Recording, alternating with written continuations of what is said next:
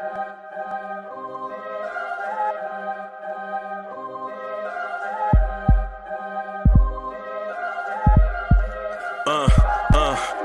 rank where the view is nothing less than phenomenal. For how I express and project from my abdominal. The only view better, both my daddy and my mama know. No living parents, my sons give me balance. My wife is my serenity, this mic is my identity. The world is foul enough, that's why I write without obscenities. Provoking danger with broken language and spoken anguish. Begging to get hurt, why would you ask to go through changes? Yes, Lord, life's a chessboard, master the angles. Control the tempo, be the one who holds the info. Acknowledge is just as deadly as machete swings. When spoken, the truth is as potent as that Medellin. While others swear the style is free, I just let it ring. Our time is undervalued, soldiers make us better kings. My family's on my shoulder, reaching after better things. Today I take the shot, for them I'd rather set the screen. My mama told me follow my dreams. My daddy told me get it by any means. Stand tall, make him bow to a king. But I've evolved, you can see the resolve. Look in my eyes when you speaking to God. Life and for those who we caught up in using what I was scarred with the muse. I guess they call it proving I'm more than an artist. Penciling out my darkest while sizzling out a harvest. And storing what gets me from A to B just like garages. Instrumental with collages. Envision what I've been drawing. Broadway to give you rhythm like the great Lena Horne. So bent on, found comfort in the storm. Find peace and on when you see them others perform. Organized chaos. Okay.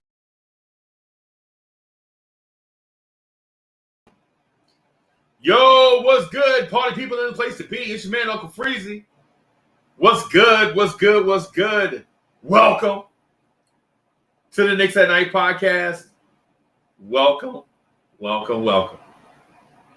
we got a lot to get to. Man. I got me a coffee from Krispy Kreme because I know this is going to be fun, right? So, Uncle Freezy rebuilds the Knicks in one off season, but I mostly want to get info from my people in the virtual chat.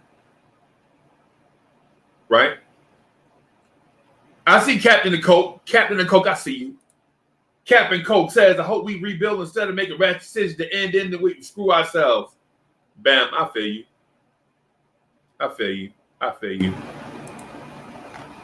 Chef NYK says, Uncle Freezy can read and drink coffee at the same time. Yeah, sometimes. Sometimes I need to drink coffee. And then sometimes I read. C-Mac is in the building. Chris Chang, my brother from another mother, was good. Rafael Diaz is in the building. What's good? 19 comment. NYC 84 was good. Cuts, Kicks, and Knicks was good. I see you. What's good? Yo, and I heard about the passing. I heard about the passing of Biz Markie, man. It's crazy, man. It's crazy.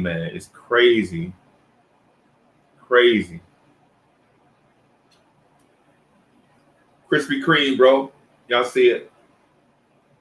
Oh, let me turn it around this way.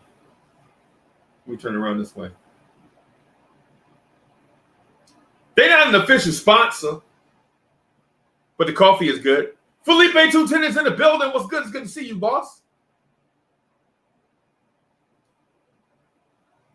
It's good to see you, man. It's good to see you. You know what I mean?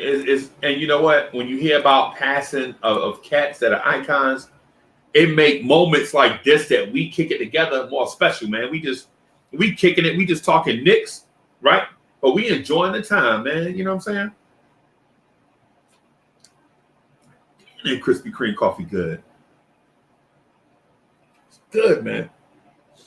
It's good. What's good with y'all? How y'all doing tonight? Yo, City for Real is in the building.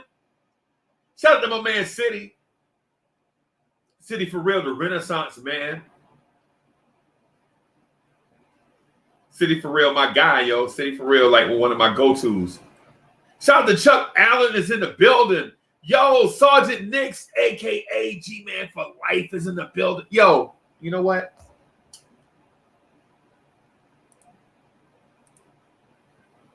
Let me do this for my guys.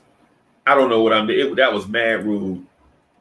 I'm in the house with the lights on, and I ain't even put the welcome mat. Yo, that's crazy. Frank Matos was good. What's good? What's good? What's good? Yo, we about to kick it here for a minute, man. Y'all get ready. Y'all buckle up. You know what I'm saying? For a ride. We gonna do this thing, right? We're gonna do it. Y'all buckle up, man. You know, we're gonna be here for a while. We're gonna try to figure out some answers to some tough questions. And we're gonna rock. I want y'all to participate, man. Yasin Bayan, what's good? What's good? What's good? Y'all come in. Man, look, y'all relax, man. Come here, be here for a while, man. Hang out with me. You know what I'm saying? As I try to put something together. I need y'all advice. Right? Because we're gonna try to build this thing together. Right? Salute to all my peoples. Eli M is in the building. Robert Paul is in the building. What's good? What's good? Chris Chang, where you been? Chris Chang, we've been looking for you. I was looking in the settings to make sure you wasn't blocked. Yo, that's what I do now. Like every other day or so, if I don't see somebody, you know what I'm saying? Like if I don't see Carlos S. or Black University or Chris Chang or Bodega Wi-Fi or Sima Singh, I look in the thing to make sure ain't nobody blocked. You know what I'm saying? There you go. Hey, boss. How you doing? What's good? What's good, my boy? What's good? Yo, I called you earlier. You know what? I'm going to tell you some crazy stuff, Freezy. When the phone rang, I clicked the answer, and for whatever reason, it sent you a text message saying I will call you back later. Right. I was like, what in the world is really going on? Right. What in the salmon barn is going on right now? I was confused. I don't know, bro. I don't know, boss. It caught me off guard, but there, I was calling you because I was watching you on Ron's show on Man, it's the Knicks. Right. Y'all subscribe to the channel. Subscribe to the channel. Smash that like button for Ron and support my guy Ron. Real King is in the building. But I saw you. I was like, yo, this cat is a big fish in a little pond and don't know it.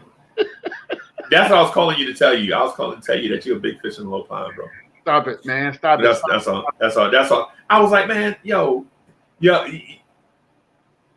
No offense to nobody else, and I hope people don't get that touchy about stuff. You know how some people, they be standing there and somebody else will get a compliment and they be like, well, why he ain't compliment me?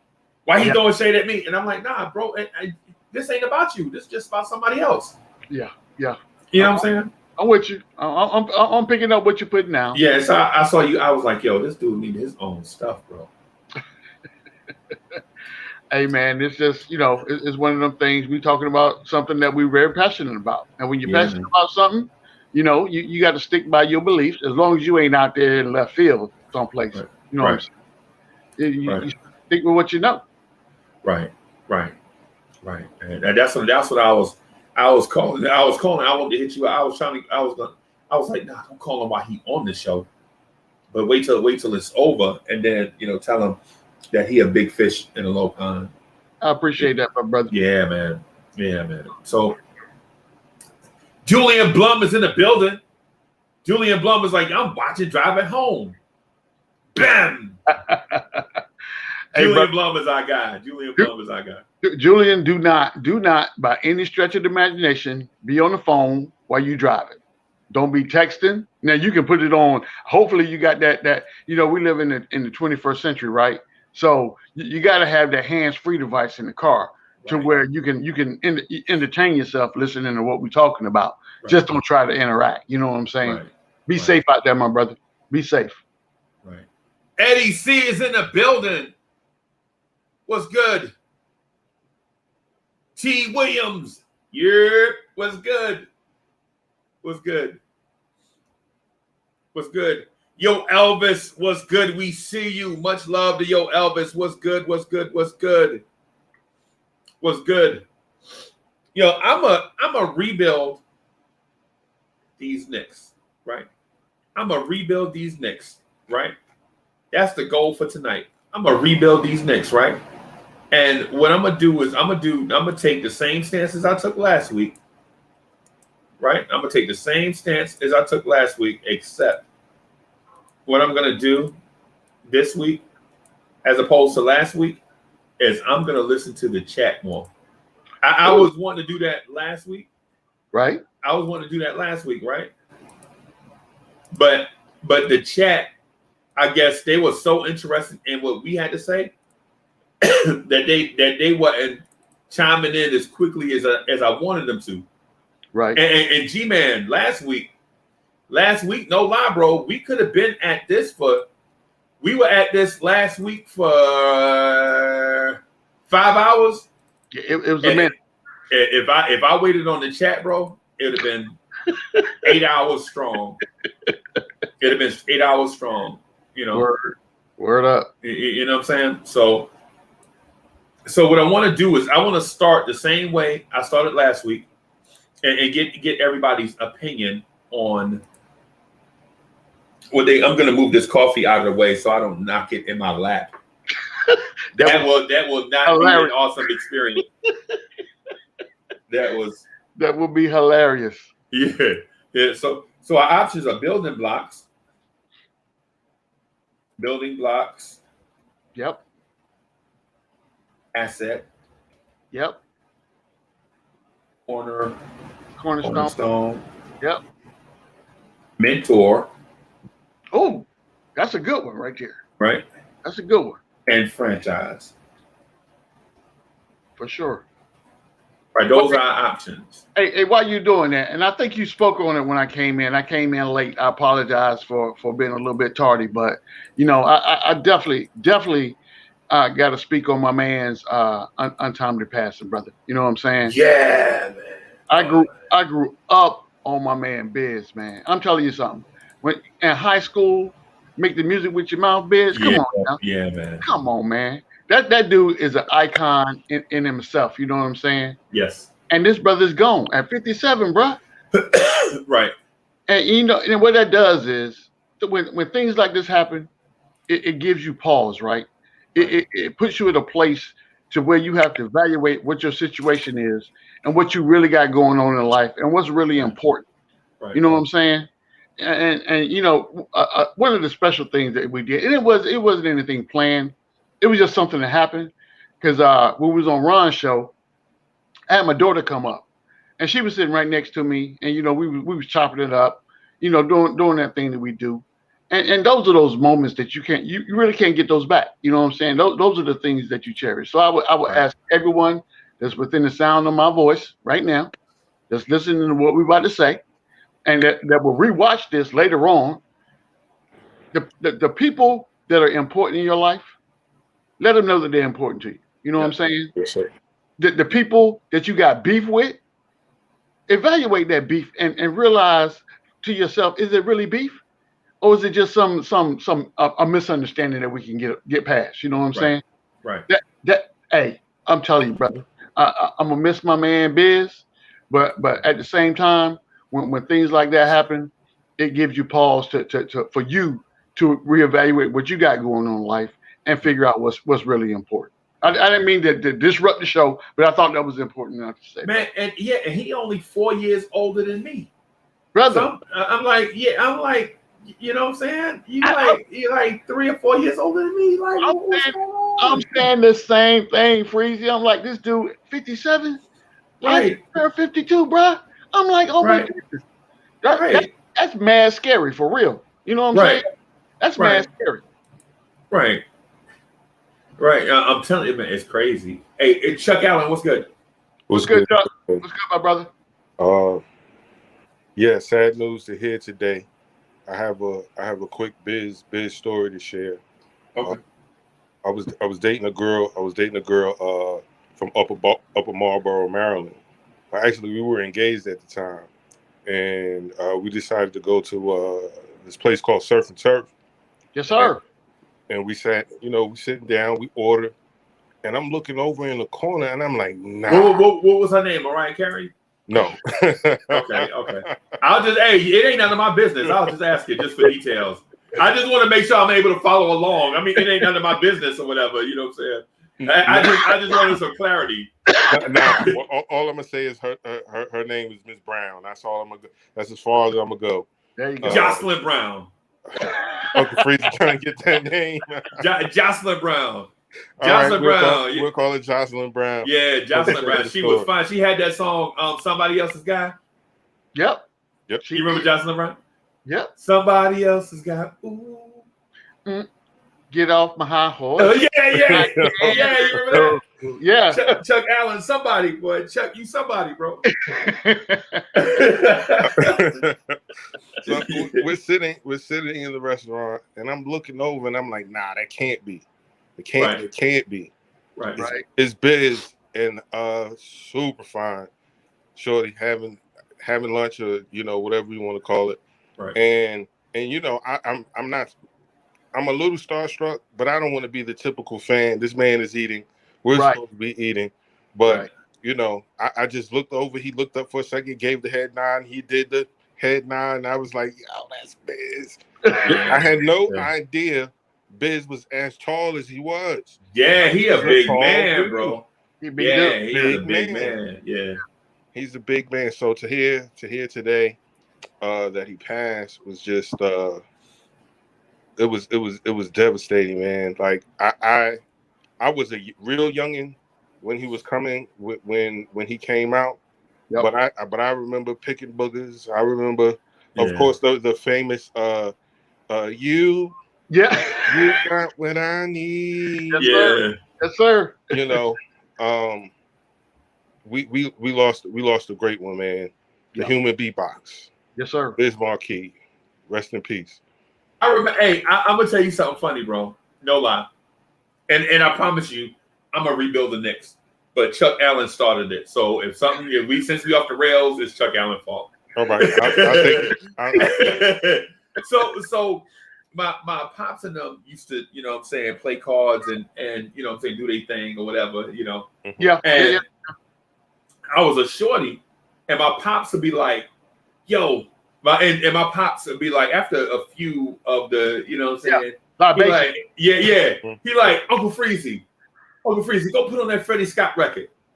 And I'm like, oh man, again. You know what I'm saying? I'm like, I can't find it. You know the record is. It's not cutting up. You know what I'm saying? Go put that Freddie Scott record on. And my uncle, I walked by my uncle. My uncle give me about 4 or 5 nickels, right? Mm-hmm. And I'm like, oh man, come on, and he like, nah, go ahead, for real. And I'm like, nah, man, God dog it. And see, back then, after they started drinking, I would cuss around just a little bit. Now, I wouldn't get over the top, man. I was like 6, 7. But I said some curse words to slip out, and they wouldn't even notice because they'd be tipsy, right? They be thinking that, like, I'm 6 years old. They thinking I'm one of their homeboys, right? so if my uncle would be like reaching for his cigarettes, I'd be like, hey man, you want to smoke? And he's like, yeah man, give me a. And he talking to me. I'm 6 years old. He talking to me like I'm his homeboy, right? But anyway, my uncle grabbed your arm real tight, and I'm like, you the police? Why you got my arm so tight? Right? And he be like, yeah, take these nickels with you. Right? And I'm like, yo, nah, man, come on, man. He like, no, for real, I ain't playing. Don't make me come over there. I know he wasn't coming because he tipsy. Because when you get tipsy, you know how you do the I'm talking about old tipsy. I ain't talking about nowadays tipsy. Yeah. Back in the day when you had your stack heel shoes on and you be walking, it's like you be stepping in a pothole. Yes, sir. And they like, man, sent you. So anyway, he gave me about 4 or 5 nickels. And I'm like, man, I ain't doing that. And so I'll play the Freddie Scott. And y'all know what the name of the Freddie Scott song is, right? Yo, you got what I need. It's Freddie Scott, right? Oh wow. Yeah, that's a Freddie Scott joint, right? Oh. So all of that. So basically, they used to play that song to death, right? Right. Play that Freddie Scott joint to death, right? That and it's a song. I forget the name of it. And I think of it, but anyway, he'll give me some nickels, and what I was supposed to do with the nickels is put the nickels on a needle and stack them up. That way, the record could play over and over and over again. Yeah. You know what I'm saying? Yep. That was our way, because we didn't have, because back when you put the record on, since the record played on a groove, you couldn't put it on repeat. That's right.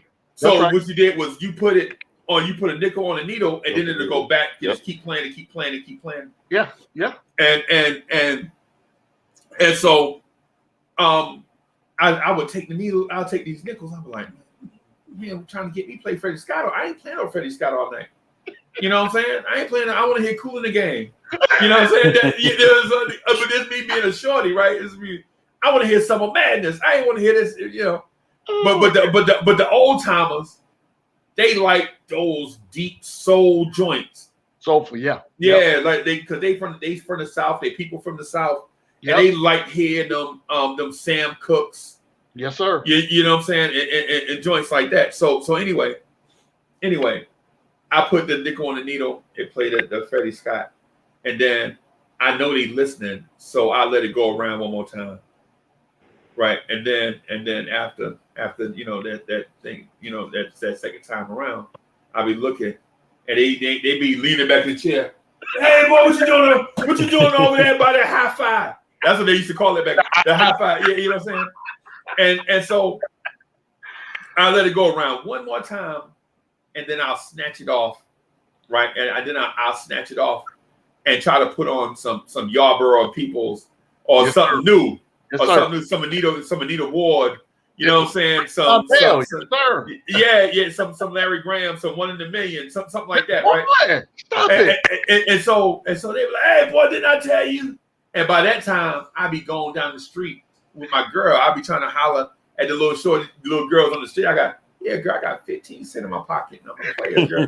I got the nickels that my aunt gave me in my pocket, trying to go buy the girls some candy. And they're like, Uncle Freezy, get back in here with my nickels. But anyway, when you said, Biz, you got what I need. That's what it reminded me of. It reminded me of how there was a time that we used to all get together and congregate. Like we used to go get together and hang out, and it used to be mad peaceful. Everybody peaceful. Everybody just having fun. Right. You know what I'm saying? Like say if G-Man people come over and Chuck Allen people come over, all of them will be in the house, talk about Clyde Frazier and all that stuff, and then the three of us will be outside, trying to be grown ups, trying to act like them. You know what I'm saying? You remember the candy cigarettes? Boy, Stop playing. I'll be outside. Hey, this be outside with the candy cigarettes. Boy, you know that Clyde Frazier, know he's something. You remember the bubblegum cigars? Bubblegum cigars? Yes, sir. I'll be outside like, boy, you know that Clyde Frazier, know he's something. Acting like, but this all Chuck Allen fault. For story time, Uncle Freezy, it's all Chuck Allen fault. So, yeah, man. But that joint, but the Biz Markie joint, when I first heard it, I was just about to graduate or was graduating, and I heard it. You got what I need, but you said there's different and da-da-da-da-da, and da-da-da-da-da. I was like, that's Freddie Scott. That's a Freddie Scott joint that I used to play for my pops back in the day. That's great. Yeah, man. But they used to take those songs. They'd take those old school songs. Yep. And even a year ago, 2 years ago, that dude that City, what's good? City for real. Ladies and gentlemen, it's City for real. City for real is in the building. What's good? Yo, what's going on, my family? What's good? Yo, What's good, my G? hey, I'm just on for a little bit because I was able to get on. You know what I'm saying? And, Right. Yo, I just wanted to tell everybody, man, yo, I appreciate everything. I appreciate the love.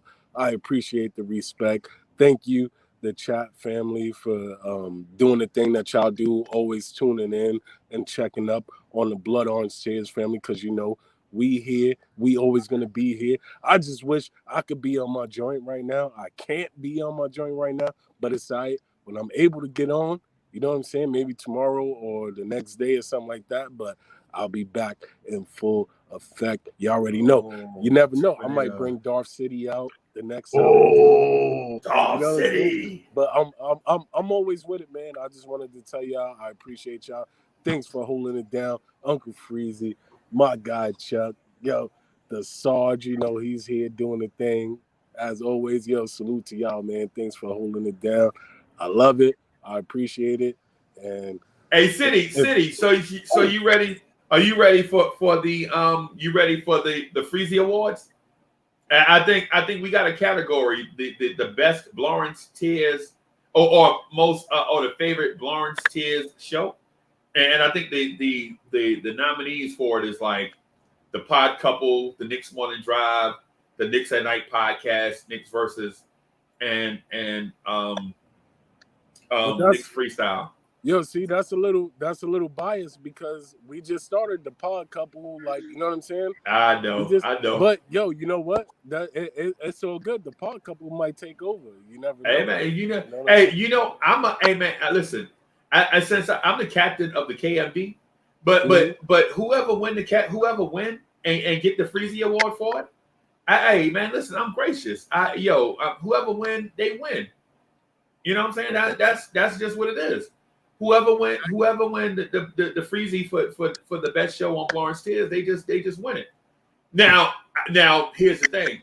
It's only one trophy, so they're gonna have to. Whoever win, they got to split it in a million pieces. whoever win, you know. But the thing is this: whoever win that category, bro, we just gonna rock with it. We gonna celebrate everybody. Oh yeah, for sure. You know what I'm saying? Because the Knicks at Night podcast is the originator. You know what I'm saying? It's the originator. You know what I'm saying? It's you know, I would think that the Knicks at Night podcast has enough cachet built up that people will remember how great it is. You know what I'm saying? Mm-hmm. Because it kicked off everybody. You know what I'm saying? It kicked off the KMD first, and then spun off Knicks versus, then Knicks freestyle, then the Pod Couple. Whoever win, no. Hey, baby girl, I see you back there. Oh yeah, yep. Little one just came outside. Because I had to take Brody out so Wally could eat his food. Okay. Because otherwise Brody was gonna take it. Okay. But yo, you know what? If the Knicks at Night podcast is the originator, don't let me get into it, man. Don't let me get into it. The Knicks at Night podcast is the originator, man. Hey man, ain't nothing greater than the originator. And if I was a DJ, I would use the fader. I'm just trying to let you know right now. Oh wow. Early, Wow. Like this.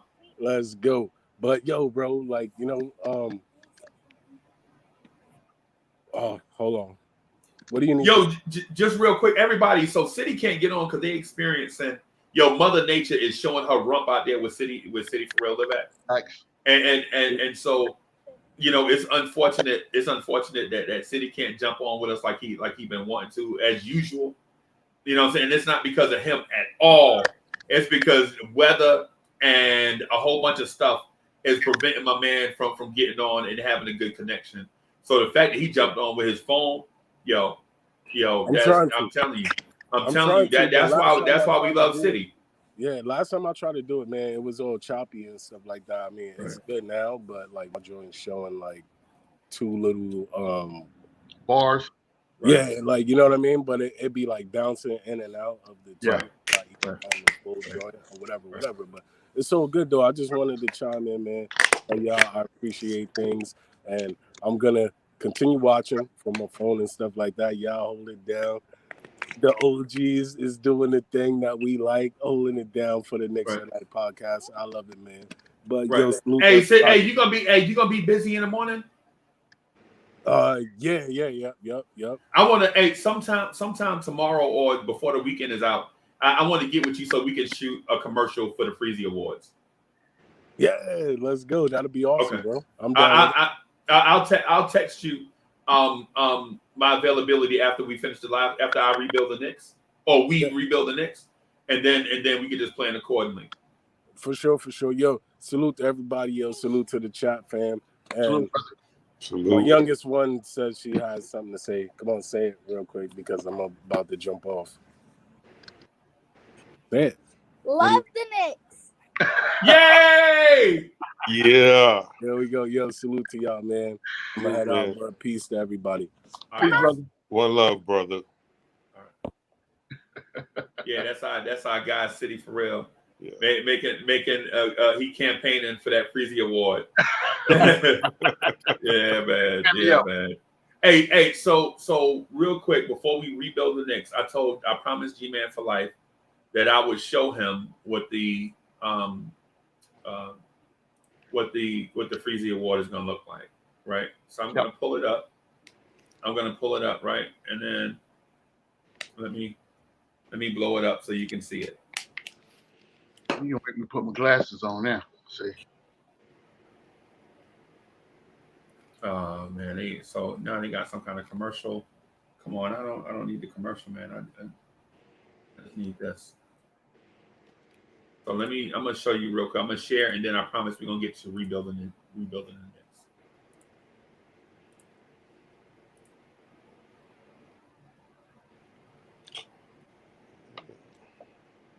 Wow. That's tight. I like that. That's tight. Wow. That's tight. I like that. So we're not gonna do this base that's on it. I'm not gonna do that base. I'm gonna do a glass base. I want the whole thing to be glass, right? Right. So everybody that wins an award, everybody that wins a category is gonna get this. This is the official Freezy Award statuette or trophy or whatever you want to call it. That's tight. That is it. That's tight right there. Now, I'm gonna tell you what that's gonna create. I'm gonna let you know right now, because every time somebody come on, they're gonna have the trophy right here. Right. You gotta show that off. Right. Look, it'll be posted up right here, just like this. Right. We wanted to do something. We want to do something absolutely classy. Absolutely classy. That's the reason why it took the belt so long to get here. Y'all see the belt back there? That belt weighed 3 pounds. Y'all see it? This belt back here, it weighed 3 pounds. That's genuine. That's genuine leather and gold plate on that belt.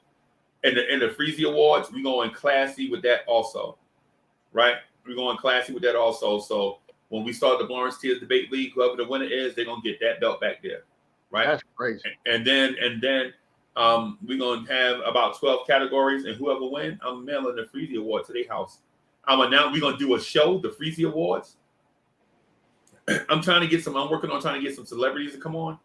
It's just I don't know what's going on, man, with the people. I know it's just a weird time, but we'll see what we can do. You know what I'm saying?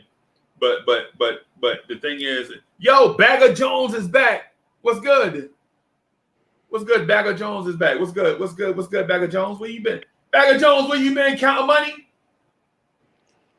It don't take nobody that long to count money, bro. Unless you got a lot of it. All right, y'all. So let's get to rebuilding these Knicks, man. Let's get to rebuilding these Knicks. Right? Let's do it. Let's do that. Right. So I'm gonna share this spreadsheet, right? I'm gonna share this spreadsheet, and what I want y'all to do is stay with me on this, right? So chat, virtual chat. Y'all see the options, right? Right? Mm-hmm. What do we consider Julius Randle? Do we consider Julius Randle a building block, asset, cornerstone, mentor, or franchise? Actually, I don't remember what I said about Julius last time we did this, but I had some time to kind of collect my thoughts and then compare him to other people that are on the roster right now. Right. And I think at this point, I'm willing to call him. I'm torn though. Still, I'm torn. I'm leaning towards cornerstone, even though I only got a 1-year sample size, and that's why I give pause. Right? If it was more than 1 year, I wouldn't have a problem. But I'm only working with a 1-year sample size, And I remember what his performance was prior to last year, right? And I need this year to be able to make sure that he solidifies what that performance level is that he can maintain that. So if he's able to maintain that, I would definitely call him a cornerstone. I wouldn't go franchise, but definitely cornerstone at this point.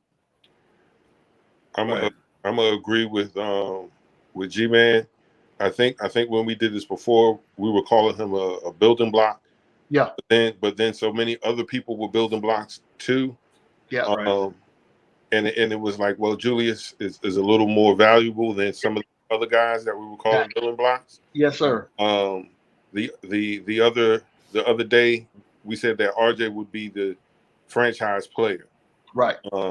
So definitely Julius would be the cornerstone of this team right now, in my opinion. Because if it's franchise players at the top, cornerstone would be under that.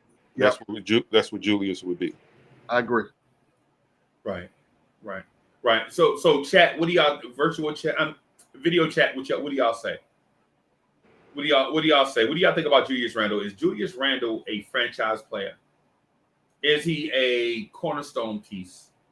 Is he a building block? Is he an asset, or is he a mentor?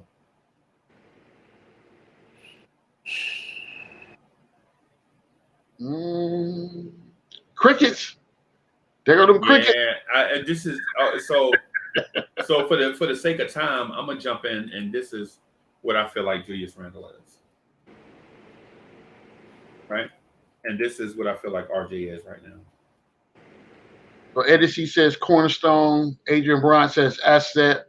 Robert Parr says cornerstone. What about Quickly? How do y'all feel about Quickly? Building block. Builder block. Yep. Builder block. All right. What about Obi Toppin? Asset, because he hasn't shown enough to be he's a for sure building block, like someone that we can build on. Maybe after next season, a full season of off-season workout and being under Tibbs for a full year, maybe we'll see something different. But just a flash during the playoffs and some decent play after All-Star break, that's not enough to say. Quickly from game one, you was like, we got something here. We got a steal here. Right. What about Kevin Knox? Asset? Yes. And Mitchell Robinson is a... Ooh. That's a rough one right there. Again, small sample size, right? I can't give him a grade based on his potential or what he could be. I got to go off on a past performance and where he is right now. So based on that alone, I'm gonna say Mitchell Robinson is a builder block.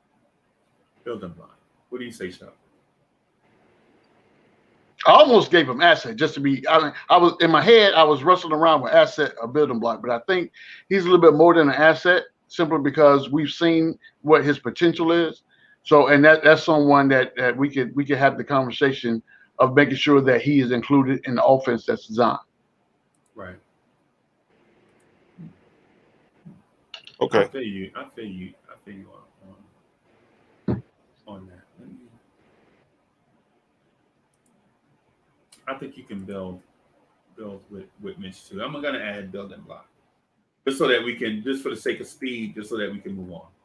Right. Right. So, and I'm trying to figure out how to turn this into a drop-down menu. Let me see this. So I won't have to do this. I used to know how to do that back in the day, but I am not going to sit here and pretend like I can explain to you how to do it right now. I hadn't done it in so long, man. I hadn't done it in so long that I can't what you can do is you can filter that top row. You can do the filter, and then with the filter, you can drop down and then isolate whether you want to talk about franchise cornerstones or building blocks. Right. Okay, I got you. I understand what you're saying. Let me move this right here first off, because I want to add something else. So So now that we have those there, G-Man, the draft is in 13 days. Chuck, the draft is in 13 days. Yeah. And you know the drill. You already know what picks we got. We got 19 and 21. We got 32 and 58. Right. You know, we got one pick in the first round and one pick in the second round next year. And then in 2023, we have 2 picks in the first and 6 picks in the second. Yeah, gracious. So in the 2023 draft, we'll have 8 draft picks. Right? But that draft is the one projected to be the one where high school kids can enter straight into the NBA. Right. So no 1 year college, you don't even have to go to the G League if you don't want to. Wow. You just come straight to the league. That's crazy. Right? Right? All right. Hey, L Train, what's good? Right? So with the draft coming up, what I wanted to do was the reason why I was telling G-Man I'm gonna try to speed it up is because I want to show you Tankathon. Right? I want to share this with you so that the virtual GMs out there can see what it is that we're looking to or what's available. Right? Y'all see it. Yes, sir. Y'all see it, man. Y'all see it out there. Now let me scroll down. I'm gonna scroll down slow so everybody can see it. All right.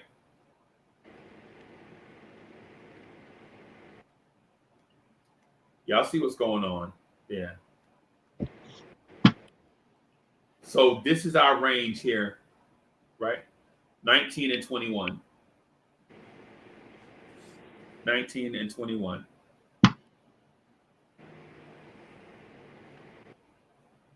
What I'm going to ask y'all is this.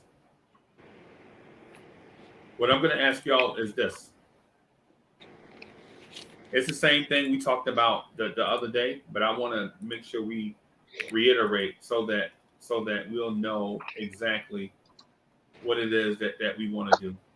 All right, let me grab this. Here and move it over here. Put that right there. And I'm going to put this. What I'm doing is cleaning up the stuff that we did last time so y'all can't cheat. That's what I'm doing right now. So, all right. So now that hey, CT, what's good? What's good, CT? Salute. What's good, Kings? Salute. How you been, bro? Been good. Yeah, looking forward to this draft, and let's do it. You jumped in right on time, bro. We're gonna rebuild the Knicks, right? And we're gonna rebuild the Knicks. But first, what we want to do is delete some of the stuff that we did last week. So I'm gonna delete some of this stuff because what I want to do is you just want to start all over again. Yeah, do a clean slate. Yeah. Right. So, what in y'all opinion is team need number 1? Point guard. CT, what do you think? What's team need number 1? Yeah, some scoring, whether it be wing, point guard. I probably have to lean with G-Man on this. Point guard, a scoring point guard. Yeah. Chuck, what you think? I think I'm going to agree. Well, yes, definitely a point guard because that has been a position we've been lacking for over 2 decades, 3 decades. Yes. Yeah. Big Oso's in the building. What's good? Andre Bryant. John Weber's in the building. What's good? Julian Tran. What's good? I see you. What's good? Eddie C. What's happening? Hey, so y'all say point guard, right? Yes. Yep. Y'all say point guard. All right, let me do this. All right, what type of point guard? Y'all say scoring point guard, right? I would say Yeah. if we could get a combo point guard that has the ability to score, that would be a blessing. Yeah. So okay. By combo, what do you mean? So You mean a combo like can play the 1, 2, and 3, yes, or combo with multiple skills? well, multiple skills versus the 1, 2, 3. Okay. I want a multifaceted point guard, and the only thing he's got to do is worry about playing point, but he can facilitate a couple different things, right? He can create his own shot. Right. He can orchestrate and set up the offense and Right. things of that nature. What about you, Chuck? Yeah, I'm going to echo those sentiments. You know, a point guard, they just have to be able to knock down a shot consistently. Yes. Because the way our offense is structured right now, a point guard that is able to knock down shots is vital, because you know Julius does most of the ball handling, and if we go with a guard out of the draft, I don't think our coach is going to put the ball in their hands per se. Right. Especially not in the beginning of the season. It's still going to be more of Julius the same. But at least this time, if you got a guy that can knock down shots, everyone is not frowning and sucking their teeth because Elfrid Payton is shooting a cinder block from the side, you know? That part right there. That part right there. Right. Facts. Right. And then, so let me ask, because that's difficult, man. It's difficult to,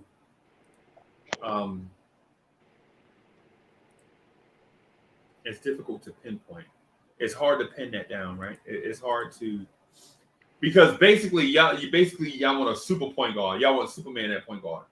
You want a point guard with size and length to defend, play passing lanes, stay healthy, shoot the three, create his own shot, create shots for others, and be clutch. Yep. All of the above. That's what we're looking for. But you know, being realistic, you're not gonna get that in the draft. But what you got to do is you got to go get the next best thing that you can train up and get them to that point. You know what I'm saying? So I'm gonna ask y'all, and see, the team need is not just for the draft; it's for the entire offseason. Right. So if y'all put team need here and y'all want to get a complete point guard, we'll say a complete point guard. Complete. Right? Okay. Hey, go up there where you got NBA draft and change those numbers, because those numbers that you have right now are based on the trade that we made. Yeah. I got you. Yeah. There you go. All right.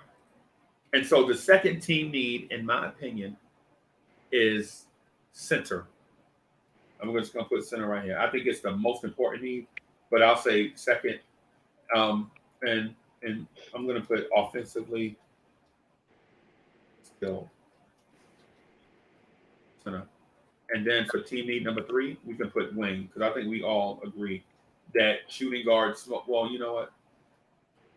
SG/SF/power forward combo. And I'm going to put 3 and D. Yeah, 3 and D. Yep. We'll put 3 and D there. Right. All right. What do we have as a team surplus? Surplus forward, right? Fours. Yeah. What do we have a lot of? Yeah. Yeah, power forwards. Yeah. Power forward. Yeah. Okay.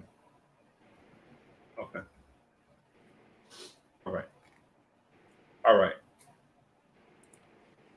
So CT, with that said, do you agree with the power forward being a surplus position for us? Yeah, absolutely. Okay. Do you see a surplus at any other position on our team? Small forward, point guard, or does every other position need to be upgraded?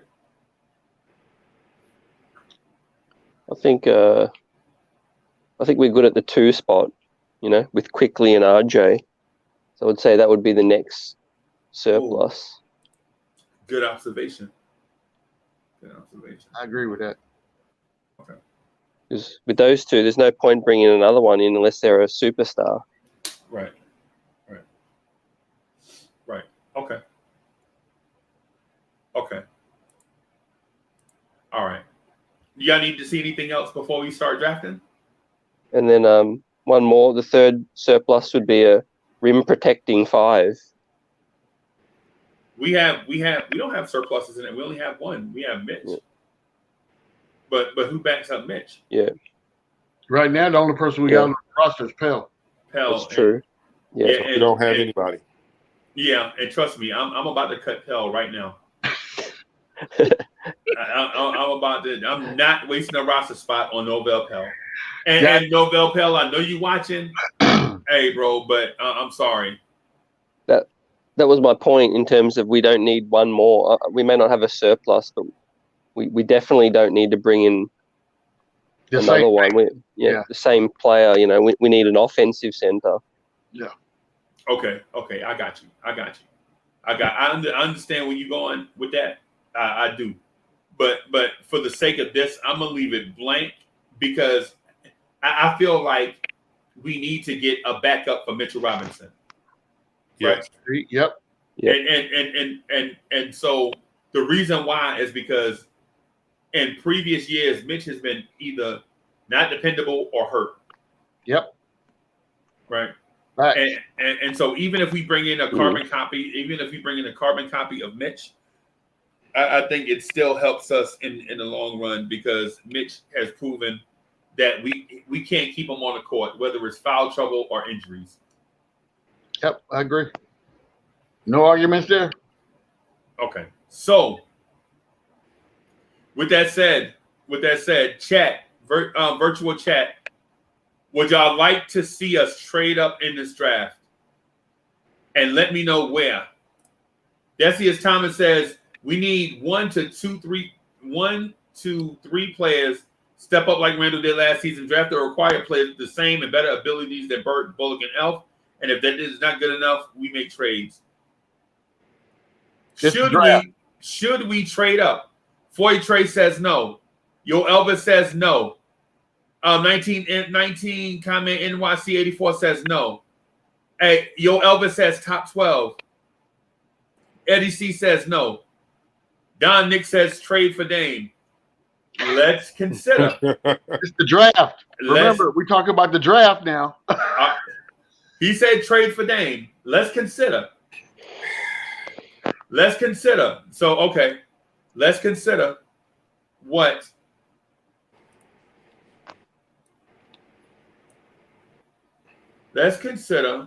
a trade for Damian Lillard looks like.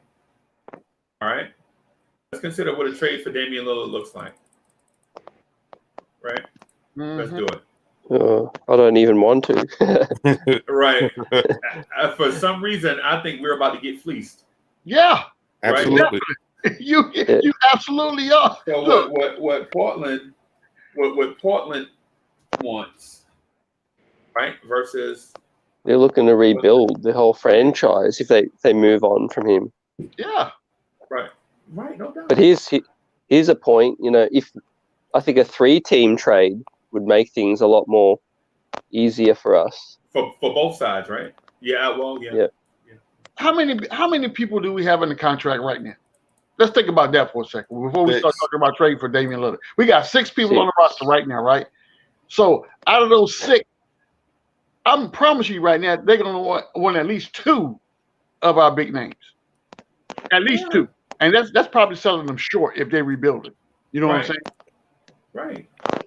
Right. So, okay. How about we do this? What Portland wants, right? What Portland wants. That's interesting, right? What Portland wants. And then what the Knicks want. 19 comments saying 4-team trade. Wow. I haven't seen a 4-team trade in a very long time. Yeah, since what, Iguodala? The Iguodala Dwight Howard trade, maybe? All right, so So what do the Knicks want out of this deal? Right? The Knicks want Damian Lillard. And his contract. Yeah. That's what the Knicks want. Is that accurate? That's accurate, right? The Knicks want Damian Lillard, right? Right. And Nurkic, if we're moving Mitch, would they want to get off of Nurkic? Right. Amen. Right. Okay. And so what Portland wants. Portland wants draft picks. Yep. Oh, I'm sorry. I got to be more specific. First round draft picks. How many? I'm not for sure yet. I'm just going to do the wants first. Okay. And then the base for trade first. Gotcha. And Okay. then we can go into the number. Okay. Round draft picks. They want young stars. They want cap relief. Mm-hmm. What else are they gonna want? They are gonna want Young stud. Yeah. They go, man, wow. This is already looking detrimental to us. Yes. Okay. All right, so let's determine a trade parameter. Can y'all see this pretty good? Yeah. Okay. Yeah. All right, so let's do trade framework, right? Let me do trade framework. And there's one more element that Knicks would want a third star, maybe not from Portland, but to G-Man's point, if we gut the roster, it'd be for an all-in move. And who else are you bringing in? Dame and someone else. Maybe Wes has that tip. Okay.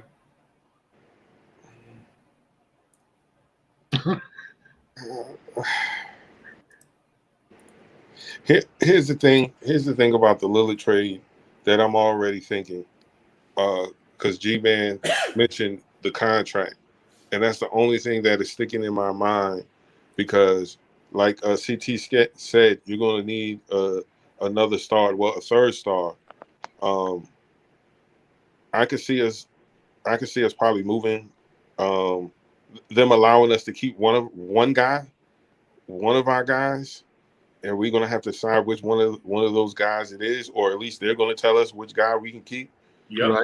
Right. I'm thinking of the Paul George trade. Damian Lillard is not even close.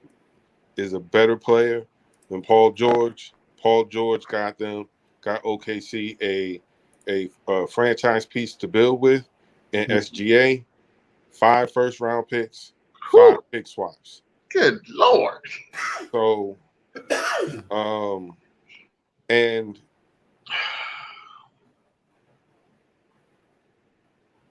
we're gonna have to be in that kind of range.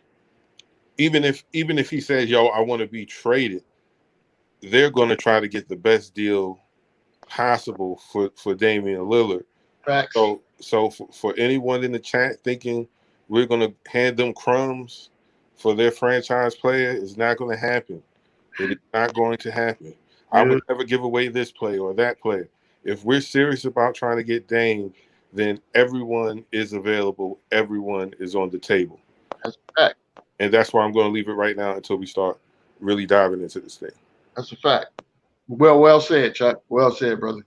I agree 100%.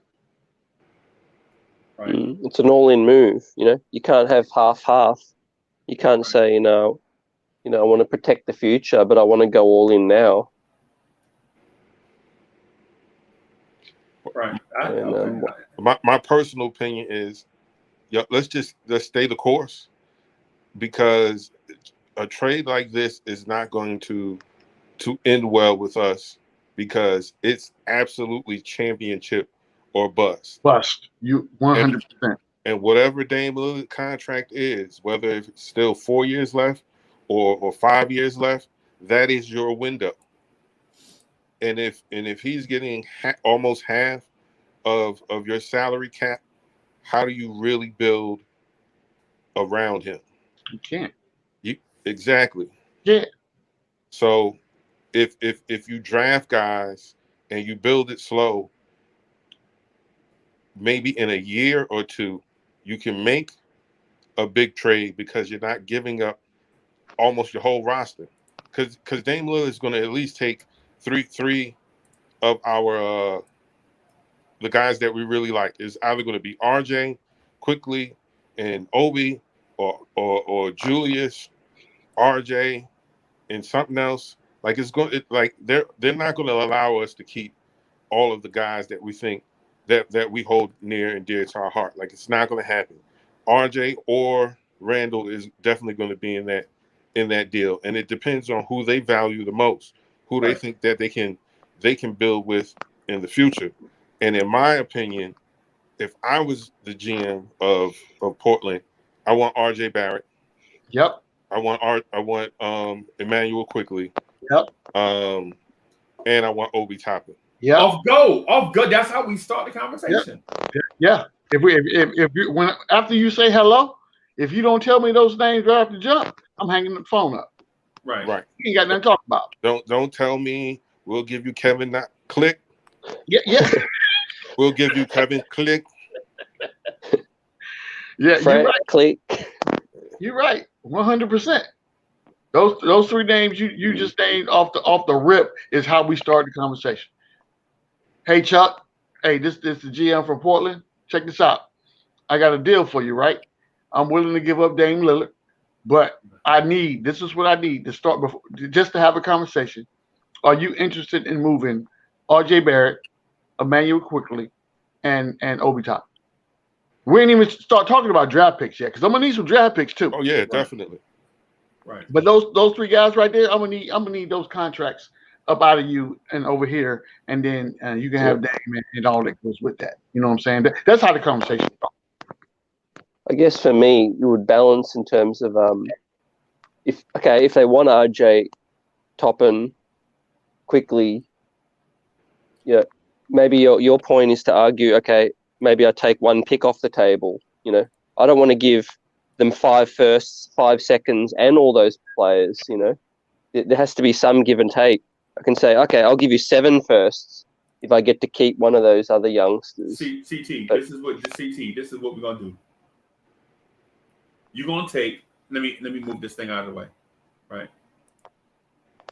I'm giving you Damian Lillard, CJ McCollum, and Robert Covington. Y'all gonna take that, right? Y'all gonna take that off go. This is what we doing. Because you're not gonna take my best player and think we gonna rebuild with CJ McCollum and Robert Covington. You're not selling me on no mess like that. You're not telling me that my franchise is gonna be centered around a dude that looked like Steve Urkel in the face and Robert Covington. You're not gonna tell me that I'm rebuilding my franchise around CJ McCollum, who had played last year with a broken back. Right? You're not telling me that. So you take Damian Lillard along with CJ McCollum and Robert Covington. Man, that's almost $80 million worth of money. So what? Oh no. This is what y'all taking. I'm about to hang up. No, hey, bro, this is what y'all taking.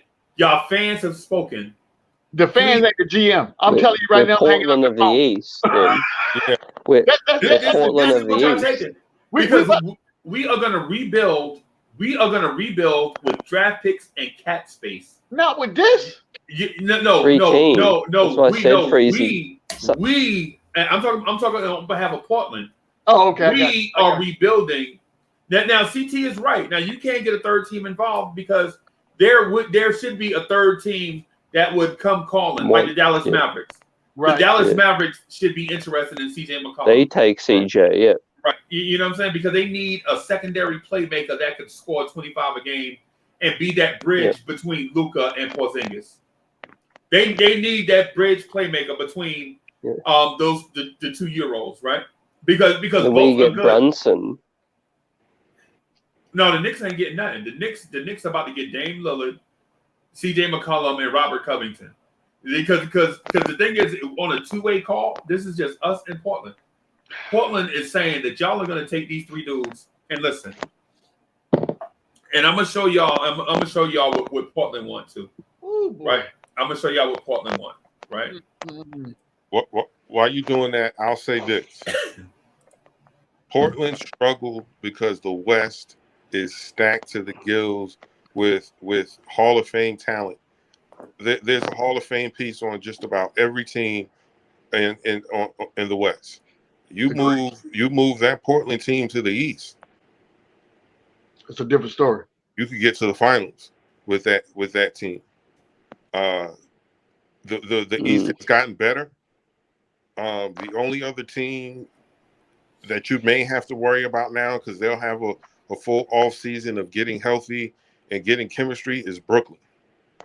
So Chuck, what you're saying right now is that when you get Dame, CJ, and Robert Covington, this team can make it to the finals in the East.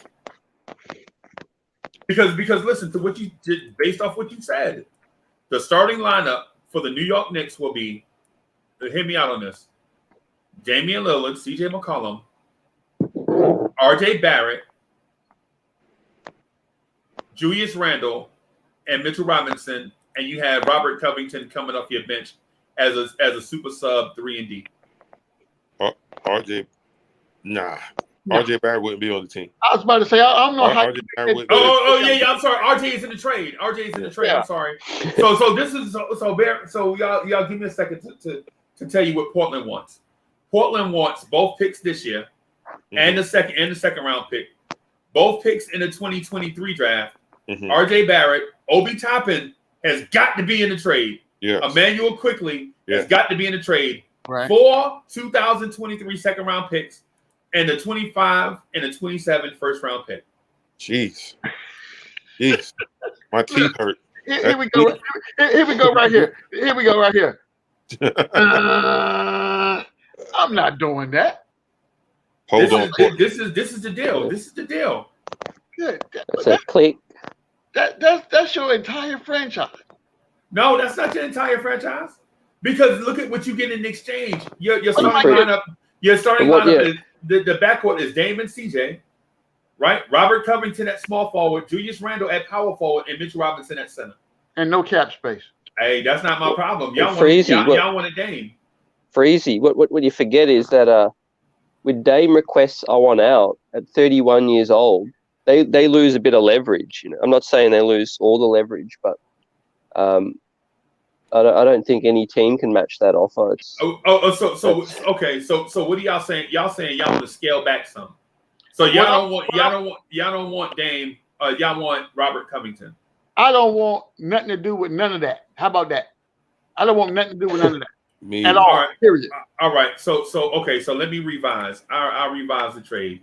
Right. We'll take away CJ and Robert Covington and move them in separate deals. So right. And then we'll take away these last four picks. Now the trade is for Damian Lillard, right? Think about now. Now hear me out. Y'all giving me 4 first round picks. That's it. 4 first. Emmanuel Quickly, Obi Toppin, RJ Barrett, and 3 second round picks. I'm not doing that either. What? I'm telling you right now. This is what I'm telling you right now. I am not taking Damian Lillard at the cost of mortgaging the future for the Knicks. Bro, can you imagine? Bro, can you imagine the Dame Lillard poster in Times Square? No, I can't. Bro, I don't care about that. I don't care about that, Freezy. I'm telling you why. Because you already said when we started this conversation, if you bring a Dame Lillard here, he's on a clock. So you got probably a good 3 to 4 years to get to a championship. Now, who is he playing with to be able to get that accomplished? If the people you gave RJ Barrett's gone, Obi Toppin's gone, Emmanuel Quickly's gone. So who do we have left? You only got 3 players left on your squad. You got Julius Randle, you got Mitch, and you got who am I missing? Knox. You got Norvell Powell. Stop playing with me right now. If I could You got Luka Vildoza. If I could come through this screen right now, Freezy boy, I'm telling you right now. But this is what your fan base wants. This is what your fan base wants. No, we not. Hey, I'm sorry about that. I'm sorry about that, CT. I keep putting it. My bad. Hold on.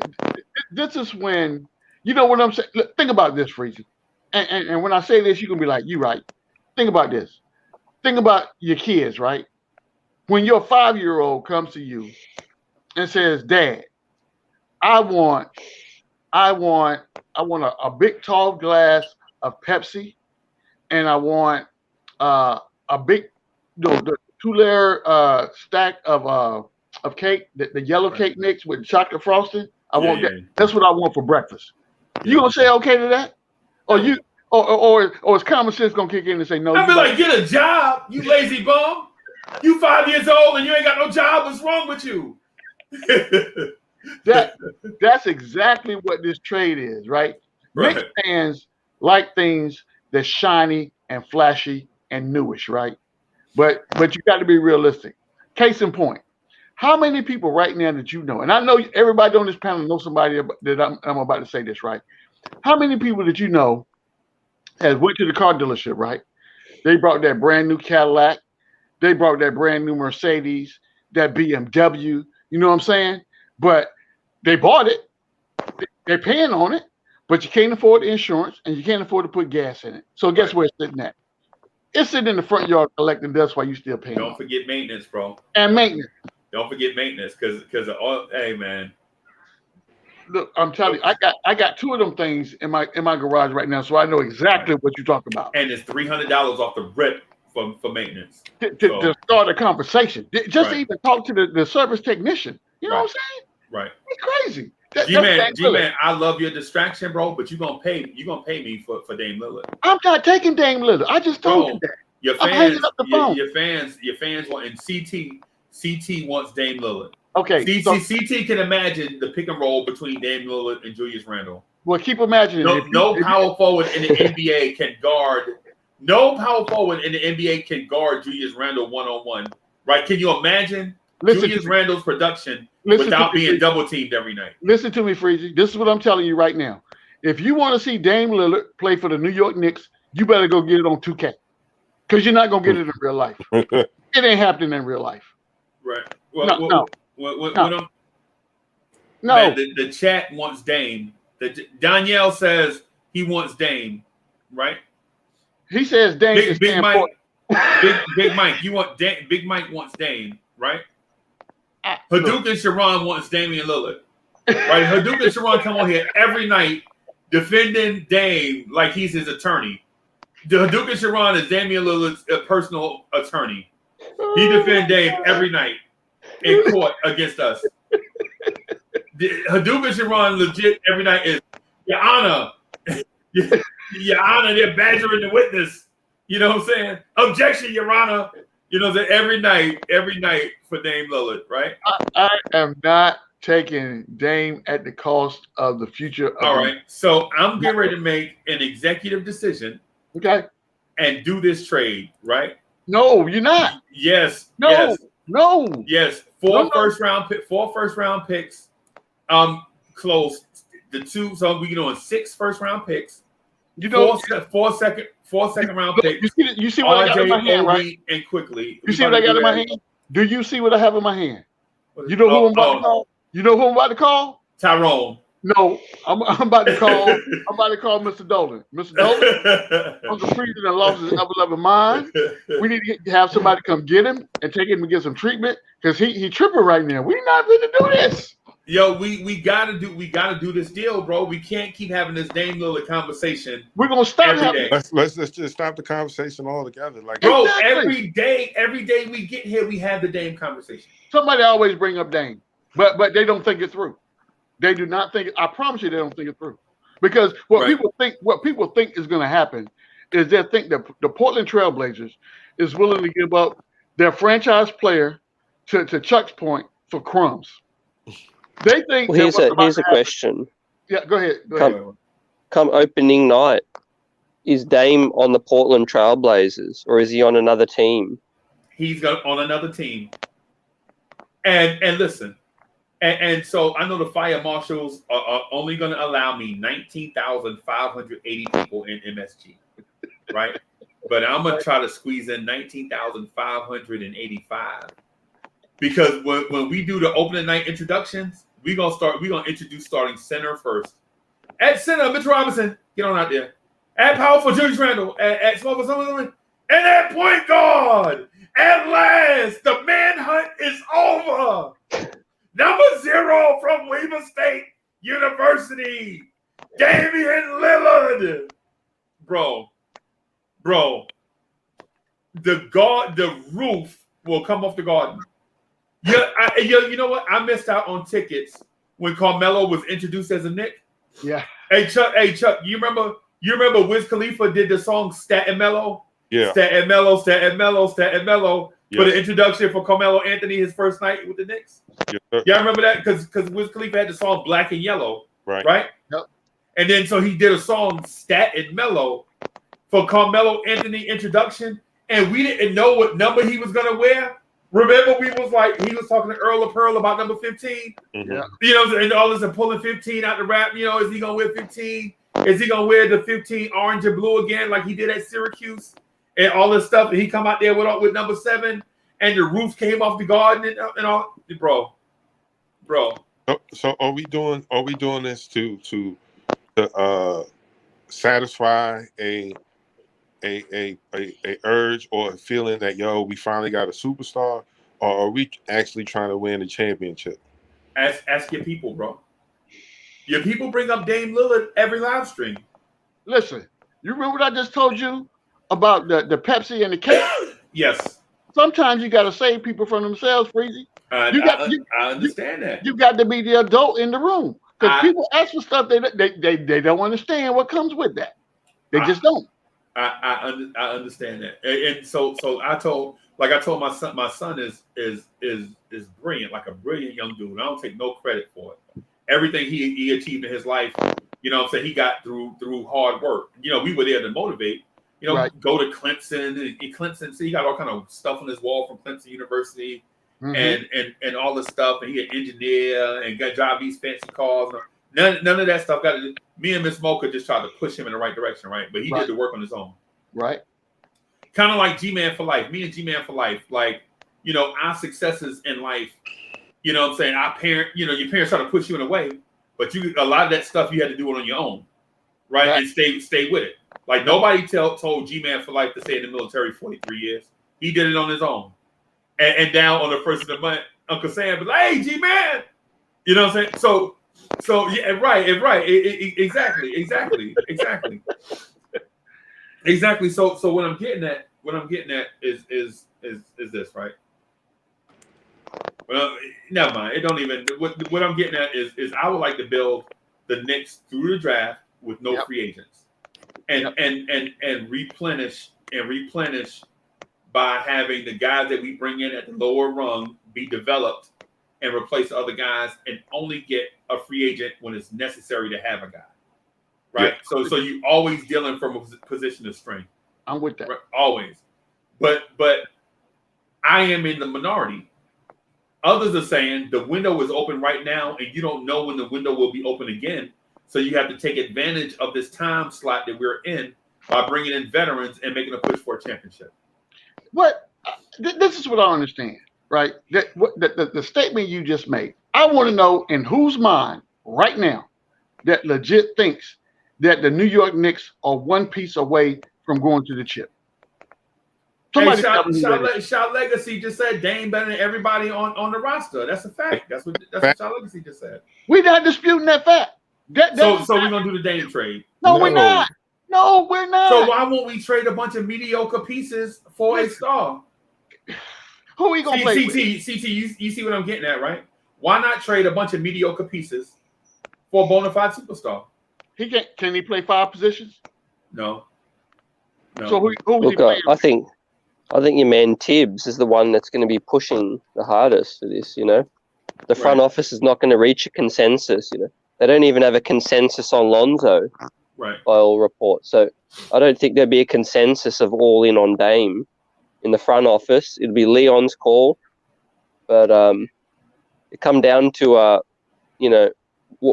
if we did the trade, okay, how are we going to flesh out the rest of the roster? You know, how much? Let's look at how much money would have left over. So you would probably have. You're looking at Randall's extension, which would probably be about 32 mil, plus Damian Lillard's contract over the next 4 years is going to average about 42 mil. That's $74 million. The cap right now it will be about 112, 114. So that means you'll have about $40 million to fill the other spots. But you have Norvel Pell and Luka Vildoza and Kevin Knox and Mitch. I don't believe you can say that with a straight face. I don't. Oh, okay. So let me ask this: Is the Damian Lillard? Is Damian Lillard off the table? Yes. Yes, in my mind. Yes. Take him off the table, and then I want you to take the table, chop it up, use some firewood, and then cook some ribs with that. And take the ashes and put it on a rocket and send it to the moon. That's exactly what I told a dude. I saw a dude with a suit on one time. I was like, bro, not only should you get butt naked right here in public, take that suit off and burn it to the ground, take the ashes and put it on a rocket and send it down to space. And the dude was so mad at me. He was like, Uncle Freezy, you make me so mad anyway. Let me just ask one thing to Big Mike in the chat. Big Mike was saying that we can get Dame without giving up our core. Well, let put in the chat what kind of trade that would be. That's what I keep asking everybody. That would be legit, like just realistic. Like we're not. I'm really. I don't want Dame, but if I'm Portland, I'm thinking from a Portland standpoint. Right. Like, y'all gonna have to give me something comparable because even though we haven't won a championship, this guy has put us in the playoffs every year. We've advanced in the playoffs. He's had big games in the playoffs. He's absolutely the face of that franchise. Yes. And has been for Chuck, no, that's where you wrong, Chuck. He's not the face of the franchise. He's the greatest Portland Trailblazer to ever play.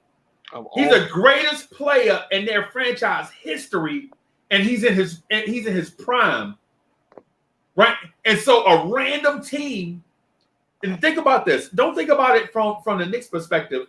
Think about it from a Sacramento Kings perspective, a New Orleans Pelicans perspective, a Memphis Grizzlies perspective, a Minnesota Timberwolves perspective, a Portland Trailblazers perspective, where a big market team is going back channel, stabbing us in the back, trying to get our best player in franchise history, right? Right. A big market, and they always do it. You know, look at what the Lakers did to the Pelicans.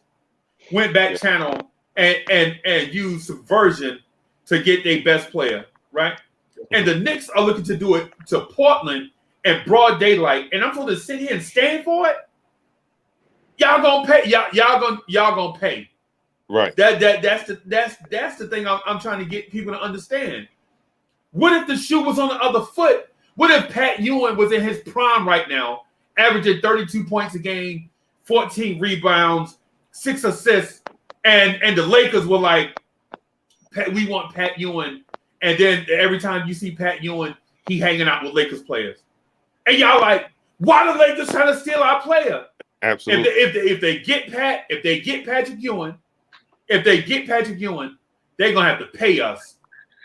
That's what Portland is telling the Knicks, and Knicks fans don't get the message because they're the arrogant big market team fan base. The arrogant big, it's Jack and the Beanstalk, right? Little Jack just wanted to take these beans, and the giant just want to eat Jack. Right? Do you remember that? The giant just wanted to put Jack in a pie and put him in the oven. Mm-hmm. The giant want to eat Jack, and all Jack want to do is feed his family. And y'all remember the story of Jack and the Beanstalk? How he had to take the cow to town and sell it, And then he got bamboozled with some magic beans. Some magic beans. You remember that? Yes. That's what I'm saying. This is Portland versus New York, and an arrogant big market team fan base don't get what's going on. They think all we got to do is offer them 2 first-round picks and a player, and they'll give us Dame. We the Knicks. Nah, bro. These small market teams work hard to get a star to be loyal to them, right? I mean, look at Zion in New Orleans. Zion already want to leave, right? So when you get a guy that is a star and the best franchise player in your team history saying he want to stay, and y'all like, I don't care what he say, we gonna go get him anyway. You know what that make us look like to these small market teams? I mean, that's what I'm saying. Arrogant big market team, the arrogant big market team mindset. Don't picture that. It's like what the Yankees used to do to the Expos.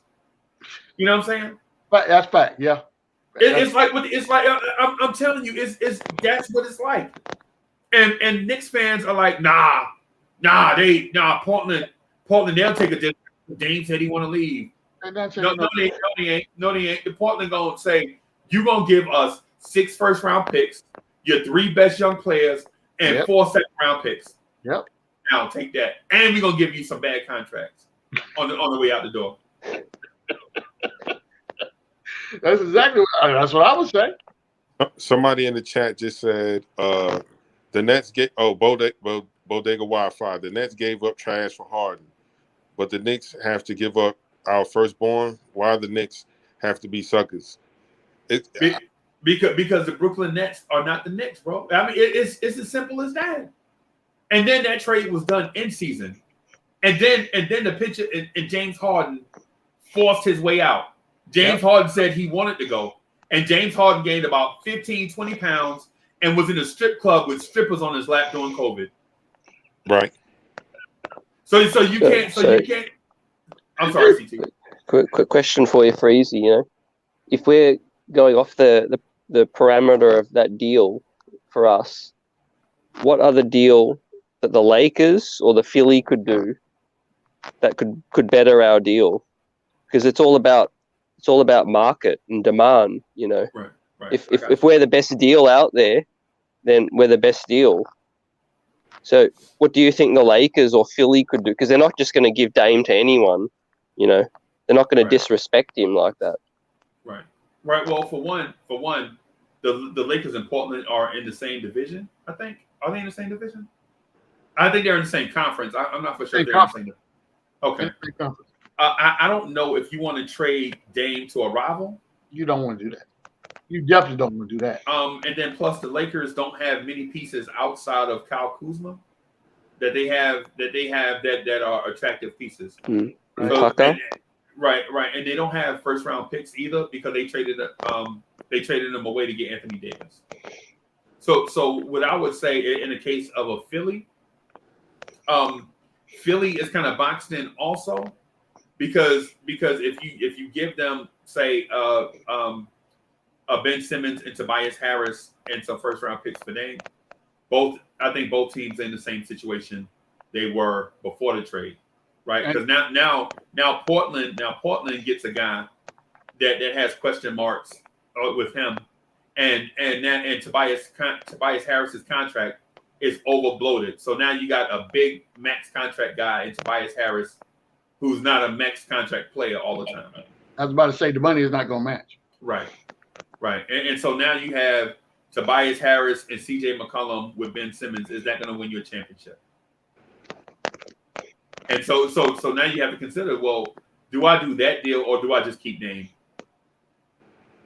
The Knicks, on the other hand, are thirsty, right? The Knicks are basically the preacher's daughter. She just got braces off, and she thinks she's cute, right? you know what I'm saying? And the preacher kept her in the house all these years, but now she's 19 and she feel like she's grown. That's the Knicks. That's the Knicks right there. You know what I'm saying? The Knicks are thirsty. What? You on fire today? The Knicks are thirsty, bro. The Knicks want to do something. Hey, Andre Bryant, am I lying? Are the Knicks not thirsty? Because y'all are telling me that the time is now for the Knicks. You can't say nah, we ain't thirsty, and then say the time is now in the next sentence. So whoever's saying the time is now, again, I'm going to take them out for a nice, tall, frosty cup of your favorite ice cream. I'm going to get you a waffle cone with that, you know what I'm saying? So you can enjoy that. We can sit by the pond and watch the ducks swim around and all that, right? So you can have a good day. And then I'm going to tell you what you're telling me is ludicrous. It's nonsense. Stop the madness, right? And I'm going to bring you back down to earth. Back down to earth where normal people live. Right. And we circulate with each other. This is what we're doing. What we're going to do is we're going to go ahead and get to this draft. Once we draft the people that we want, then we talk about free agents. And those free agents that we're talking about are going to be able to supplement those spots that we have, those vet presence we need to help develop these young players. That's what we're going to do. That's how you build a championship basketball team. So all this flashy, miss me with all that. Miss me with all that. I ain't got time for it. I ain't entertaining none of that. Matter of fact, what you're not going to do, when you call my phone, I'm not even going to answer. The robocaller going to pick it up. Oh, not the robocaller chick. Yes, sir. You ain't even going to talk to me. You're not going to speak to me. I'm just telling you. I'm going to keep it 100. But all this, in a perfect world, Freezy, I'm going to tell you, in a perfect world, this is what will happen. I will be living probably in Dubai someplace. You know what I'm saying? In my garage, I will have a Bugatti. Right. No, 2 Bugattis. I need two Bugattis, right? So I alternate them every other day. And my daily driver will probably be a Rolls Royce. You know what I'm saying? And I wouldn't drive that. I have a driver to do that for me. Named Chauncey, right? Named Chauncey, yeah. With the hat and all that. You know what I'm saying? Right. And I wouldn't even have to work. And Chauncey would drive me from my mansion that's on the ocean front to my yacht. And then I'm gonna go pick up I'm gonna pick up Chuck, I'm gonna pick up CT and Uncle Freezy, and we're gonna just take about a 7-day voyage out to wherever we want to go. You know what I'm saying? Because when I say yacht, it's a mini ship, right? So this thing is probably about 45 to 50 feet long. You know what I'm saying? I got a staff on there. You get to eat and all that. That's the life I want to live. But where am I at right now? I'm sitting here talking to you in Tampa, Florida. In my meager, modest accommodations. 2300 Jackson Street. That's where we at. 2300 Jackson Street. That's exactly where we at. That's what I'm saying. So stop with all this hyperboles and what ifs and I want to build. If you listen to Knicks fans, what they want to build a super team. They want LeBron James, Michael Jordan, Magic Johnson, Kareem Abdul-Jabbar, all on the same squad. Right. You know what I'm saying? At the same time. Let's be realistic, people. Let's talk real. What's real? Don't give me this fantasy island stuff. Let's talk about what's real. Yo, David Parker, you can kick rocks, sir, till your ankles break. Don't disrespect nobody on here. You don't like the stories, then you can go elsewhere. Okay? Tune out, baby. No, man. But you know what's funny? Chuck? He ragging y'all, man. He ragging y'all. But you know what's funny? He just listened to the entire story, bro. He ragging y'all, man. We like DP, man. But yo, with that said, since so let me ask you this. Here's the thing. All right, so we're not trading for Dame. No, we're not. Right, so we're not trading for Dame. I'm gonna ask Sherwin M specifically. Sherwin M, since we're not trading for Dame, how do you feel about us trading up in the draft? Right, trading up, right? Trading up to what position? Right, so I would say no trade is worth doing unless we trade up to the top 4. Woo! Right. Now, I'm not saying do a trade to the top 4. Right? What I'm saying is there is nobody in this draft that I feel like by having 2 players, I think 2 players are better than 1 for everybody until you get to the top 4. And so for instance, I would say Trey Mann and Trey Murphy is better than Scotty Barnes. By having Trey Man and Trey Murphy, I think that is better than having Scotty Barnes at 6. You know what I'm saying? But now Trey Man and Trey Murphy is not better than Jalen Suggs or Evan Mobley or Cade Cunningham. That's what I'm saying. Gotcha. And I think most people can agree to that. Right. So in my mind, if we look to trade up, it should be to the top 4. And if we can't do it, then move on. You know what I'm saying? It's not a swing and miss for us. It's a trying to fail, but it's not really a failure. You know what I'm saying? We ask what they want. If they want too much, we keep it moving. Right? Right. So IQJ, what do you think? IQJ, do you think we should try to trade up into the top 4?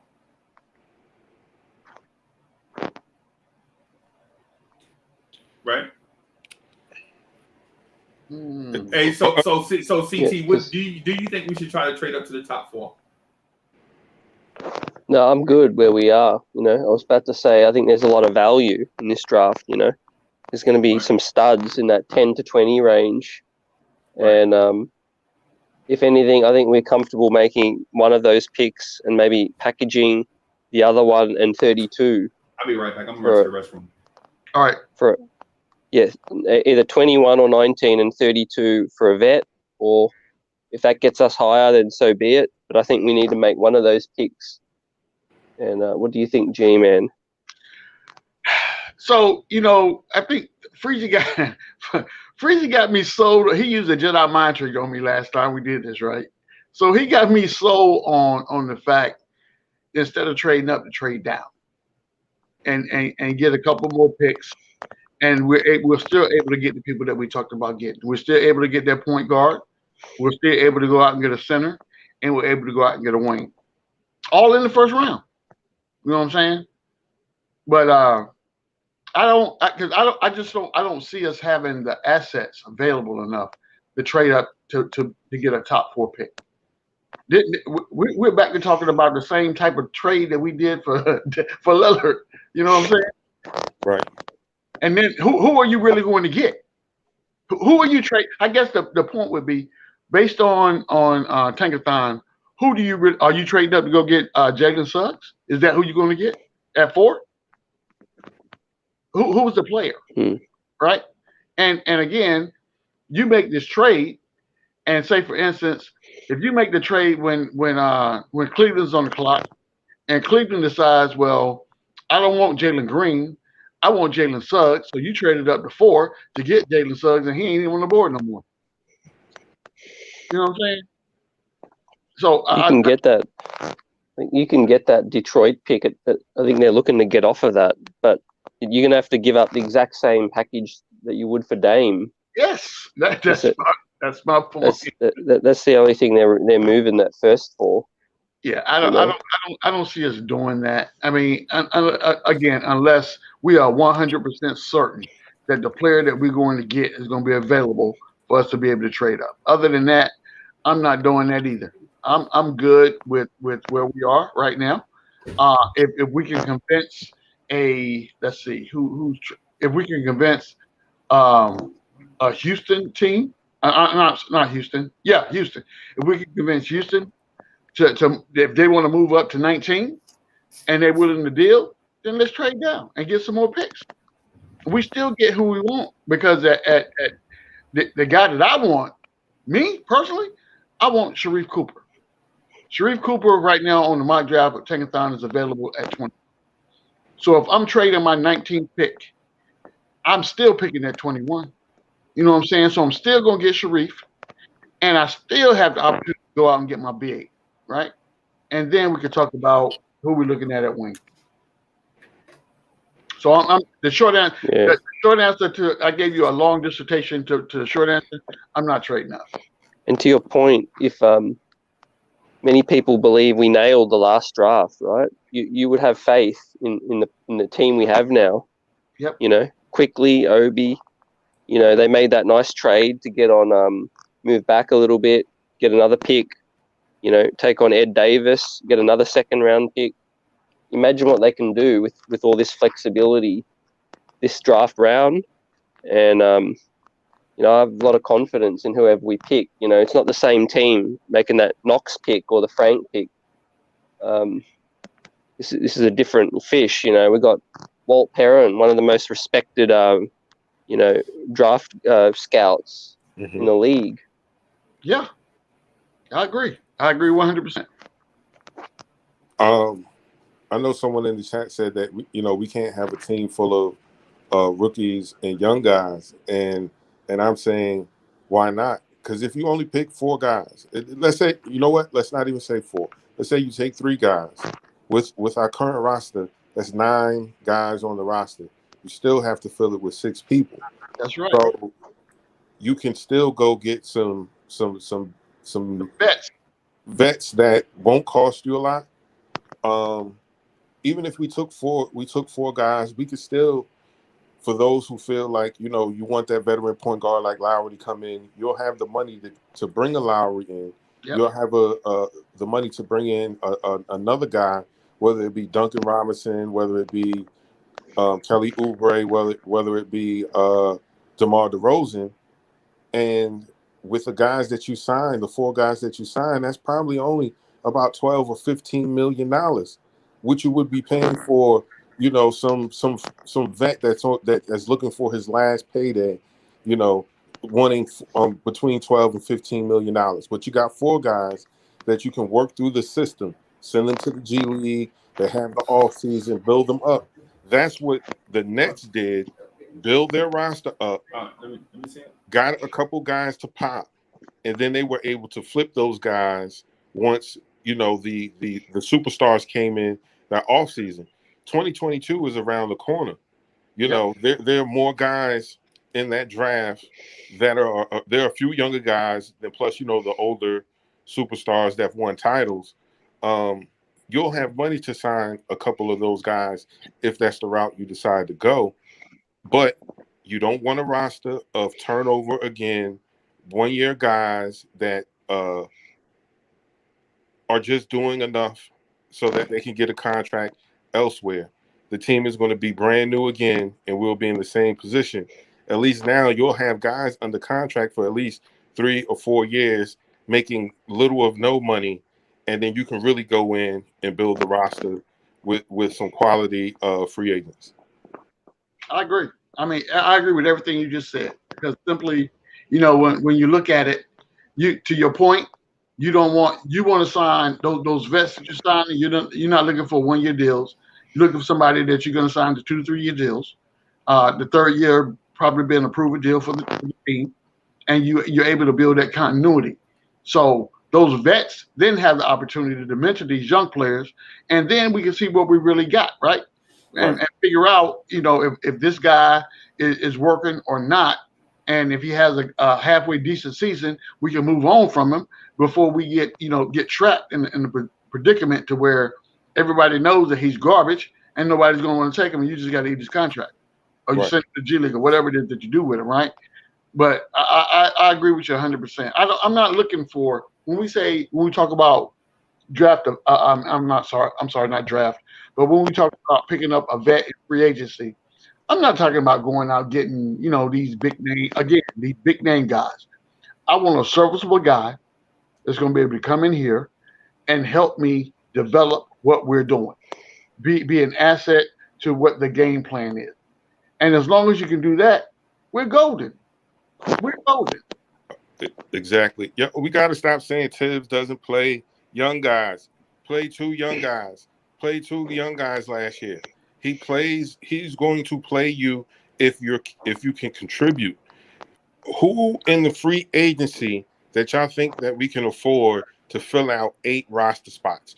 Put it in the chat.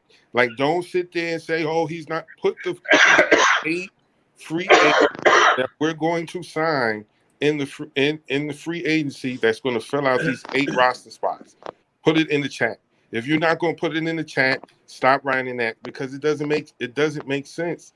You have to think about it from a financial standpoint. You got to think about it from a chemistry standpoint, and you're building towards the future. We're not winning a championship next year or the year after. We got to try to get back into the playoffs next year. Right. despite how y'all feel, I'm happy we made it to the 4th seed. But if we Hey, look Chuck, at it real, let me ask you this on that point. So what if you get internal improvement from RJ Barrett? Say RJ Barrett is a 21 point per game scorer, and his efficiencies go up across the board. Kevin Knox winds up being a contributor. 10 points a game, 3 rebounds, 2 assists. And, his average on defense. Obi Toppin makes the jump. 14 points a game, 6 rebounds. Quickly makes the jump. 16 points a game, 4 assists. A rebound and a half, a steal and a half. Right? Julius Randle makes the jump because everybody else made the jump. Julius Randle's efficiency. Julius Randle doesn't take more than 18 shots, but his percentages go up because of the lack of defensive focus, because your core improved internally. RJ Barrett, Emmanuel, all the guys that I just said, they improved. right. So now the defense can't focus on Randle as much. Right. So Randle averages 27 points a game, maybe 11 rebounds, plays less minutes because Obi is taking a step forward.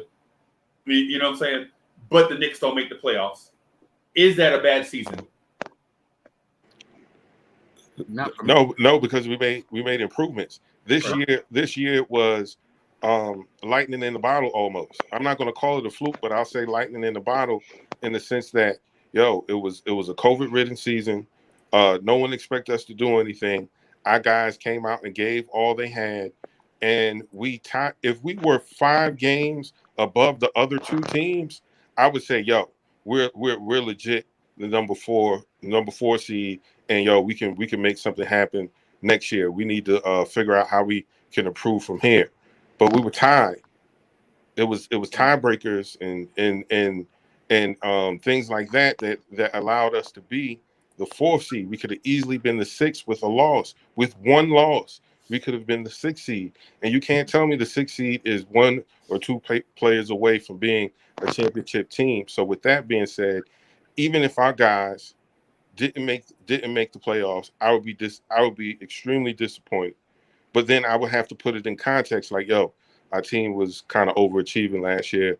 We made some improvements. We can still make some improvements off of what we did this year. Look at the jump these guys made. Right. Okay. Y'all said y'all went round and round the mulberry bush. I'm not trading up.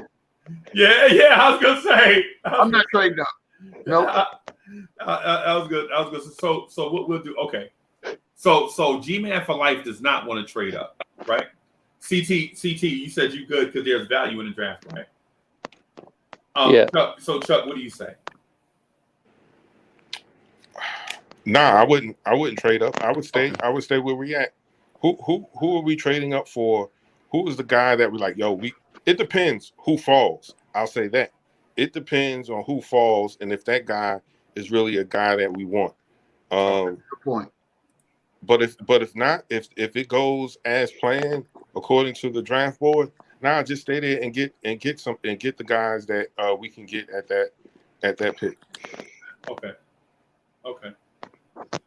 All right. So, what are you doing, Freezy? Recording. I am good. We already listened to Freezy. Freezy want to go get Dame. We ain't listening to him right now. No. I just want to address the Dame Lillard. Yeah, I'm with you, brother. I'm messing. Yeah, I just want to just address it. Yeah. So if we're not trading, what are you doing on draft night? I am trading. Where are you trading? Now, and I'm gonna be totally unconventional right here. Right. I'm gonna be totally unconventional. Right? I'm keeping 19 and 21, but I'd like to package 32 and 58, and maybe next year's first round pick to move up into the early teens. Right. Okay. I'm going to show you the area that I'm talking about. I want to move up to this spot right here. 12 to 15. All right, somewhere between 10 and 18. Right? Yeah. You got Kispert, Book Knight, Modi, Giddy. Right. And so CT, I think you read my mind, right? I think the three of us, we kind of think alike in a lot of scenarios, and I think it's because we think through scenarios about the pros and cons of scenarios before we speak about them. Mm-hmm. Right. And so what I'm going to say here is I have a newfound appreciation for a certain guy, and he reminds me of an all-time Knick. Right. So this is what I'm going to do. Right. I am going to talk to the Charlotte Hornets or New Orleans Pelicans. I tell you what, I'm going to talk to the New Orleans Pelicans, and this is what I'm going to offer the Pelicans. Right.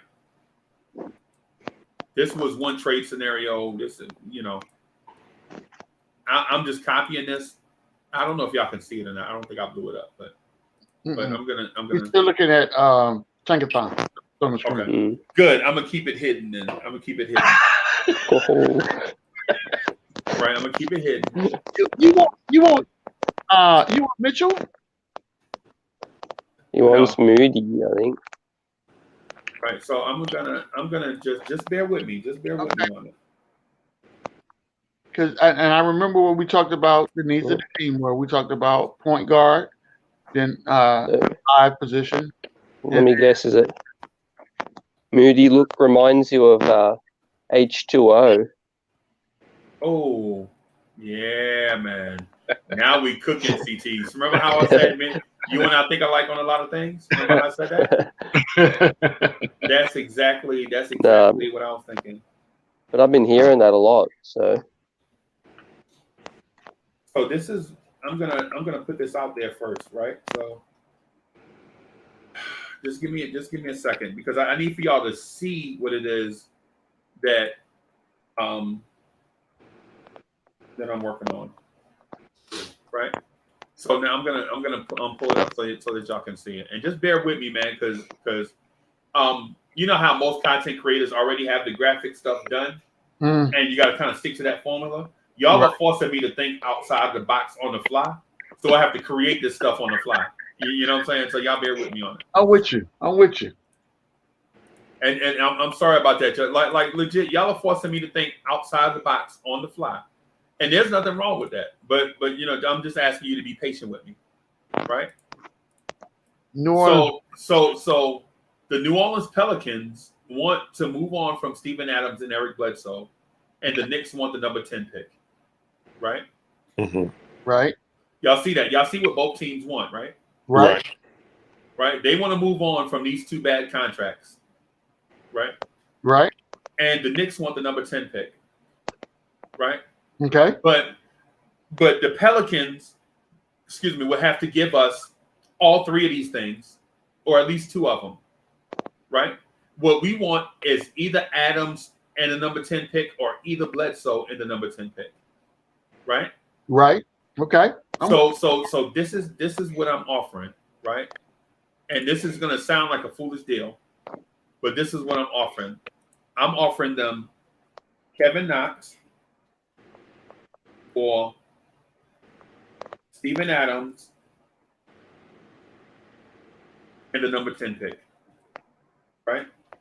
Okay. And what that sounds like is highway robbery, right? But what that is actually, I think that's offering them cap relief. Right. And so I think so. Let me pull up. Let me show y'all something. Why? Because it looks like they shouldn't take that deal, right? But let me show y'all something. I'm gonna show you something real quick. Kevin Knox's name's been used about more than a dollar bill. Yeah, I know. But the thing is with Kevin Knox in this scenario, and see, it's a perfect fit for each other, because the New Orleans Pelicans were one of the worst 3-point shooting teams in the NBA. They had floor spacing and couldn't hit shots. Kevin Knox goes to that situation where they have floor spacing and he gets open looks and becomes a different player. You know what I'm saying? With us, we didn't have floor spacing or dynamic playmakers. You know what I'm saying? The mere fact that Kevin Knox gets to play with Brandon Ingram and Zion Williamson means Kevin Knox gets open looks. Right? Yeah. And so Kevin Knox gets to become the player that he wants to be on a smaller market team where he gets to shoot the three as much as he wants. With defense not being the thing that staples him to the bench. Because only in New York would a cat like Kevin Knox get stapled to the bench because of defense or lack thereof, should I say? Right. So, what the Knicks get, in order for us to sweeten the deal. So say New Orleans says no, we're not giving up, Steven Adams and a 10 pick for Kevin Knox. Then we'll be forced to take on Eric Bledsoe's contract, right? So say we take on Eric Bledsoe's contract too, right? Right. And so what we do is we take on $35 million off of their contract, off of their salary cap. We take that $35 million, right? That still gives us somewhere between $15 and $25 million to go out and sign free agents. But you know what that also gives us? That gives us G-Man's veteran point guard, and that gives Uncle Freezy his veteran center with hands that can catch and do something, and is somewhat of an offensive center to back up Mitch or start over Mitch. Either way, I don't care. Right? Okay. So now we don't have to go into free agency thirsty. Now we can be. Now we get the number 10 pick, right? We get the number 10 pick, right? We got the number 10 pick. We have a veteran center who's 28 years old. That's not old for centers. We have a 31-year-old point guard that's battle tested, playoff tested. He might come here and start, right? He might be the starter, right? So now you have your point guard and your center addressed. Remember the spreadsheet that I showed you? Yep. Remember the spreadsheet that we had, right? Mm-hmm. On the spreadsheet, let me go back to the window. We talked about a point guard, then a center. When we talked about team needs. Yep. Where is it? Team need. Where is it? I had it somewhere. It's somewhere. New Orleans definitely is the most likely to trade out of that spot. Yeah. You're hearing a lot of. So our team need. Oh, I'm sorry. Go ahead. Go ahead. You're hearing a lot of buzz. That they definitely want to get out of that spot. Right. Get Zion some help though. That they might want some vets. Right. Well, Steven Adams and Eric Bledsoe ain't gonna do it for them. Y'all saw it this year. They just ain't gonna. That's just not gonna do it. They just in the way with them. But you know what? It does though, G-Man. What's that? It gives Tibbs 2 defensive-minded veterans.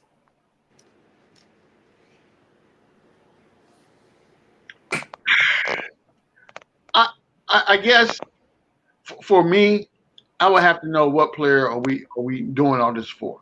Who are we trying to go get? What player are we? G-Man, you killing the suspense, man. Let me. You killing the suspense. What one thing has to do with another, right? So if you're telling me that I'm about to go trade my vehicle in, I need to know what I'm getting for I need to know the value for my trading. You know, man, just take it to the guy and let him detail it so it'll look brand new when you take it up there. No. No, I'm not doing that. I need to know what I'm getting. I need the biggest bang for my buck. So if we're doing all this, if you want me to spend money, if you want me to go in my wallet and pull out them crispy $100 bills, I need to know what I'm getting for my money. Okay, so this is what you're getting. You ready? You ready? M&M's. What are you getting? I'm holding on because Freezy about to say something crazy. I'm holding on. I'm bracing myself. I've been here before. Right. So what you're getting with the number 10 pick is an asset, right? For you to either trade back with the Houston Rockets to get 23-24 and another asset, right? Right. Like say, so bear with me. So you can trade back with the Houston Rockets and get an asset like John Wall, right? Now I know y'all are not fans of John Wall, right? But listen, what I'm saying is it gives you flexibility at 10, right? because the Houston Rockets, with the Houston Rockets, you say, hey, Houston, I know y'all picked that 2, but we could give you the number 10 pick, and you could come out of there with picks 2 and 10 and jumpstart your rebuild. Because you could say, hey, man, y'all can walk out of the draft with think about this. Y'all can walk out of the draft with Evan Mobley and Moses Moody or James Bouknight. Right? You can walk out of the draft. You can walk out of the draft. I was hoping you weren't gonna say Bouknight. But here's the thing, that's enticing to them, right? But you know what that does is it puts us in the catbird seat. Think about what we did. We took Kevin Knox. Right. Think about it. We took Kevin Knox and turned him into 2 late first round picks. If that ain't magic, I don't know what magic is. I mean, you manipulated. CT, is that not magic? Is that not magic? Think about it. I offered them Kevin Knox for Steven Adams, terrible contract, Eric Bledsoe, bad contract, and the number 10 pick. Right? Think about and so I get the number 10 pick, right? Mm-hmm. And I can go to Houston and say, I'll give you 10 for 23 and 24, or 10 for 23 and John Wall. And so if I walk up to Houston, it'd be like, I'll give you Kevin Knox for John Wall and the number 23 pick. They'll laugh me out of Houston. Right? But if I do the Bill Belichick, if I take the Belichick approach, right, and trade up and then trade back, right, I get more assets. And then plus that gives G-Man what he wants. G-Man will have his so now when 19 comes and he takes Sharif Cooper, his point guard rotation might be, and bear with me because this is all hypothetical. Right. But his point guard rotation could be John Wall, Eric Bledsoe, Sharif Cooper. Wow. Okay. This is all hypothetical. Right. Now I know CT is like, yo, this is a lot of hypothetical. Because listen, at 10, we don't have to do none of that stuff and take Moses Moody. And that'd be it. Right. We don't have to trade back. We could just go take Moses Moody, right, as a shooting guard to bring along off the bench. Right? Right? That's true. And then at 19 and 21, we can go Trey Murphy and a point guard, whether it's Trey Mann or Sharif Cooper. Right? So what we do is take these assets and get the most bang for our buck for them by using another asset that we have in cap space as our friend, by taking on bad contracts. And they're not terrible contracts. Right. They're just bad for New Orleans because New Orleans wants to do the youth movement. Right. But we, on the other hand, have a coach that wants to play veterans that have playoff experience. And by getting Eric Bledsoe and Steven Adams, we have a veteran at center who's pretty durable and has a lot of playoff experience, and Eric Bledsoe, who has a lot of playoff experience. Like you don't remember Eric Bledsoe with the Clippers. Remember Eric Bledsoe started his journey with the Clippers with Chris Paul and them. Yep. Mm-hmm. So you're saying we're making this trade with New Orleans, but Lonzo Ball's name's not even mentioned. Right. I think that's probably more likely. But I think that's probably a free agent move when we start talking about Lonzo. Because Lonzo's restricted, right? And so why would I trade for him and then he'd still become a restricted free agent?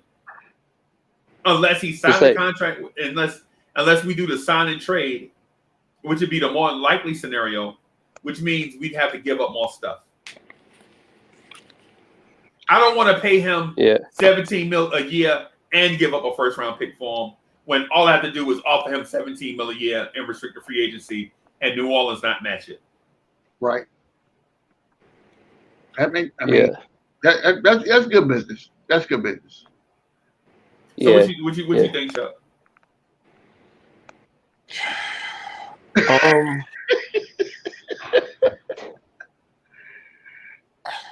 You're on the hot seat. The only thing I would say when we were talking about trading back with Houston after getting 10, I think that's a bit much because now you have $56 million tied up into your point guard situation.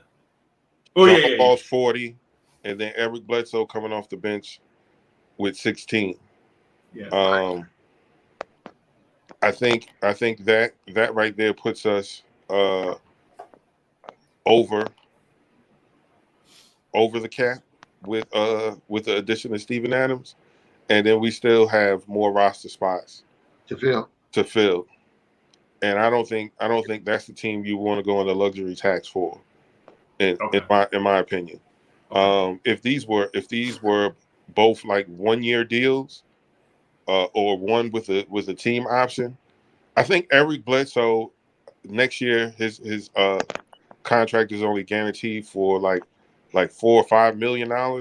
Right. So if they were going to let him go, then I'd say maybe yeah we can do that. But I'm thinking of filling the roster spot and the cap space, and I don't think that'll work. Not for us. I'll just take that 10 pick and get Book Knight or whoever is the best available at 10, and then and keep it pushing. Right. Okay. So the virtual chat is saying they wouldn't do the trade with New Orleans, right? And it's because they think inside the box, and there's nothing wrong with being inside the box. It's a safe place to be. Inside the box is where it's safe in there. You comfy. Right. Yeah, you stay comfy. You stay comfy in there. Right. But it's the same virtual chat that also was like, go trade for Damian Lillard. I knew he was gonna say that. Yeah. Hey, CT, I don't know how you please the virtual chat. I love it. It's a challenge, bro. It's a challenge. It's like, no, don't trade Kevin Knox for Eric Bledsoe in the 10 pick. Right? What do you need with a veteran point guard in the number 10 pick? We love Kevin Knox. It's basically the message I'm getting. No, right. you absolutely do that deal for Kevin Knox. Absolutely. Right. CT, what do you think? Do you do the deal with the Pelicans, or you do some variation? Yeah, I think it's that Knick fan PTSD. We're worried we're in a good place, and people are worried we'll mess up our flexibility. Right. And look, things surprised me last draft when they made that move to all those maneuvers. I was like, whoa. We've never seen the front office operate like this, so I wouldn't put it past it. Right. There's a lot of people with their hands in the pie. We've got Perry, Leon, Wes, Tibbs. I mean, that war room would be fire. But right. Thing is, I'm confident we're never getting fleeced. That's one thing. We're not overpaying. Right. We got Brock Aller. He's very tight with the dollars.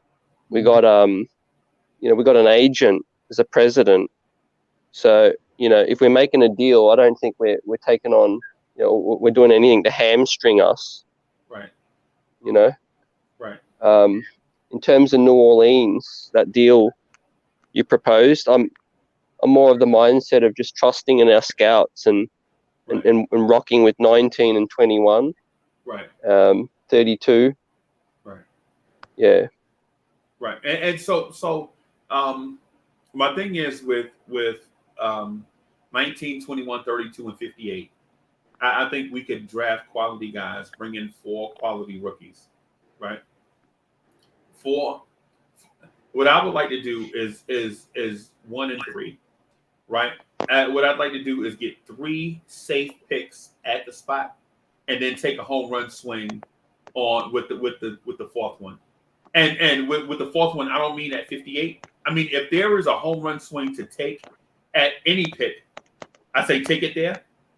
But the other 3 picks, you have to be safe. You know what I'm saying? Right. Say for instance,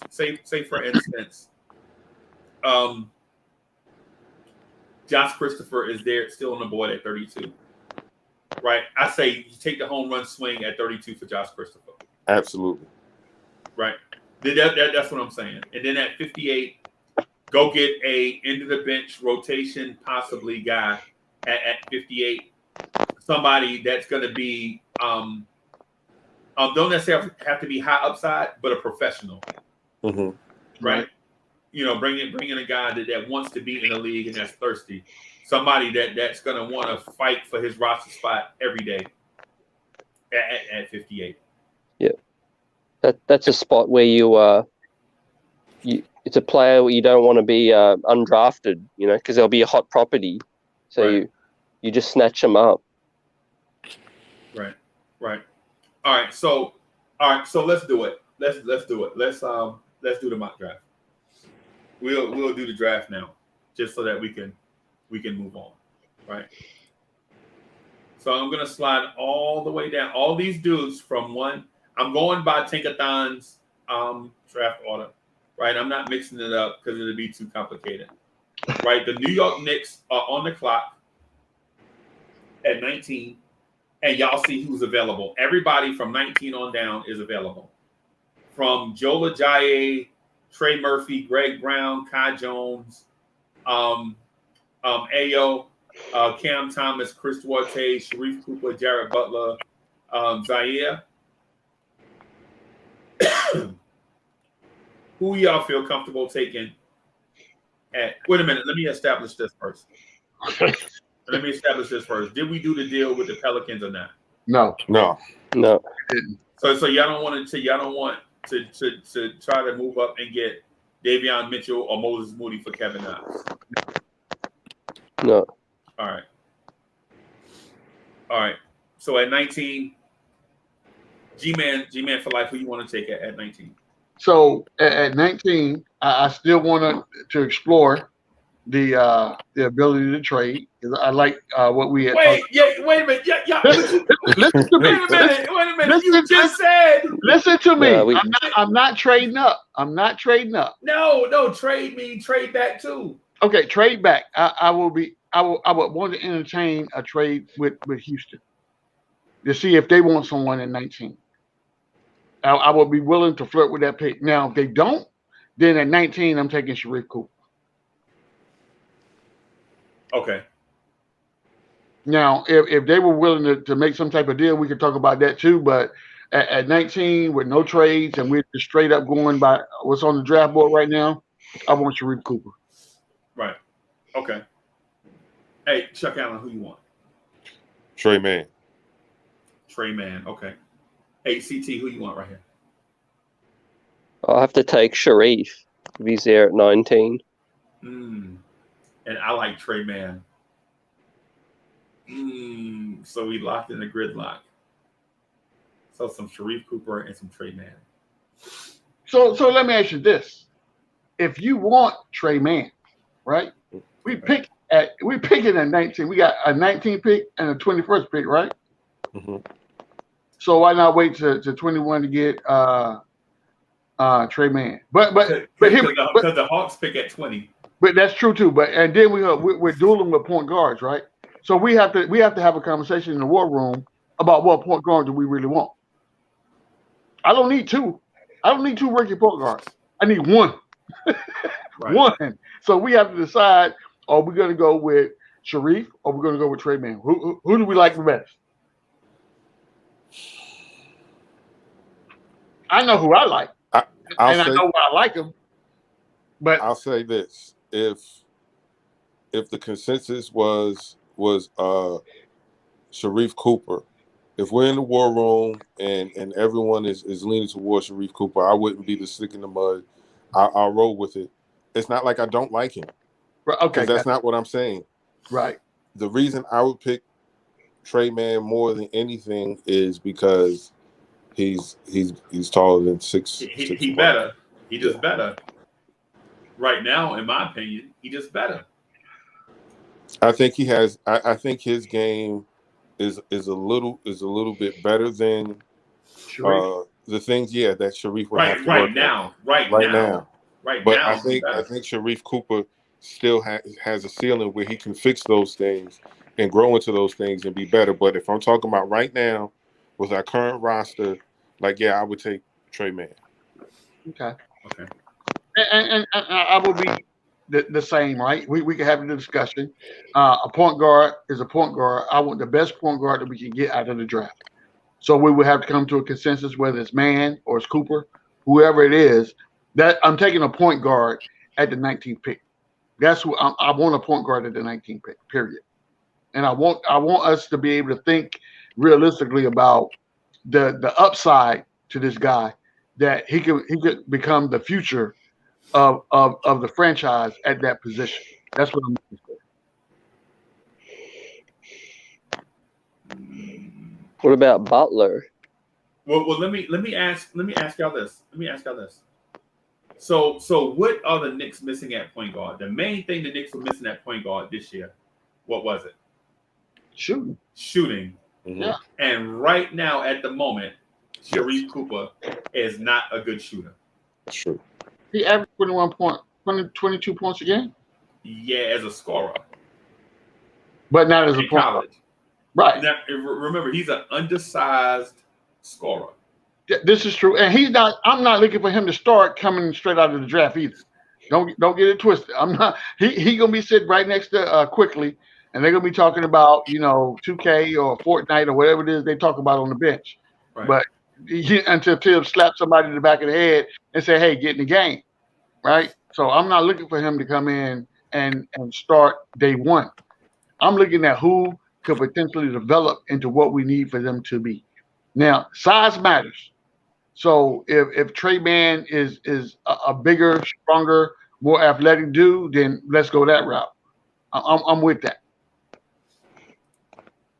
CT, what you think? Yeah, I still got to go with Sharif. He makes all the players better. I know shooting. I hear your point. It's definitely a concern, but I see a player that's truly impactful in his court vision and forward.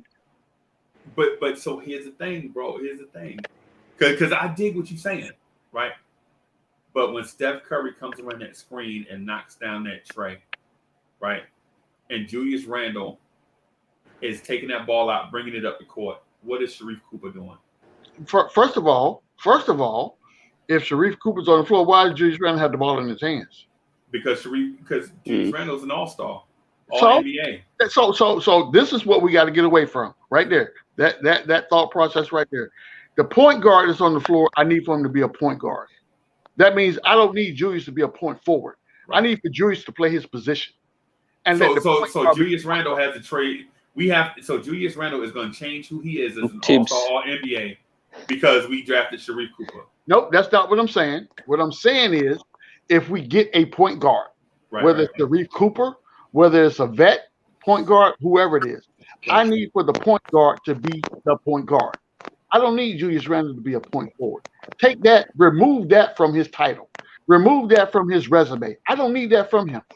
I need for him to be a power forward. I need him to play Julius Randle basketball, right? And then that point guard if he's a true point guard, he can see the floor and know when Julius Randle is potentially about to get double teamed, and the ball can go someplace else. That's why we need shooters, and we'll get to that forward in a minute, and then the center as well. So anybody with hands that can score the basket, that's what we're looking for. Well, a question though for Freezy is: Would Tibbs not like Sharif's ability to put pressure on the rim? Did he not play Alfred Payton throughout all the struggles because he could get to the rim? And Derrick Rose, yeah. Okay. Yeah, that's a good point. And kick it out, kick it out to the shooters. Let's sign Duncan Robinson or some other guys. We don't need the shooting from the point guard spot. If they can assist the other shooters, they at least have to be a threat though. At that position, you at least have to be a threat to be able to score the ball. You know what I'm saying? But another thing is, Sharif will draw fouls in this league. You touch him and he'll get to the line. That's that. What's my man? What's meet name? Trey Young. Yeah, Trey Young. Yeah, the Trey Young effect. When you're small, you're a little guy. And you run into a dude that's 6'9", you're going to get the foul call because they're going to be like, oh, what you do to that little bitty dude, man? You know what I'm saying? Yeah, and so University of North Carolina used to have a dude named Ty Lawson. Yep. They used to do that. You remember Ty Lawson? Yep, I remember. Yeah. And I so, do. okay, all right. So what we'll do right here for the sake of moving along. Were we split on Man and Cooper? We were split, right? Yep. Yeah. So that makes the 21 pick very interesting, you know. I already know who I want at 21. I already know. I know exactly who I want at 21. Yeah. So with the 19th pick, I'm gonna give the Knicks just for the sake, just so that we can have more time. I'm gonna give the Knicks Trey Murphy. Okay. Trey Murphy III, small forward out of the University of Virginia. Wait a minute. How we go from point guard to spot? See, you're trying to be slick because we ain't talked about no forward at all. We said Cooper or Man, Right. not Murphy. Right. You get the M's mixed up. Nah, man, we good. We good now. So with the 20th pick, the Atlanta Hawks take Jared Butler, the point guard out of Baylor. Now with the 21st pick, the New York Knicks on the clock. Another point guard, even though they got Trey. Freezy done messed me up now, right? Because I had my mind. That's what. So yeah. So I'm not messing up the mock. What I'm doing is going by what Tinkathon says. CT. So Okay. if you see what Tinkathon says. Yeah, I've seen. Right. Yeah. So Tinkathon has them taking Jared Butler. The thing is that I would think they would be looking for someone to replace Collins, because I don't know if they're going to have they're going to pay him what he probably should get paid. I want to introduce a trade. So the Atlanta Hawks are on the clock at 20, right? The Atlanta Hawks are on the clock at 20, right? Mm-hmm. Big Mike said I draft like Steve Mills, man. Stop trolling, bro. Stop trolling, bro. Stop trolling, bro. So this is what I want to ask Chuck Allen. All right. Bro, you know I love Obi Toppin with all my heart. Man, I knew you was about to say that. You know I love Obi, right? You know I love Obi, right? Would you consider Obi Toppin for Cam Reddish? And so if you're an Obi Toppin fan in general, the Trey Young to Obi Toppin lob connection, that's gonna be crazy. Is crazy. That's gonna be crazy. Right? He's gonna look for Obi. Oh, is he gonna look for Obi? Oh man. Oh man. See, this is tough. This is tough because Chuck, the question is, do you want Cam Reddish for Obi Toppin, bro? That's it. That's it. Would you trade Obi Toppin for Cam Reddish? Oh, okay. So Chuck Allen. So Chuck needs more time to sit on the potty. Yeah. Chuck needs more time to sit on the potty. He got to concentrate. Pass it to somebody else. CT. Would you do Obi Toppin for Cam Reddish right now? Oh, another dude that needs time to sit on the pot. Yeah, I have to say no.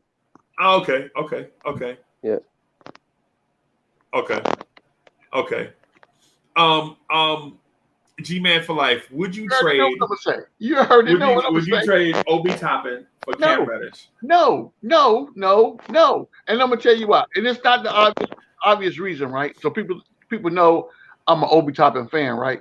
But why would I trade away a future potential superstar to someone that's in the same conference as me? That's crazy. That means I got to see this dude every time we go to Atlanta. No, I'm not doing that. No. So chat, what was so virtual chat? Would you trade Obi Toppin, the backup power forward, for a guy in Cam Reddish that could start at the small forward for the Knicks? Would he though? Are we going to get something else with that? Just a straight up trade. Just straight up man for man. Why would I do? And I'm here to tell you, I love Obi, right? I don't want to trade Obi, but if y'all say yes, it's done. No, I'm saying no. Do not have Obi Toppin package bag. No. All I need to see is 4 or 5 BIMs in the chat, and Obi is gone. All right, I'm gonna tell you what. Don't have me come to New York City. Then Obi and Cat for. Yo, Cheap Chop is in the building. What's good? What's good? I just need some BIMs. If I see some BIMs, then that's it. Boy, but if I don't see no BIMs, then that's it. Fish gave you a BIM.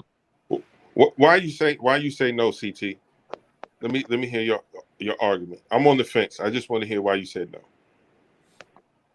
For the same reason I'm on the fence, I'm just wanting to keep the player we picked, believe in him, and I think we might look foolish, because I know what Cam Reddish is and what he could be, but I still want to see more of Obi, I want to see his second year before I'm ready to make that move. Yeah, I'm with you. Okay. Right. So y'all ready to see 24-year-old Obi break out in his second season? Yep. As opposed to Cam Reddish, who's 22, who showed his rump in the playoffs. He got like a little stretch and he showed out. So let me ask you this, GM Freezy. So we're talking about the upside for Reddish, right? Who was Reddish's point guard? Trae Young. Okay, and who do the Knicks have on the roster right now that's equivalent to a Trae Young at the point guard position? That plays the same system and the offense that they play in Atlanta? Nobody. So if we're not playing the same system, you don't have a point guard that's going to be guaranteed to get you the ball.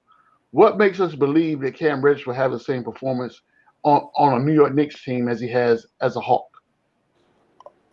Only thing I'll say is Duke. Their Duke connection. Him and RJ had chemistry. They played together. They're friends. Maybe something good happens between the both of them. A little 2-man game out on the wing, maybe. I can see that argument in probably at the family barbecue after we done had a couple cold ones. But if I'm spending my money, I'm not going for that. What I want to know is, based on the system that Tibbs plays, as soon as the ball comes across half court, we slow it down. We don't speed it up. Atlanta plays the opposite style of ball. So we're going to take someone that's used to playing up tempo basketball and put him in a half court offense and expect for him to flourish. That just doesn't make sense to me. It just doesn't. Obi got. I'll elaborate on G-Man's point.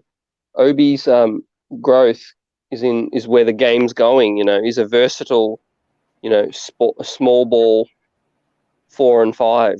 And if his 3-point shot gets even better, which I'm expecting it to be, is he can be on the floor, late in games, closing it out with Julius. Yeah. That's valuable. And we still have not seen Obi on the court with Luka yet either. Let's not forget that. I'm nervous, bro. I'm nervous because of what G-Man just said. Makes me nervous for Obi, man. Because I was on the fence leaning nah, but then G-Man said, if Cam Reddish come here, he ain't got a point guard to play with, right? But that made me think, dang, if that's the case, then why keep Obi, who's a big, who don't have a point guard to play with? You know what I'm saying? So that put me in a tough spot, because now I gotta depend on Obi's shot creation on his own. Nope, you don't. Because what we're about to do after we go through all this right now, we're about to draft the point guard, and then after we draft the point guard, we're gonna get a vet point guard to come in that the rookie that we draft can learn from, that tutelage. That's what we're gonna do. That's how we do. Remember, the whole purpose of this exercise is to build a championship team, right? So these 1 or 2 players that we got. Remember what do we list Obi Toppin as on the spreadsheet? What is his status? He is a. Just bear with me just for a second. He is a asset. Okay, so as an asset, that means we need to grow him. He needs to be groomed. Right. Just like anybody else that we bring on this team, they got to be groomed. So the first thing we do is figure out what assets that we have, and then you put players around them to make the asset better, to make them more valuable. At the end of the day, but you're still on the clock, Freezy. Yeah, I know. So with the 21st pick. So you bailed on the deal with Houston? No. The deal with no. Y'all said that we don't want to do deals. Yeah, I don't want that deal. I'm not trading Obi. No, that's with the Hawks, bro. What was the deal with at 20? You said a deal at 20. Yeah, the Atlanta Hawks were on the clock, and they want to do Cam Reddish for Obi Toppin. I got you. Okay, yeah, no, I'm not. That way they'll know who to pick at 20. Yeah, I'm not. Because if they draft Obi there, right, they know they fill their power forward position. So they can draft somebody else. Yeah, so instead of going wing power forward, they can add another player to their backcourt. I got you. Okay. No, I'm not giving up Obi for that. All right. So basically where we are is Chuck, you say no, right? It's tough. You know what? I'm gonna go out on a limb and say yes. Okay. Yes. All right. Because I'm looking long term. If you got RJ and you got Cam, Zion comes up in his end of his rookie deal. He's looking at New York like, yo, my guys are in New York. We could be the New York Dukes. Right. So yeah, I'm definitely rolling. Yeah, Cam, definitely. Okay. All right. Hey, so CT. So what do you think? So it's 1-1. Did you do Cam Reddish for Obi Toppin? No, I still say no. So it's 2-1 for Obi. Yeah. And so hey Duke, how you doing, man? What's good? Oh, bro, Duke, hey Duke, you been killing us in the chat, bro. Where your loyalty at? Yeah. Duke, Let's hear it. Hey Duke. Yeah, Duke. y'all been trolling way too much today. So what do you think? Cam Reddish for Obi Toppin? Yes. Oh, so now it's 2-2. It's 2-2. We need. Can I say something with that too? Yeah. I kind of said it in the chat, but you were saying that who does Cam have as a point guard? Yeah, he does have Trey, but Cam doesn't need a point guard to succeed. No. I'm saying in general. With that's what G-Man was saying. Okay. Right. Obi is that player that needs a point guard to succeed. Right. Cam is not that player, and Right. Cam is younger by like 2-3 years. Right. So. Yeah. Oh man, so that put us in a weird spot, bro. That means somebody who hadn't voted yet, because it's 2-2. You. Oh, You're the tiebreaker. Oh my goodness, man! Come on, dog. Why y'all putting me on the spot? I'm just saying you're the tiebreaker. Don't have me come to New York and have you escorted out of the building in a straitjacket. But before Freezy decides what's Atlanta's MO if they're paying John Collins a max deal to take on Obi? Right. The thing is they're not going to pay John Collins. They're going to let John Collins walk or do a sign and trade and pick up on assets. That's the most likely scenario.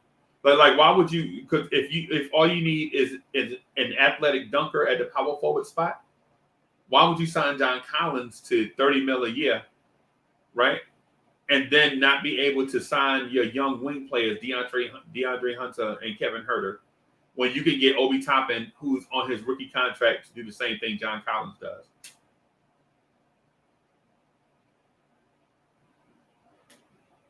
And who we getting out of this deal? Cam Reddish? Yep. Ooh, boy. Mm. So what should So oh, y'all waiting on me? Oh yeah, my we goodness. waiting on you. You're holding up the progress. Then you on the clock, Freezy. I don't know. I love some Obi, man. You can't say you don't know. I love some Obi, man. I love some Obi. I do. If you on the clock, you can't say I don't know. Atlanta's on the clock. Well, No. I guess we on the clock. You on the clock because you got to make a deal with Atlanta so we can pick. So, Duke, what does Cam Reddish offer the Knicks at small forward? An actual starting small forward they need. So you won't rely just on the draft to get that starting small forward. And he can create his own shot. Yeah, and this Obi is legit behind Randall on the bench. You're literally replacing a role player for a starter. And someone who's younger. But I don't think Atlanta will offer that trade, but in the scenario they do. Yeah. I'm taking that trade with ease. All right. I'm taking a trade too. Get my Obi Toppin. Yeah, it had to be done. That's just a trade you do. Okay. All right. So we're gonna trade Obi for Cam Reddish. For Cam Reddish. G-Man is mind blown. What's Cam Reddish getting paid right now? He was picked 10th, so less than Obi. He on his rookie contract with the same year as RJ Barrett. So he going into year 3. Okay. Bodega said that Reddish isn't a starter. The only reason he's not a starter is because they legit paid people to be their starters. That team just has a lot of talent. Yeah. Tell me right now, will Reddish start if he comes to this team? Yes. Okay. Yes, because the obvious who's gonna be in front of him? Kevin Knox. Exactly. All right. So. Bro, this dude movies and stuff thinks I hate every player on the Knicks. He said Hadouken trading Obi again. He traded Obi like 20 times this year. Oh wow. Okay. So we trade Obi Toppin to pick up Cam Reddish. And I ain't gonna lie to you. I'm a little upset by this. But what is Cam Reddish, an asset or a building block? Asset. If you're trading for him, he's a building block. No, he's not. If you're trading Obi for him, I would say he's a building block. So what makes him a building block? Because he's a young wing next to RJ that has a connection with him, and I think I don't think you're making that trade just to make that trade. So why you're not doing that? You're not doing that without serving any purpose. What's the purpose? Okay, to get a starting small forward. So since that deal is done, the Atlanta Hawks select Jared Butler, point guard, out of Baylor, right? The Knicks are on the clock at 21, right? And I think we all know what we need to do right here at 21. I think that this is the obvious choice here. So with the 21st pick in the NBA draft, the Knicks select. Where is it? I need to get on the right sheet. The Knicks select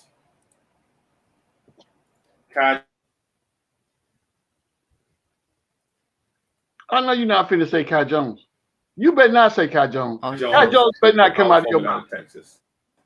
Kai Jones. Yeah, that's the logical. Bro, you just traded away an athletic power forward. No, I wait. Was he? Wait, I need to see because I forgot what Tankathon has.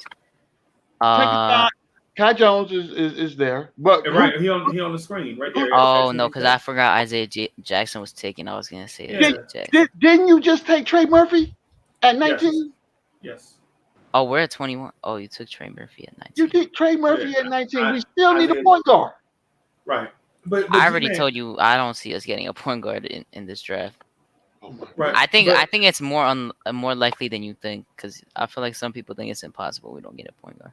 Right. But the thing is right here, the things are still fluid. Right. They okay. I understand things being fluid, right? But check this out. Once again, when we walked into the war room, we agreed on 3 positions that we would address in this draft. Right now, in the first 2 picks, we've addressed the same position twice. No, man. Trey Murphy is a shooting Whoa, guard. whoa. Small Kai Jones forward. is a power forward / Right. center. He's not no shooting guard, small forward. No, Trey Murphy can play shooting guard, small forward. Yeah. Yeah. They're different positions. But they have the size and athleticism at these positions that you want. I mean, my guy, Trey Murphy is 6'9.25", guarding shooting guards, right? Mm-hmm. So Freezy. Yeah. Big Mike said that Steve Mills must be holding you hostage. Yeah. Bro, blink your eyes twice if you're getting held hostage. Now, I'm gonna write help on my eyelids. That way, when I blink, y'all get the message. Okay. Nah. I mean, hey, Kai Jones. Okay, all right. What I'm gonna do, I'll show y'all this, so we can see. Let me show you Trey Murphy's stuff, so people understand why. Right? Can y'all see Trey Murphy's? Yeah. Yep.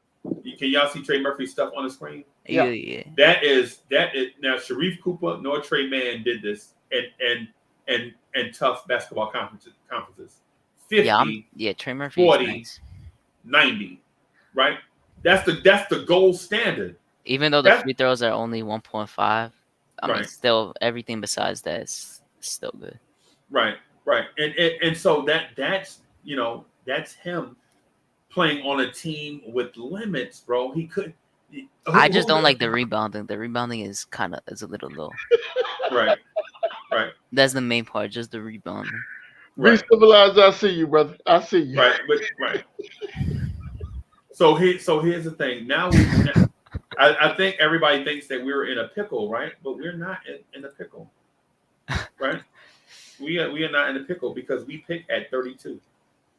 Yo, I just want this draft day to happen. Oh my God. I know. Hey. So yo, a few days before is gonna be crazy. Just know that there's gonna be like 100 rumors per day. Yeah, 100 rumors per day. There's legit gonna be 100 rumors per day. So here's the thing. Tankathon has us projected to get Josh Christopher at 32. 32. Yeah. So all we got to do, if we sit still, we can get Josh Christopher, right? If we don't do nothing else, we can walk out of here with Josh Christopher. I got a question for you. Like, besides like not looking at this mock draft, realistically, what area you think he's gonna get drafted? Somewhere in between 26 and 30. Yeah, I think he's gonna be 20 to 30. Yeah, I don't know if 20 sounds high. You know what I'm saying? But if all the shooting guards are taken by then, I think he'll be taken. Right. So imagine if if a team like the Nuggets would get him, I would just be pissed. Right. But bro, the reason why I took Kai Jones and Trey Murphy is I'm trying to tell everybody that this draft is deep. You know what I'm saying? Cass is saying Tibbs ain't getting 4 rookies out the draft. Okay. Right. We took Kai Jones and Trey Murphy, right? And I was one of those people that said that. And Sharif Cooper is still on the board. Oh, excuse me. I don't think Sharif Cooper's still gonna be on the board. Wait, where is he still on the board? Oh, you're saying since we didn't draft him yet? Since we didn't draft him, he's right there for the Lakers at 22. Yeah, I would say the Rockets would take him. Yeah, I don't see him still being on the board because they got a back-to-back, and there's no reason they shouldn't. But I heard KPJ wants to play point guard this year. Right. He's been trying to push to play point guard, which is interesting because he does have the ability to do it if he really wanted to. I don't see Sharif making it past 18. To be honest. Yeah, I don't either. Okay. I think OKC takes him, if I'm being honest. But I want to trade. I want to make a trade. So what I'm saying to y'all is this. Because listen, when we had the opportunity to get the 10 pick and trade back and get these 2 picks right here, we passed on it. Now it's a crazy deal. No, man. What was the deal? Because I didn't hear that Oh, God. We were looking to get Steven Adams or Eric Bledsoe's bad contract in the 10 pick or something from the Knicks. You see, I heard that trade. That's what I was saying in the chat. Like, that's not a realistic trade that's a trade you take, but that's just not a realistic trade, especially in a deep draft. They're not just gonna give away the 10, even though they're getting cap space relief for Knox. That just makes no sense, I think, for someone to make. So what would you do? Give him Obi? No, He I'm already just gave saying up that Obi. I'm just He saying gone. you're not getting a 10th pick just for cap relief for Knox. You got to give them a 19th pick, something like with that. I think that would be really. No, that ain't worth it to the Knicks because basically what you say in a deep draft, why would you trade up 9 spots in a deep draft and take on a terrible contract? Because the dude that you get at 10 is gonna be, in my opinion, equal value to who you get at 19. Like for instance, is Davion Mitchell that much better than Sharif Cooper? No, but the thing I'm telling you is that you're not getting that for Knox. That's the thing. Like, I mean, it could be Obi or someone like that, but you're not getting it for Knox. Right. Okay. I got you. Yeah. What about Mitch? Mitch will probably. I mean, I don't think they take Mitch because they got Jackson Hayes, but. Right. But I don't know. I don't see how the Pelicans want a good vet apparently for that pick, so I don't see us even trying trading with them.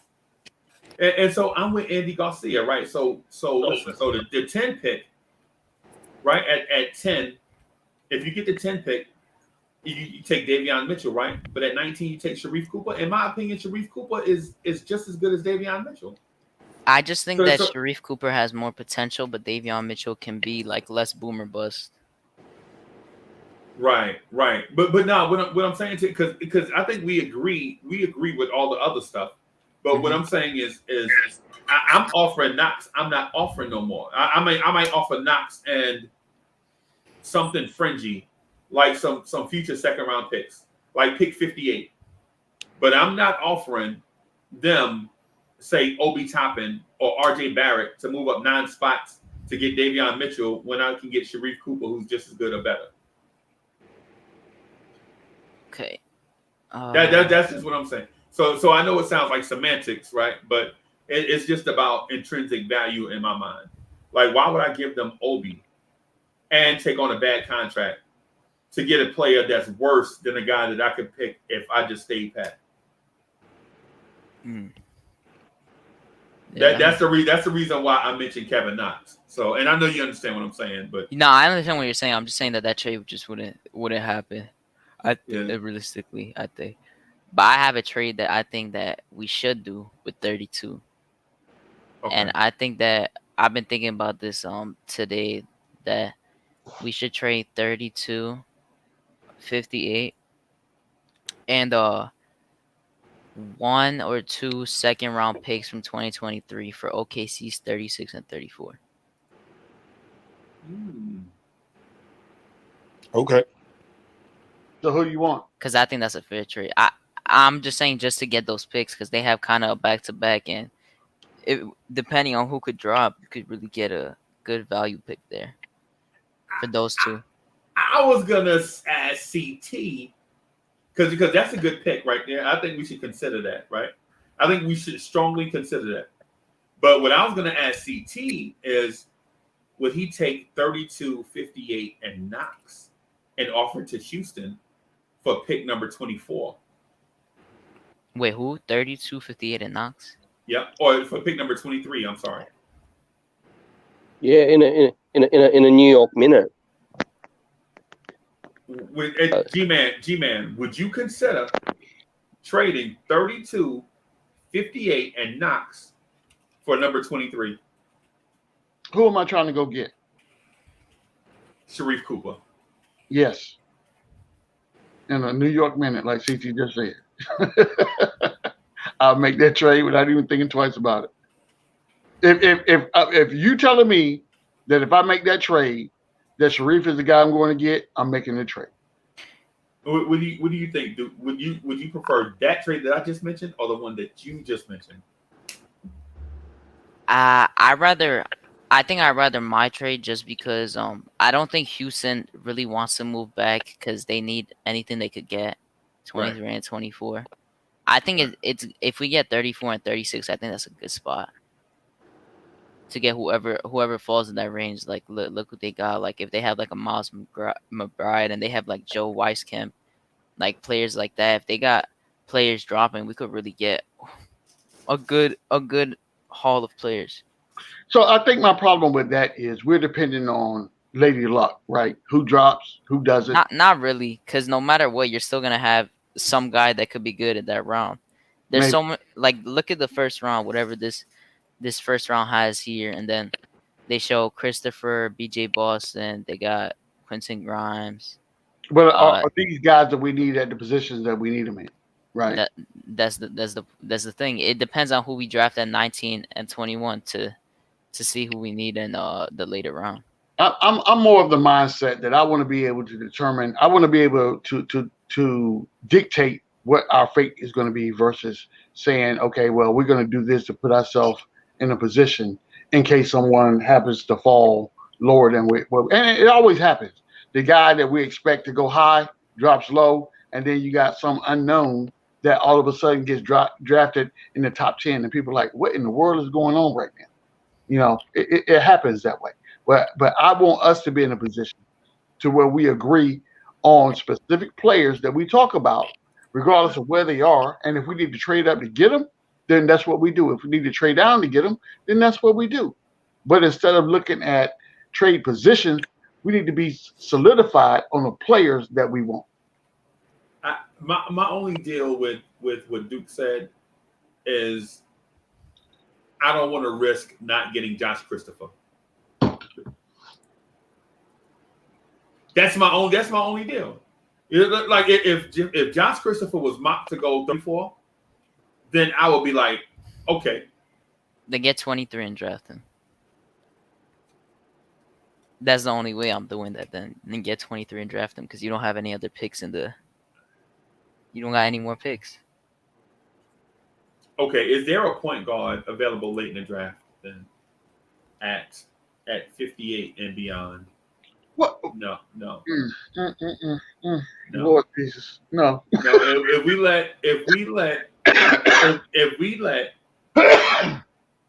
let my guy slip past us, if we let Sharif Cooper keep dropping on this board, front office malpractice is what we're practicing right now. That's exactly what we're talking about right now, in the worst way. Because I'm telling you, the first thing that we said that we need for this team was a point guard, and we still ain't got one yet. But G-Man, we can get one in free agency, man. I ain't trying to hear that, Freezy. That's not what I'm hear. Because that's not what we talked about when we started talking about when we're in the war room and we said, what are the three most pressing needs for the New York Knicks? And we listed them in order. Pull your spreadsheet up, and what's number one on the spreadsheet? Point guard. Now, we done drafted twice, and I still ain't got a point guard yet. Right. What in the Sam and Barney is going on right now? Did I go to the bathroom and the rules change all of a sudden and nobody told me? He wants Josh Christopher. Listen, I like that. I like Josh. No, I'm saying because Freezy was just talking about Josh Christopher. Either way, he's like, listen. I'm talking about what he said. That's why I said then how you're gonna have to pick Josh Christopher at 23 because you have no other picks. No, what we need to do is go back. I'm just saying. I'm just continuing to say what Freezy said. I know what you need to do, but stuff changes in the draft room. Okay, your plan doesn't always work out. You're right. It does. But this plan didn't work out because we didn't stick to the plan. Right? We said we were going to do one thing and we did something totally different. That's what happened. Right. So my only theory is I don't think Tibbs starts a rookie point guard. You know, he'll start Derrick Rose again. I still don't think we're getting it. I mean, I know you said that in the beginning, whatever that. I'm not gonna lie to you. I really like the combination, the 3-man rotation of Cam Reddish, Trey Murphy, and Kai Jones. Right. I think you can't go wrong with addressing the wing position with the Knicks. Now, do we need a point guard in the future? Yes. And do we have the assets to go get one right this very second? Yes. Right. But what I'm saying is that we can't get. See, the thing is with Josh Christopher, and I'm not the only person that likes Josh Christopher. It's a bunch of us. There's a bunch of Knicks fans that like Josh Christopher, right? But the thing about it is him and Emmanuel Quickly are going to be in the same space. right? Shooting guards off the bench scoring. I don't need a shooting guard. I need a Right. point. Right. What? But what about Luka Vildoza? He's unproven. Yeah, Okay. but you said before that Luka Vildoza was gonna help Obi out, so you wouldn't think he would help the other players out? I'm just saying the dude is unproven. He has the potential to help anybody out.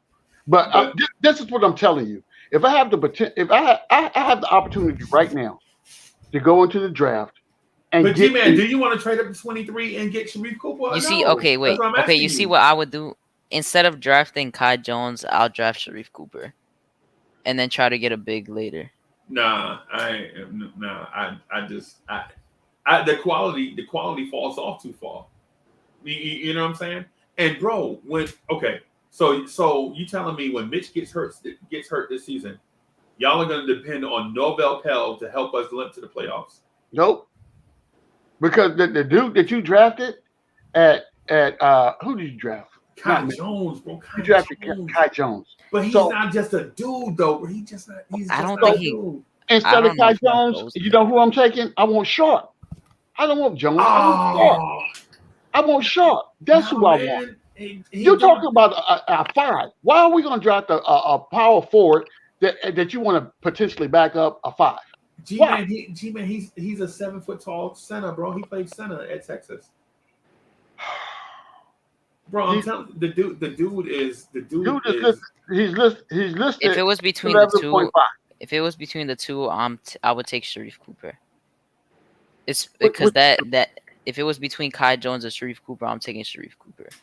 But the logic said, and I understand what you're saying. I know you're saying in the logic sense as if he's dropped, because realistically, there is a way that he drops, but he's probably gonna be in that top 18 somewhere around there. But the thing is, Sharif Cooper is a need pick, and then Kai Jones is not like. Nah, but because you could go Trey Mann over Sharif Cooper right now. Yeah, you could pick. I'm saying you could pick either or of Sharif Cooper or Trey Mann, then just not pick Kai Jones there. Nah, I think you gotta go Kai Jones because what I'm saying is the quality of the position drops off at big man where it doesn't drop off at point guard because so we take Kai Jones there, right, and all the bigs after him. You like, for instance, Day'Ron Sharp is kind of like a Jared like a bigger Jared Sullinger type. You know what I'm saying? We're gonna put his hands on a lot of balls, be stout down low. Pause. You know what I'm saying? Yeah. Oh, pause. Yeah. Pause. But y'all get what I'm saying, man. You know? Yeah. You know, a big stout body. You know what I'm saying? Or whatever. Blase Blah get his hands on a lot of rebounds. Jahlil Okafor style. What's the big that came out of Duke last year? Vernon Carey. Yeah, it's kind of like he was a center. He's a center. Yeah. He's on the Hornets. Yeah, and he was in the G League most of the time. Yeah, and so Day'Ron Sharp, right? And so what I'm saying is, and Kai Jones, you get the evolution of the position. Super athletic and fast, freak of nature guy that can guard 4s and 5s, and it's super. Well, you don't even have to. The stuff speak for itself, basically, with him. You know what I'm saying? It's not like we don't need a shot blocking big with hands. It's not like we don't need that. A shot blocking big with hands that's not even scratching the surface. That if he came out next year would be a top 10 pick. It's not like we need a guy like that. When point guards, when right behind it is Joe Ajayi, Trey Mann, Sharif Cooper, and Ayo, all available at the same time. So right now, Sharif Cooper's available, Ayo's available, Joe Ajayi is available, and Trey Mann is available, right? But there's only one Kai Jones, one athletic freak like that, one athletic freak big.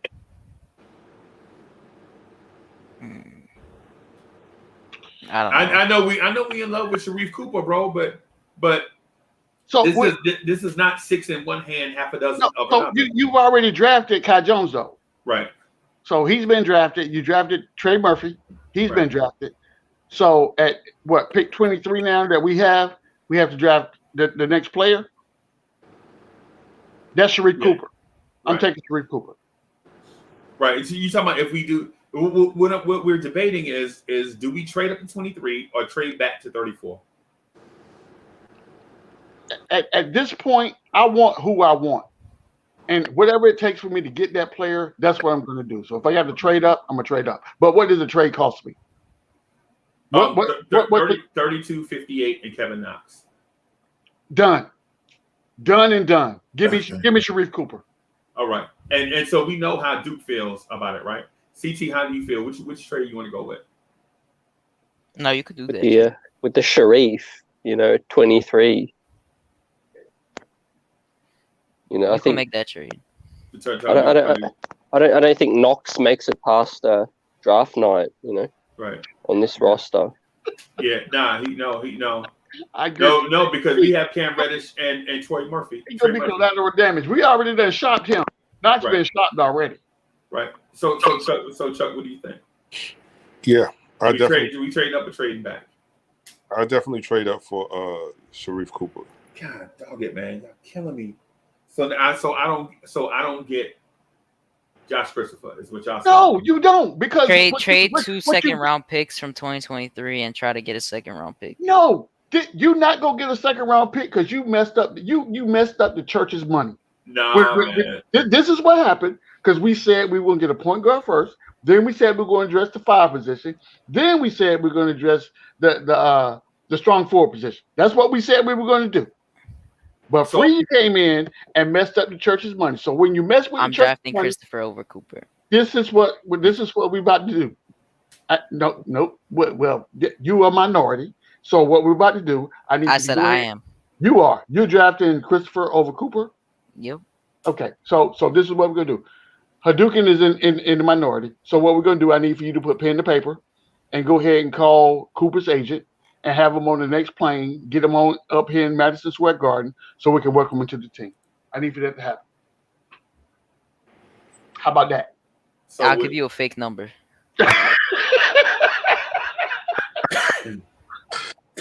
All right. So okay.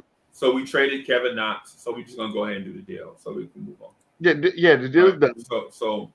So we no longer have 32.58 in Knox. Right. So now all we have is we have Trey Murphy, 23. We have Trey Murphy. We have who was the first guy we drafted? Who was your first pick?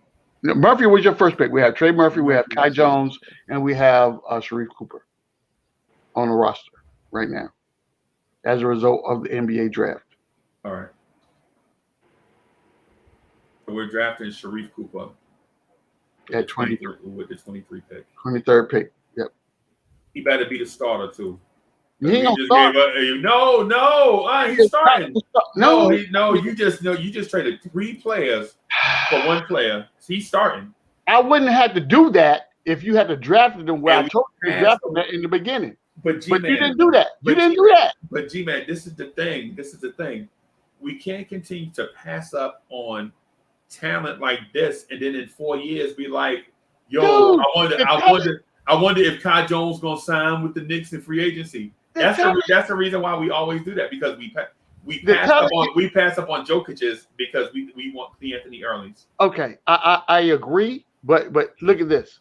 The talent that you're talking about is projected to go at number 28. We're talking about the 19th pick, and we still have a pick at 21. So what you just did, legit, what you just did is you picked a player at 28 at 19, and you still get a pick at 21. That's all I'm saying. If we go into we made a business decision. We said the business decision was we ranked positions as 1, 2, 3. Are you taking Man or Cooper? No, we took Sharif Cooper, man. No, I'm asking in general. If Man and Cooper are available, who would you rather have? I know the pick is done. I'm just asking. My preference was Trey Man. Yeah. But the consensus is Sharif Cooper. Sharif Cooper. G-Man, you want Trey Man? No, I want Sharif Cooper. No, because when Freezy said Trey Man, you're like, yeah. No, I'm No, saying he's that's agreeing. what Yeah, he's agreeing that's I'm what I. agreeing Yeah, what Freezy has said. Okay. yeah. Because we had this conversation way back when we first started talking about point guards, right? Mhm. All right. So But- G-Man, the NBA draft is over, or do y'all want to see if we can trade into the back part of the second round? I don't care thing anymore is- after my- that. No, Yeah, my- Unless it's Josh what we got, Christopher, I I don't need care. these three guys right here that we got is all I want. Now, what happens after that?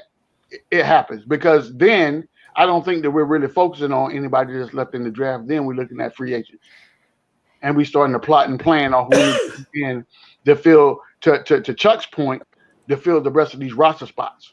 Oh, that we Kevin Knox is gone. Oh, I feel my bad God. for Kevin Knox, just like Jay said in the chat. Hey, he playing Fortnite right now, watching us, bro. I know he hot right now, boy. He is hot. Well, look, at least he know who to tell his agent to call and have a conversation with. Yeah. It's just yeah. I feel bad for the guy too. I feel bad. I just think he needs a new change of scenery. Right. Yeah. I actually like he's gonna be a solid NBA player. He just needs a change of scenery. He just got screwed up way too much. This system that we have going on in New York right now does not fit his playing style. Period. Yeah, he legit had he has PG techniques that he could do. Like he has the ability to be a PG like player. I'm not saying skill. He has that, but he's just not showing anything. Not right now. And a part of that is you got to have time to be on the floor to show, what your skill set is. And playing 2 to 3 minutes a night is not going to get you, you're not getting that. That's not audition time. That's garbage time. You know what I'm saying? And the thing that worries me a bit about is why is Perry still here? He's attached to some of these picks we have, and I just think that Leon's running the show. With Perry around, he picked Knox. I think that Perry, the only reason. So whenever you go, in my business life, my professional life, right? What I do is I go into different organizations, and sometimes one of the things that we look at is being able to transition existing employees to a new contract with a new company, right? So I think that's a part of what Leon Perry, how he is still where he is. They saw value in, his skill set and what he had to bring to the organization, but you're able to quell that because it's known then who is actually running the show. I'm gonna listen to your input, but at the end of the day, I have the final decision. You know what I'm saying? Yep. I agree. I'm with you. I understand. Yep. Oh, I just don't. So here is your starting lineup so far. Show. Before we go into free agency, right? This is our starting lineup, right? Let me see who on the roster. Who we got at what position? So why we still good, bro? Why we still have Norvel Pell? I'm frustrated, bro. Again. Because in your dealings, Mr. GM, you did not address the Norvel Pell issue. You did not. Okay. Yeah, we should have given Norvel Pell and 2 second rounds for 2023 for a pick. I agree. Sharif, Valdoza, RJ Barrett, quickly. Oh, we gotta move Sharif off the starter. No, he's the starter, bro. You traded. No, I'm getting a starter in free agency. No. Yeah, you said free agency is in 3 days after. I'm getting Kyle Lowry. Sharif is not starting. Cam Reddish, RJ Barrett, Julius Randle, and Mitchell Robinson. Norvel Pell, Kai Jones, Trey Murphy. Okay.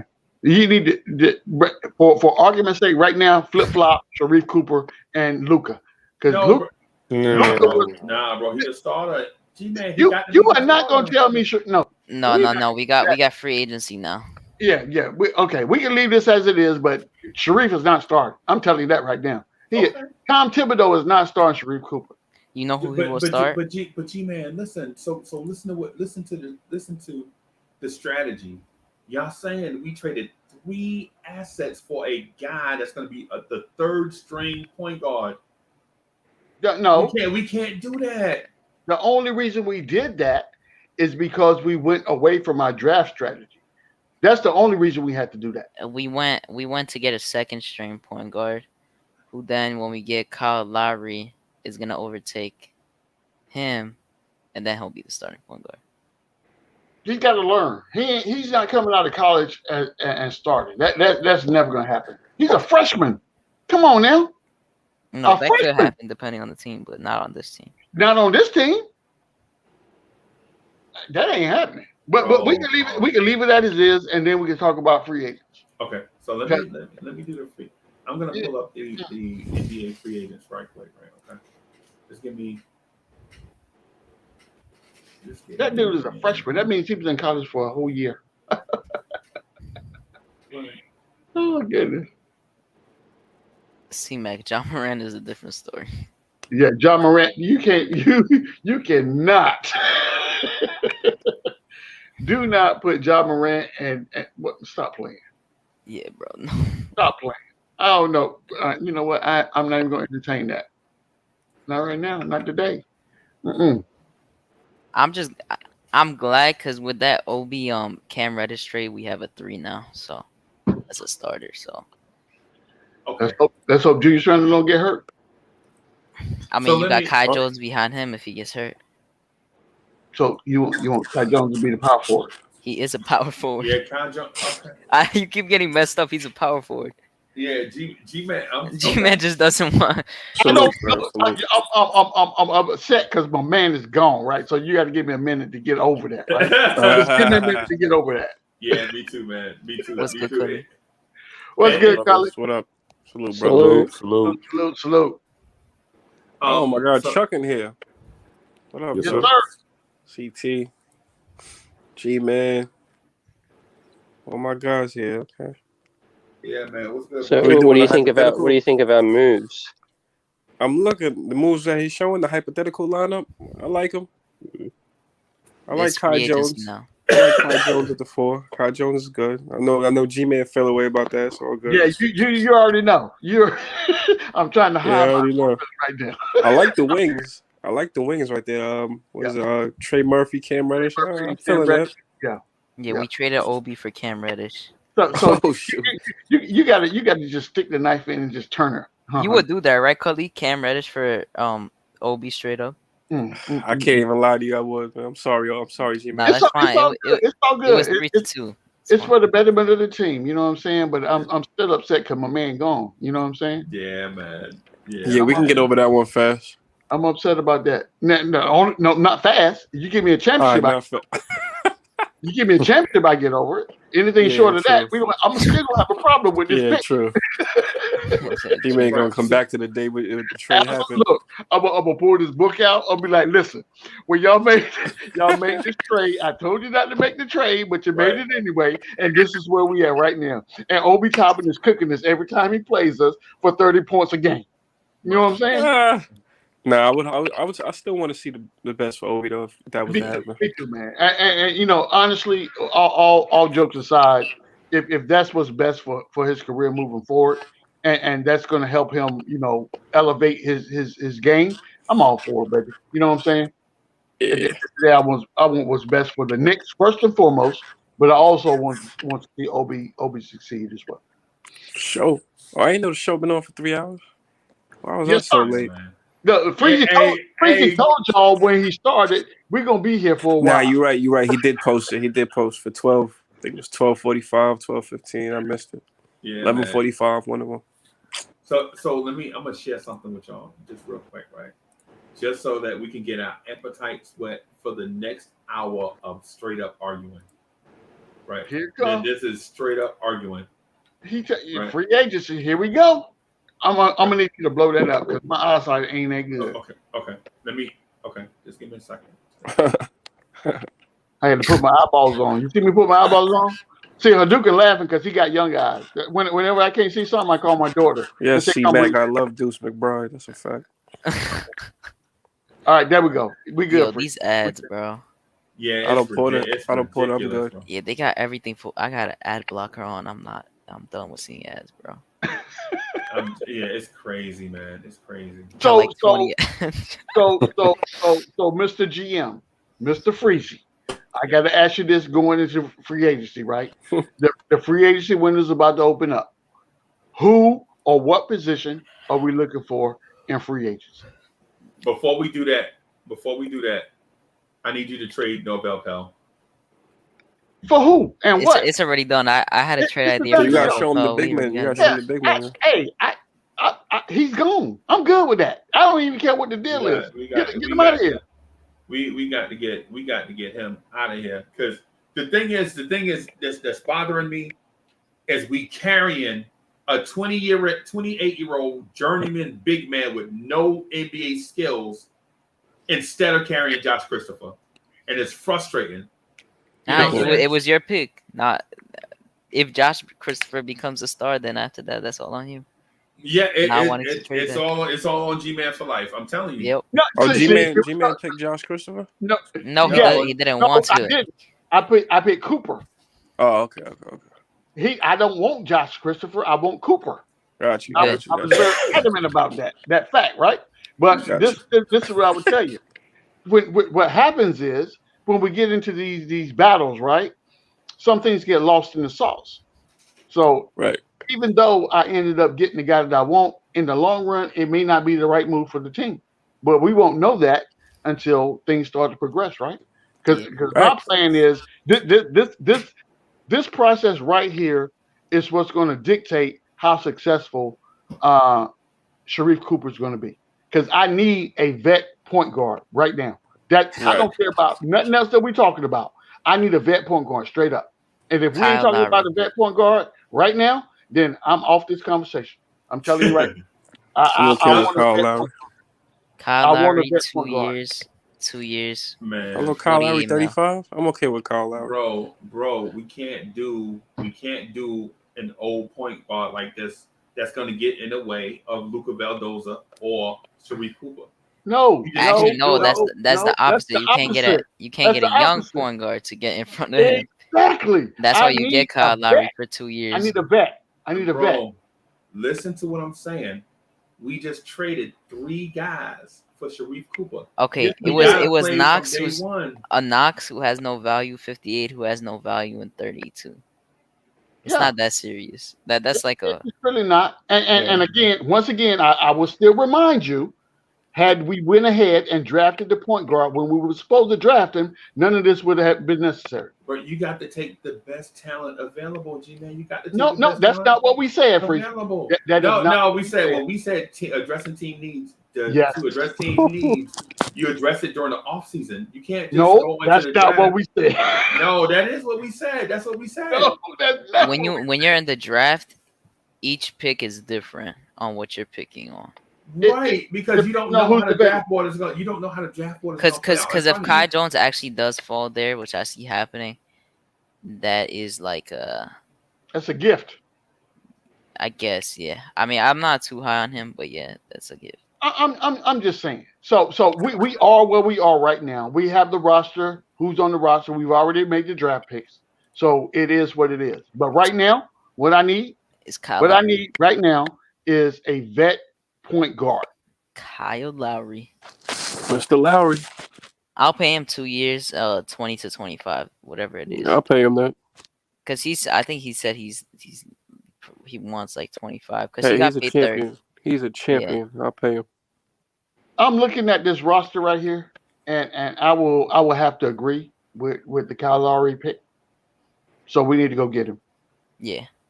We need to sign go Kyle get Lowry as our starting point guard. Yeah. And then we got Sharif Cooper as our second string. Then Valdoza with spot coming off the bench. And then Valdoza gets in where he fits in. I'm with that. Valdoza got to earn them minutes. Yeah. Just like Sharif Cooper. Facts. And who knows, Kyle Lowry may be able to influence Valdoza. We don't know what this is going to look like. Yeah, but he's going to influence both, I'm sure. You have to have a vet point guard on this squad when the season starts. Yeah, we need a vet point guard on here, man. I'm sorry. If we're not bringing Derrick Rose back, then Kyle Lowry is the answer. I mean, there would be no way we should bring Derrick Rose back if we do draft a point guard. Yeah, if we draft one, I mean. Yeah. You know, it's funny. I read somewhere, allegedly somebody said that Rose is tired of the bench. I didn't see that. That's what I heard. I don't think he is. I don't believe that because he could have started. He could have started on the Pistons easily if he wanted to. He absolutely could have. But I think Derrick Rose at this point in his career understands what his body is going to allow him to do.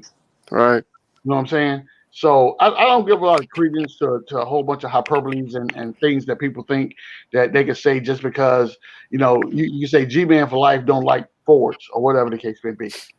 You have no idea whether I like forwards or not. But just because you say it, then I then have to go out and dispute the fact of whether I like forwards or not. I'm not giving that no type of energy. I'm not. But for the sake of argument, this is what I'm going to do. I'm going to say this. Highlight Kyle Lowry. And Freezy, let me know what we need to do to go get him. Hold on. Pay him. Yeah. Well, basically pay him. Yeah. You're a free agent. Just pay him, have him sign. It's a 4 against whatever it is. If you agree. So what are we gonna do? Tim Frazier? Oh, sure. It wouldn't make sense to sign him if you get Kyle Lowry. Yeah, you don't want Derrick Rose to start. So if you get Derrick Rose and you already have Cooper and then you have Vildoza, it just wouldn't make sense. Yeah, I don't see. Well, Derrick Rose got seniority over them too, but I think the thing that we're missing too, man, is we need to maintain some sense of continuity. Yeah, I agree. Right. I agree with that. Because if we don't bring back Rose and we don't bring back Burks and we don't bring back Bullock and we don't bring back Taj and then we don't bring back Nerlens, I mean, that's a whole different thing. Yeah, that's almost half the roster that he turned over from 1 year to the I want Derrick Rose back. Since you drafted a point guard, it just makes no sense. Yeah, but here we go, guys. Let me ask you this. Unless you play him as shooting guard. So then what do you do it quickly? That's the thing. That's why. Hey, what about Josh Christopher? It's tough. We don't have him. We don't have Chris. Okay. We got Cooper. Oh, y'all trying to throw salt in the wound. Y'all trying to throw salt in the wound. Okay. I got you. Not every draft can be the same. It is what it is. Look, I'm telling you right now, I would love to have Rose back specifically for the I want Rose back. But just mention, right? Because I'm okay with him back. But we have to figure out what role is he playing. I don't expect for Rose to come back and be the starting point guard for the New York Knicks. That is not the role that I see him in. Not at all. Locker room leadership. I still need a vet point guard to come out and start. I need that. And it's not Rose. Now, all right, so Lowry. If Uncle Freezy, GM, big money bags, tells me that I can have Rose and Lowry both, okay, I'm good with that. What do you do with Sharif Cooper? Sharif Cooper ain't never seen the court. Look, listen, Sharif Cooper don't ever have to see the court this season at all. Period. I'm good with that. I'm good with that. But bro, we just traded three. Listen, Linda. Listen. Sharif Cooper, we know as a freshman coming out of college, he is not coming to start on an NBA team. Not this one, not in the New York Knicks under Tom Thibodeau. That's not happening. So what we need to do is allow this young man time to develop and evaluate his skills, right? So I'm fine with Sharif Cooper sitting on the bench and getting minutes where, get in where you fit in type thing this next season, right? Remember, we talked about development, right? That's how this conversation started. So I need to develop my point guard of the future. And I can't develop my point guard of the future by having them hold him down and waterboard them and say, drink from a fire hose. So you sign, so let's say you sign Lowry for 2 years, 46 mil, 48 mil, something like that. And then you will get Rose for 2 years, 26. You got Sharif Cooper playing spot. Rose getting paid 7.5 right now. That's his old contract, but he's definitely worth more than that. Yeah, he is, but are we gonna pay him more than that? Yes, we are. You sure? Yep. Yes, he's getting more. He's gonna get more from another team unless you want him. What other team is he going to? He could go for any team. His contract isn't that big. Chicago. I'm just okay. Lakers. The Lakers can get him. The Clippers can get. So many teams can get him. His contract Anybody, is not that much. Anybody can get it. But I understand your point. Go ahead, continue. No, that was the point. I'm saying Talking like about Rose, Sharif right? Cooper is gonna get spot minutes for 2 years, So and what? Vildosa's not gonna get any. So So y'all not interested in bringing back. I'm gonna tell y'all the list of guys that are leaving the team based on this scenario. Okay. All right. So bear with me while I get through it. Frank Ntilikina, Obi Toppin, Kevin Knox, Nerlens Noel, Taj Gibson, Reggie Bullock, Alec Burks, Theo Pinson, Alfred Payton. That's 9 players, right? 9 quality players that the Knicks are not bringing back in this scenario. Hello. But wait. But we decided to keep Novell Pell. No, we forgot about Novell Pell. We didn't decide to keep we forgot about it. That's what happened. That's what he slipped through the cracks. Yeah. Them 9 guys. But I said it in the beginning. I was like, yo, we got to do something with Novell Pell. Remember that? You did say that. And we forgot about him. We forgot it because he definitely should have been in some package somewhere for somebody doing something.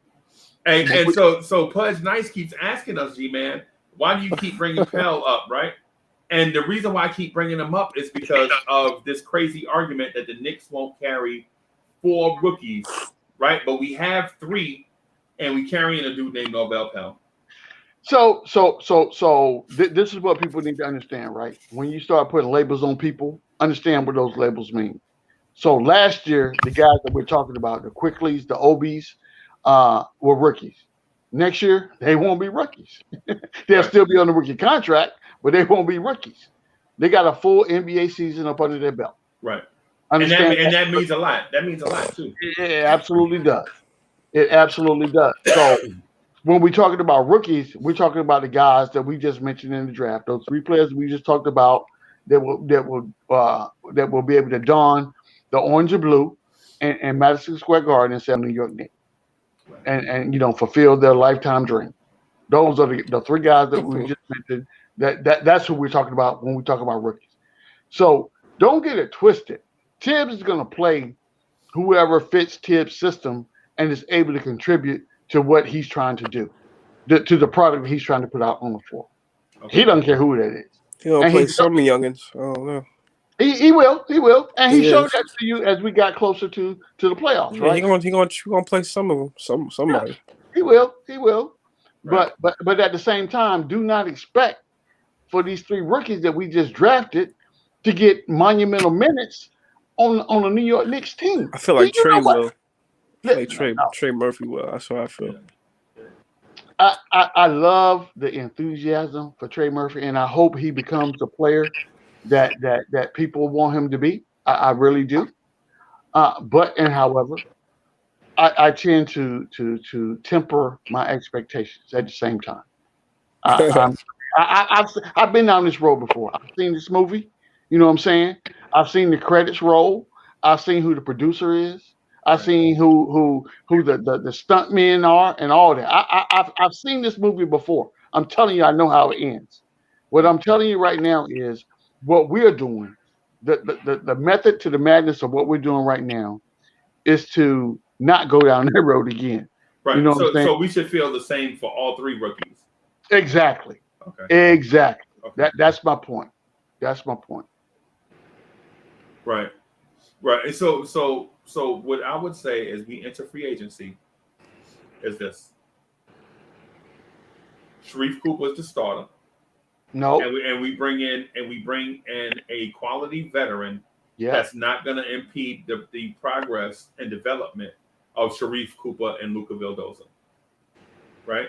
That's what to me that is the most prudent thing to do, because the last thing we want to do is draft a point guard in the first round and have that point guard turn into Jerry and Grant or Frank Ntilikina by not playing them quality minutes, burying them on the bench, and then when he get in the game, screaming at them to the top of your lungs. I agree with that. That's not what you want to do. So you ruined the last 2 point guards that you drafted in the first round Right. Now, the last 2 point guards that you drafted in the first round in New York City, Jerry and Grant and Frank Ntilikina, you buried them on a bench and wouldn't let them play, right? And now we want to do the same thing by bringing in more veterans to be on top of them on the depth chart and not allow them to play. So who? Oh man, when Jose Calderon was playing over Jerry and Grant, I was pissed. But go ahead, Junior. Right. No, I was gonna say who was that? Who was that vet point guard that we bring in that aspect? Carlos Arroyo. Probably Lowry Rose, the guys we talking about. To me, the perfect fit for this situation is Goran Dragic. I like Dragic. Right. And he's different from the point guards that we usually have. Right. Right. But the thing is Goran Dragic, his last stop, the last 2 or 3 stops, he was okay splitting time with point guards. Like he split time with Brandon Knight, he split time with Isaiah Thomas, he split time with Kendrick Nunn. You know what I'm saying? He's okay Eric being Bledsoe. a veteran. Yeah, Eric Bledsoe. Yeah, he's okay splitting time with guys, right? But then he makes the most of the amount of time that he gets. He's a dude that prefers rest. Like if you play him 25 minutes a game, he's still gonna give you 40 minutes of production, right? He ain't a dude that's like, you playing me 25 minutes, you getting 25 minutes. Right. You know what I'm it's saying? not cardio. Right. And then at the same time, he is a dude that has been to the NBA Finals recently and stepped his game up in the Finals. Now, when he was healthy, yes. Right. See, so this is what I hate, chat and the panel. This is what I hate, right? I hate where Freezy makes sense because that forces me to reevaluate my thought process. Wait, what did I miss? What he just said makes perfect sense. It makes perfect sense. He was saying he was one that Dragic would be a good fit. Yeah, I'm saying what I'm saying. So, dude, what you missed is I said a whole bunch of stuff, right? He did. So what I said was Sharif Cooper has to be the starter because the last 2 point guards you drafted in the first round wound up being busts. And the reason why they were busts is because when you drafted them, they were supposed to be the point guards of the future. But in the same offseason, you went out and signed 1 million veteran point guards in free agency and buried the young point guard on the bench. And when he got out on the court, you screamed at him to the top of your lungs because he made a mistake. I mean, I know what you're saying, but at the same time, when that was happening, we had a trash team. So they should that makes it kind of worse at the same time that he should have been starting when we drafted him at PG, but now we actually have a good team, so you can't risk having him at the starting point guard. But now since we're winning, it's gonna be better for him to come off the bench. But the situation is different also in that you have dudes that can make off the ball and your all-star power forward Julius Randle. You can ease Sharif Cooper into the lineup and let him play and watch mistakes be made and get coached on the fly, right? And then at the same time, you don't have to add so much pressure to him because even though he's the starter, you can still run him with second unit guys, right? To stagger scoring, you can run him with second unit guys like Emmanuel Quickly, where Quickly can play off the ball and Sharif Cooper and Quickly can play in the backcourt together, taking advantage of other teams' second units. Now, with that said, you don't want Cooper getting used to being a second unit point guard. You want him to start, right? But what you do is you take him out halfway through the first quarter, let Randall, RJ, and the veteran point guard cook, probably Luka Vildoza, or Goran Dragic, or whoever, right? Let them cook, and then let Cooper start games, not finish, start games, right? Get a lot of minutes, and let him watch on the fly until he proves to Tibbs that he can take over the full-time point guard duties. So I'm okay with that. He's essentially playing Alfred Payton minutes, is what you're saying. Right. Except more. Except more minutes. Except instead of playing 14 minutes, he'll be playing like 25 minutes. I got you. Right. And then what you do is since you have Cam Reddish, who's a playmaker on offense, you have Julius Randle, who's a playmaker on offense, you have RJ Barrett, who's a playmaker on offense. You don't have that weird situation where you have 4 defenders and a rookie on the floor, and the rookie has to make up for everybody else's shortcomings. Gotcha. Right? The rookie can just learn how to be a rookie on the fly. But if you sound Kyle Lowry and Derrick Rose, guess what happens? Now Sharif Cooper is the 4th string point guard. You traded him. You didn't get The Josh third. Christopher. Well, no, because you still got Vildoza. Yeah, but I'm not starting. I'm not having Vildoza come. So either way, third or 4th, whichever. However you want to. He's still not getting significant enough minutes. We already had this conversation about Obi Toppin. We had the same conversation with Obi. Obi can't learn because Obi didn't play. Right. And instead of learning from that mistake, we bring in 2 veterans that's going to want a bunch of minutes to play off Sharif Cooper, and then mad that Sharif Cooper didn't develop. How about this? Okay, so we don't. Okay, so if you want to keep D Rose, because that's what it's sounding like, you keep D Rose, you don't get Lowry. You play D Rose 25 minutes, still the starter. He could be a starter, but he's not gonna play starter minutes. No, that's not what I said. What I said is I'm saying like because Sarge wanted D Rose, and we were talking about the D Rose thing because I don't know if there's any way we could keep both of them at the same time, because that's a lot of money just going to your point guards. Right, but no, you asked what you missed, and I was telling you that's what I was saying. I was going over that scenario about not getting D Rose, but getting Goran Dragic, who is used to splitting time at point guard with younger point guards to stay healthy. Goran Dragic is used to getting 25 minutes because he played with Isaiah Thomas, Brandon Knight, Eric Bledsoe, Kendrick Nunn, all these guys he played in the backcourt with. He shared the point guard duties with people. Wait, so you think he has a player option? You think he's opting out? Yeah, to get a 2 or 3 year deal, 2 year deal probably. Really? Yeah. No. Yeah. I mean, that's just. And if you don't, and if you don't, you could go out and get a guy that's that same player profile, a guy that's a veteran that would like to or feels like why not go get a Ricky Rubio if you can get him for cheap? Rubio or Goran Dragic. Why not Lowry though? Because Lowry is going to want to start the majority of the minutes. Yeah, but Dragic, I don't think Dragic is going to come to a team to get off the bench. He just went to the finals as a starter, and he's been starting. Right. And I think he's a starter. I don't think he should be coming off the bench. It could have been. He could have been choice though. I don't know. I don't know if he's healthy. Is he healthy? Like he got a 2-year deal, and I don't know. I think they just did that to do that because they want him in the Heat, and I think he likes. True. I'm wondering if he was like taking games off. Yeah. So basically, what I'm getting at is I don't want to chase Alonzo Ball, right? And because Lonzo Ball at 22 is going to want to be the full-time starter. And yeah, that breaks the reason for getting Sharif Cooper. Yeah, right. Exactly. Yeah, if we sign Lonzo, it'd kind of be pointless to get Sharif. Yeah. And because if we get Lonzo at the trade deadline, we'll be looking to trade him. Right. It's just it just don't make sense. My thing is who's I think Kyle Lowry. I like Kyle Lowry too. I think we got to get Kyle Lowry in that scenario.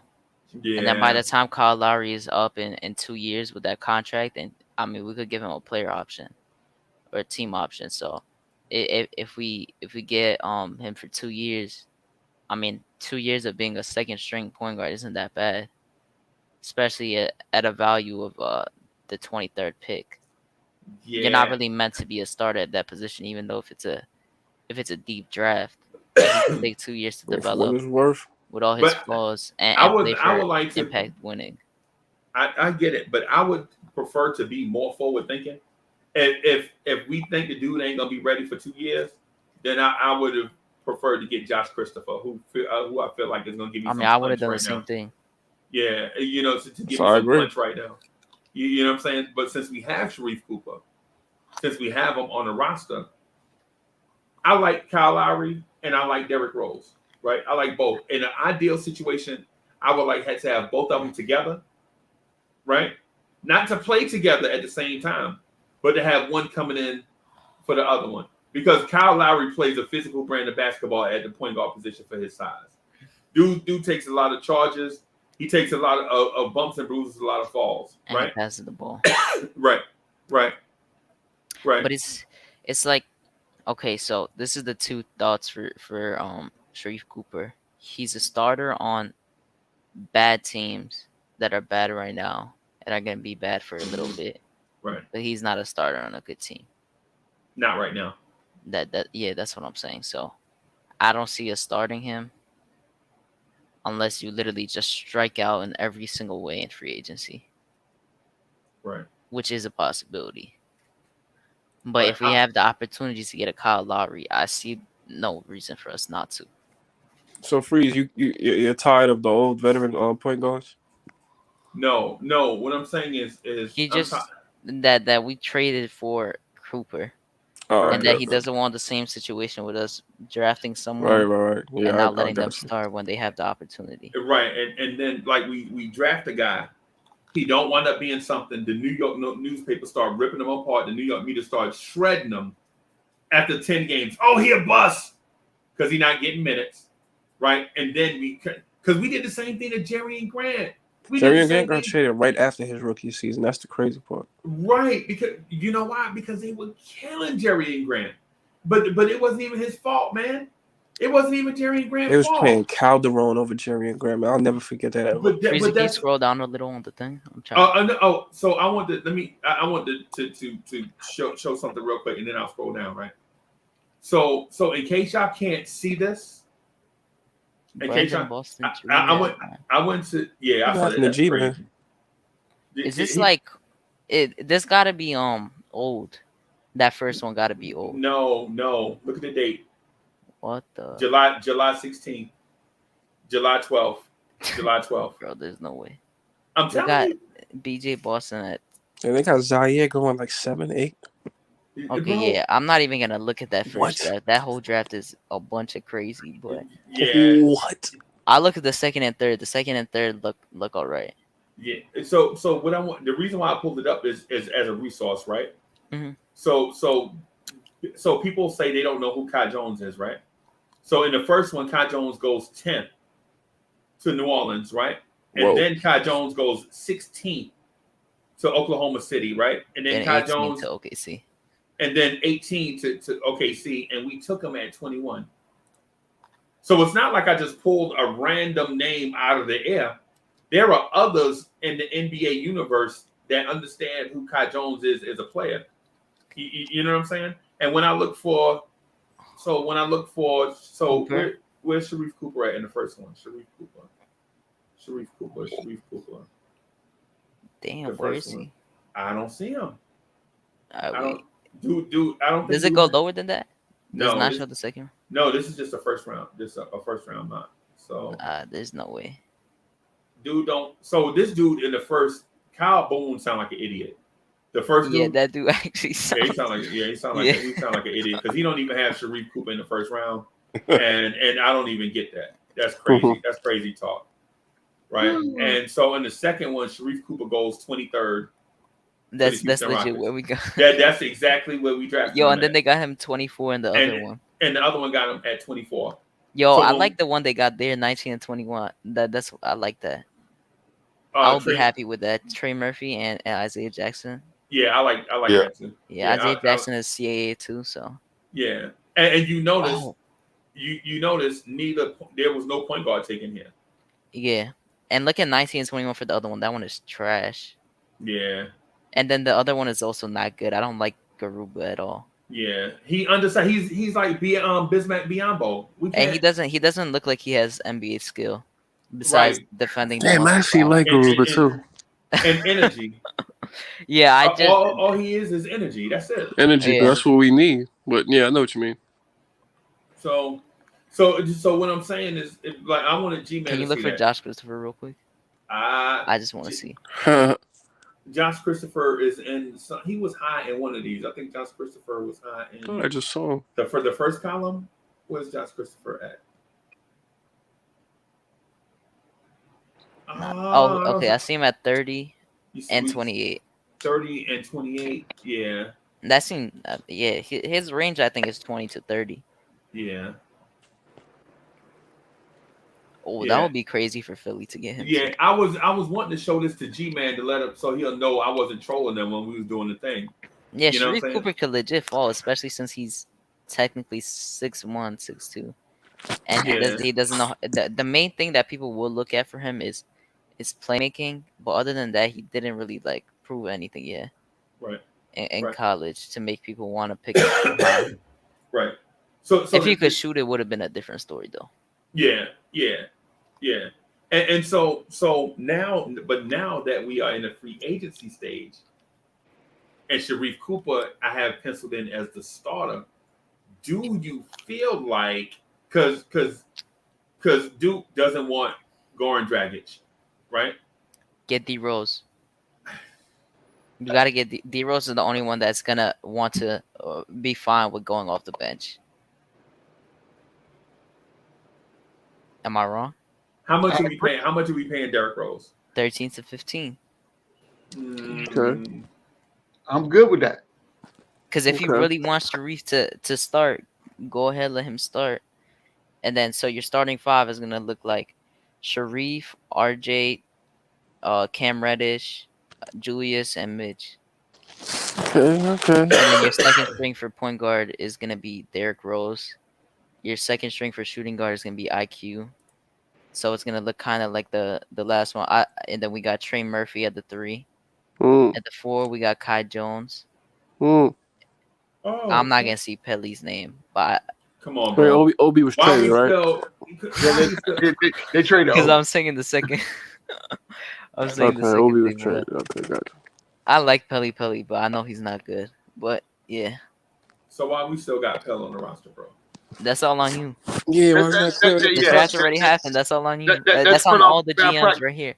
Front office malpractice right now. Yeah, that's part of you, G-Man. You're part of the front office. I'm with that. I'm taking taking ownership for that. Right, we failed in the aspect of getting Pell off the contract, off the roster. Mm-hmm. But we traded Obi. Yeah, exactly. That's front office malpractice. I'm just saying we're gonna have to go back and reevaluate some of the things that we did today. You know what I'm saying? People were saying, I think are they saying D Rose for 10 mil? Because I think D Rose is definitely worth more than 10 mil. nah, D Rose ain't taking no 10. I agree. D-Rose Plus, is he's not worth taking no more than 10 that. mil, bro. So the cap is 112 mil, right? Right. Can you show the free agents for power forward / center? Okay, Because that's our other position we need now. Give me a split second there. All right. Okay, I'm trying to do a salary. Let me get the exact salary cap number and then I'll do that. Mm-hmm. So Randall is 20 mil. 21,780,000. Right?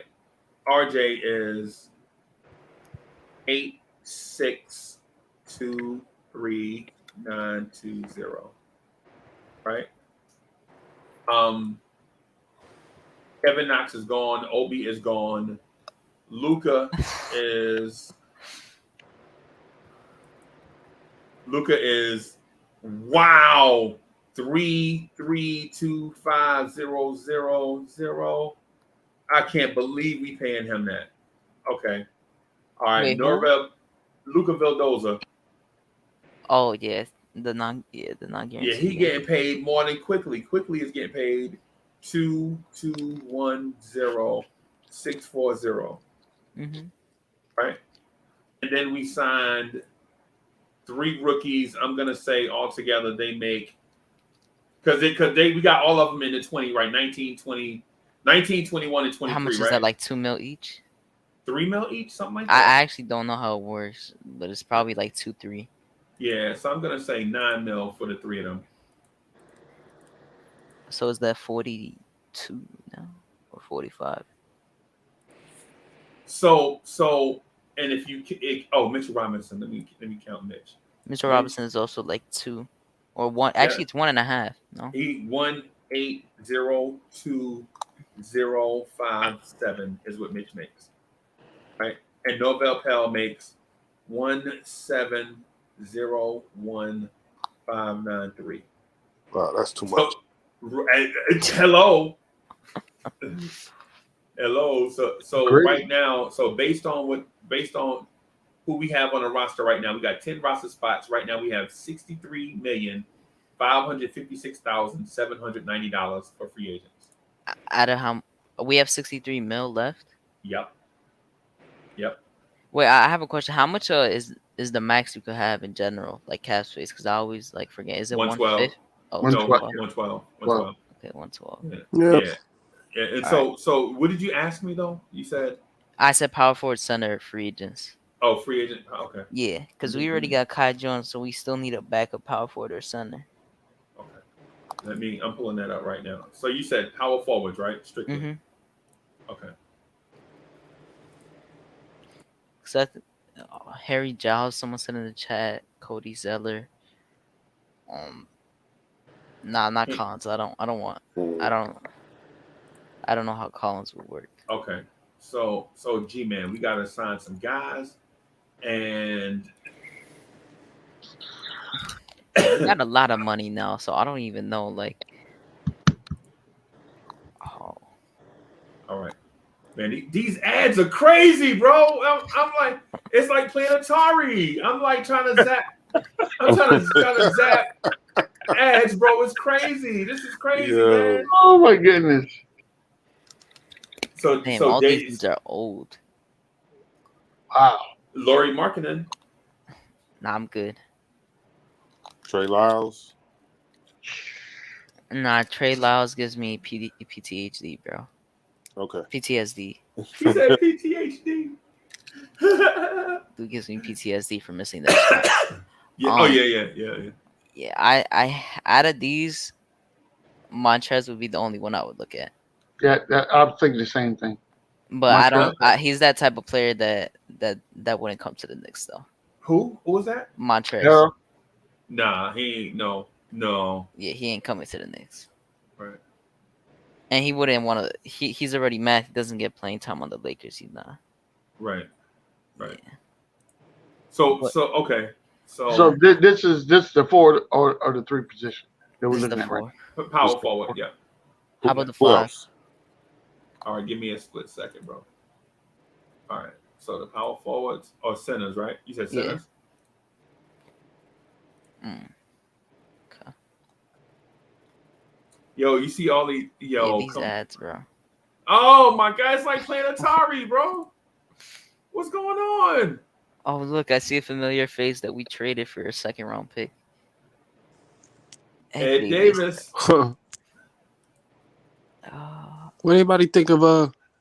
Actually, never mind. Dwight Howard. Dwight Howard is the dude I want. I ain't gonna lie to you. Yeah, I'll take Dwight Howard. Yeah. I'm okay with Howard. Behind Dwight Howard and Mitch. Yeah. And you got Kai Jones. Yeah. Oh, that would be nice. Yeah, that would be nice. Let me check these statuses. How much would you give for him?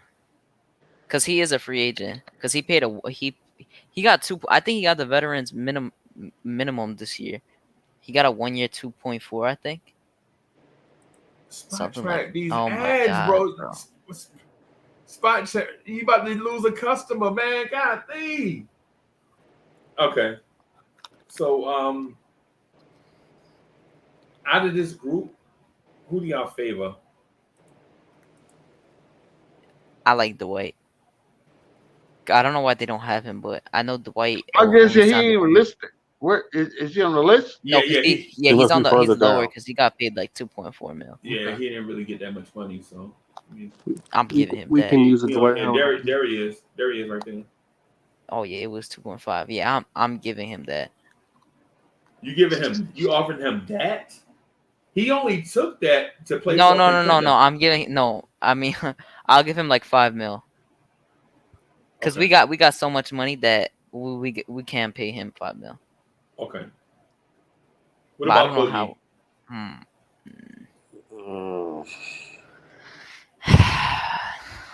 Boogie. No. What about Taco Fall? He's a restricted. Okay.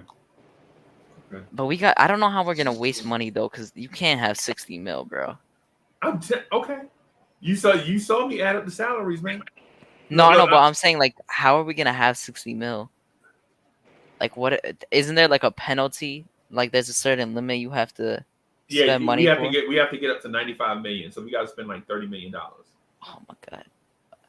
I'm gonna see if I can bring up the calculator so you can see it. Hold on, let me. No, I believe the amount. I'm just saying, like, who are we gonna get now to satisfy that amount? There it is, right there. Can you see it? Yeah. Okay. Can you go to what position, bro? I don't. That's the number, G-Man. That's what we got to work with. That's what we got left, or that's what we spent? That's what we and see. You see on the side. You see on the side, right? That Yep. itemized list. Those Yep. are all the salaries. I'm checking the salaries. Gotcha. Started with Julius, RJ, and went all the way down to the number that we have right now. All right, so that's what we got left. Can we look at small forwards now? Yep. Let me jump on that real quick. No, Davon, he did look into the rookie contracts. It was only 9 mil.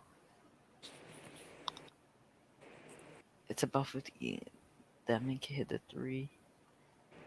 Yo, it's Space Invaders again, bro. You see this? Nah, you're not sharing it anymore. You're not sharing. Oh, okay. Okay. Hold on. I'm gonna share in a second. I don't want y'all looking at. Yo, the amount of ads they post is crazy because nobody even clicks those ads. Right. Hey, and I'll let y'all in on something. The reason why I can sit home and chop it up with G-Man all day is because I helped design those pop-ups. Right, and I did it for a job search site, and so I designed it or I didn't design it, but I helped in the engineering of it to find what people search for, so that like when you be on ESPN.com and then you see something relevant to a search that you did yesterday, I was one of the people that helped do that. So off crazy. the list that I'm looking at right now. Yeah, I don't sound impressed by that, man. I was gonna pat myself on the back. I'm looking at the list right now, and if Reggie Bullock. No, absolutely not. What? No. Off the bench? No. I'm not looking at bench players right now. I'm looking at somebody that can actually contribute at a good clip. Kelly Oubre. To be honest, stop reading my mind, Freezy. Stop reading my mind. I think Doug McDermott. Now G-Man trolling, bro. G-Man trolling us now. Listen. G-Man, you trolling us over Kelly Oubre? Listen, I'm just saying. Okay, so you want Otto Porter? You want Otto Porter? I'm just saying. Man, why you trolling me, bro? You know I wanted Josh Christopher. Why you asking me I about know you Otto want Porter? Josh Christopher. I know who you want. We messed everything up with Sharif Cooper, man. We could have wasted the money. But listen, only thing I'm saying, look at this list right now. Look what you done. If I have to pick somebody off this list right now to go after, it's gonna be Kelly Oubre. It's Doug McDermott. I'm not going after no Doug McDermott. You see why you do Doug McDermott? Because he could play behind the 2 or the 3 if you really need to. Right. And you don't have to or stretch 4 or stretch 4. Yeah. Yeah. Okay. How effective is he in that catch and shoot role? I mean, he averaged 14 this season on really, really good percentages. So I'm assuming he'll do really well. Playing for Indiana. I'm gonna see if there's some people that. How do y'all like Duncan Robinson? You see, we will be the type, if I'm being honest, to pay him what he wants because we have so much money left. But I just don't. It's like so confusing because we already got our starting set, so we would have these people coming off the bench, right? And then you got a rookie that you drafted at the wing, and you got a rookie that you drafted at the PG and the power forward. Yeah, and the one thing you got to remember is we said that anybody we bring in, we're not bringing them in for 1-year deals, right? Yeah. Someone said, Pudge Night said, how about Norman Powell or Gary Trent? Norman Powell, is he on? Norman Powell. He has a player option. He is not a power forward, I think. No, he's a small forward. Small forward, yeah. Norman Powell's a He's not even a shooting small forward. He's a shooting guard. Yeah. Yeah, he played point. I was gonna say he played point guard at UCLA. What are we talking about? Dude played point guard at UCLA. No, but he was talking about in general. I think because we need to spend money. Oh, okay. I'm I sorry. legit, yeah, I don't know who you give money to here. Do you give money to Kawhi Leonard? This is who I want. I want to throw. I want to throw the bag at Kawhi Leonard. The bag. Is he gonna take that bag though? Because I don't think he does. No. Hey, Kawhi. This dude just is coming off of surgery recovery right now. He's gonna be out. He's gonna be out for half the season at least. Yeah. Why are we gonna pay somebody coming off of surgery? Brooklyn did it. I mean, they did it. Yeah. But how did that work out for him? I mean, KD is legit. Yeah. He had one of his best years. Okay, so KD had an injury and had surgery, and he had a whole season to recover. Yeah. Kyrie that's just had surgery. He just had surgery. So are we saying we're gonna he pay didn't him? have surgery. Yes, he did. No, he didn't. He didn't Kyrie break Irving? it. He didn't tear anything. No, Kyrie he didn't have Irving? surgery. Yeah. Okay, so this is what we need you to do. Google Kyrie Irving surgery and see what just happened to him. He just had surgery. When? Today. This week. This week. This week. From an MCL, ACL, MCL? No, it was he had it done Tuesday to relieve right shoulder impingement. Process I'm not seeing it. Nothing. The only thing that pops up is from 2020 when he had surgery. Look, no, Kyrie Irving is recovering from surgery. Oh yeah, that's right. That is 2020. Yeah, right now. Yeah, that's today. 2020. No, he did not get No, surgery. listen. No, because if he got surgery, Shams and stuff would have tweeted it. Because they Kyrie Irving, it's been on ESPN all day. All day. It was Kawhi. Kawhi Irving, not oh my goodness. Are you talking about Kawhi or Kyrie? Kawhi, not Kyrie. You were saying Kyrie. Yeah, you did say Kyrie. I'm sorry. You said Kyrie had surgery Kyrie. I'm this sorry. few days ago, and I'm like, nah, bro. I think it's Kawhi. All these K's are running together. Yeah, Kawhi. It was Kawhi. Yeah. Kawhi had surgery. Yeah, Kawhi had surgery. That's why I'm saying that it would. Give him the bag, bro. You got to give him the bag. You still give him the bag though, but I can see a reason why you don't. But I'm not giving him no bag. It's not like he's 40, bro. He only 30. Dude, I don't care. This dude is coming off.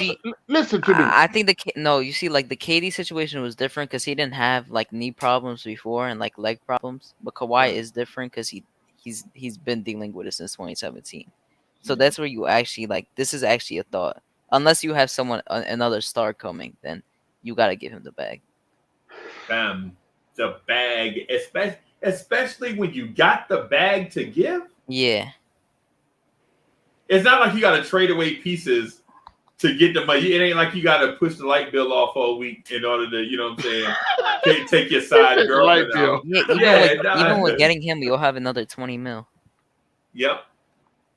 Even if you get him, you can entice a cat like Kyle Lowry. Say, hey, Kyle Lowry, you remember the last time you and Kawhi played together? Y'all did something special. I don't think he accepts it though, but you can offer it. Not only am I giving him the bag, it's gonna be the black Louis Vuitton. Oh my god! Yeah. No, what? Give Kelly Oubre the bag. So hey, so Cully, what you think? He just glanced. I think Uncle Freezy been up a little bit too long. That's what I think. No, bro, I'm good. Listen, I'm not paying Kawhi Leonard the bag after just coming out of surgery. I'm not doing that. Oh man, I'm not doing that. Listen, in order for me to give you my money, he definitely sounds like a front office that I know. Yeah, listen, that didn't offer KD the max. No. It's not that they didn't offer KD. What happened was KD's medical records were exposed and then the It front office wasn't has to make a medical decision. records. It was that he legit just had surgery. But either or, if I can't count on you to be on the court when I need for you to be, why am I going to pay you? I'm paying you. I'm legit about to pay you to sit at home and do what? Cheer on the team. Hey, No, I'm not gonna do that. But G-Man, listen, man. When's the last time an NBA star chose you? You know what?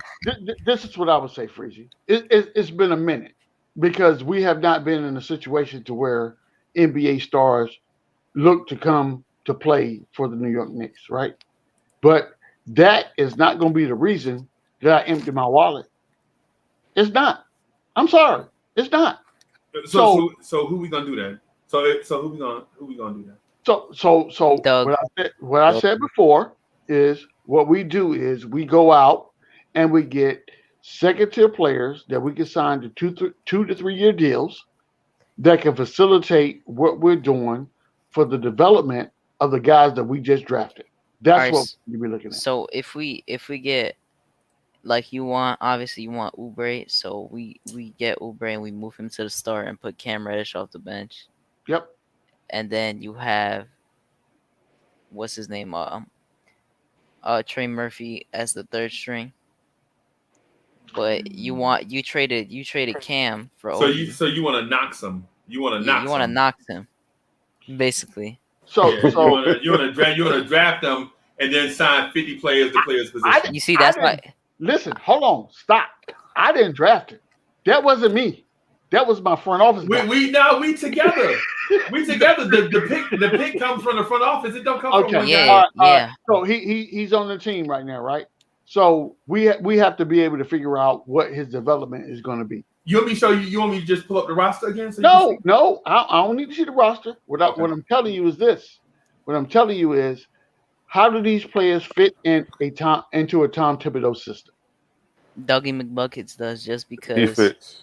Yeah, he fits just because Oubre, you're paying money to be a starter. Right. Doug, you're paying to be a bench player. I'm not paying somebody to sit on the bench. Why am I going to pay you to sit on the bench? Because you got a starter already. Yeah. Plus, I'm saying that's why you don't pay Oubre that much because he's gonna need to start. But you just traded to get a starter. That's what I'm saying. We could have, instead of paying this dude, because Kelly Oubre, right? He's making $15 million right now, right? He's trying to get 18 to 20. So he's gonna try to get 18 to 20 over 4 years, right? And so 18 over 4 is the Tim Hardaway Jr. contract all over again. Show me the starting roster. Who's starting today? I just asked you. I know. I said I want to see it. You don't got your glasses on, so you're not gonna be able to see it. But it's Sharif. I got my glasses right here. Sharif, RJ, Cam, hold on. Here we go. Okay, so if you bring a Oubre in, you're saying that he messes up the dynamic between. Yeah, we need to get rid of 27 mil. You should add Dwight for 5 mil. So then we're gonna have 22 mil left. What can we do to get rid of Pale? Because I'm paying money for somebody that I'm not. To be honest, we should probably keep him just because he's already on. Like he's not guaranteed. Bro, nah, man. And because that's just gonna make us waste more money, and we can't be doing that. We could trade him for like a second round pick, like 9 years down the road or something. 9 years down the road. Oh my God. We could trade him for a pick. Y'all remember we just used the second round pick we got for Willie Hernangomez last year. You know what I'm saying? Y'all remember Willie Hernangomez? Mm-hmm. Yeah, we just used the second round pick for him last year.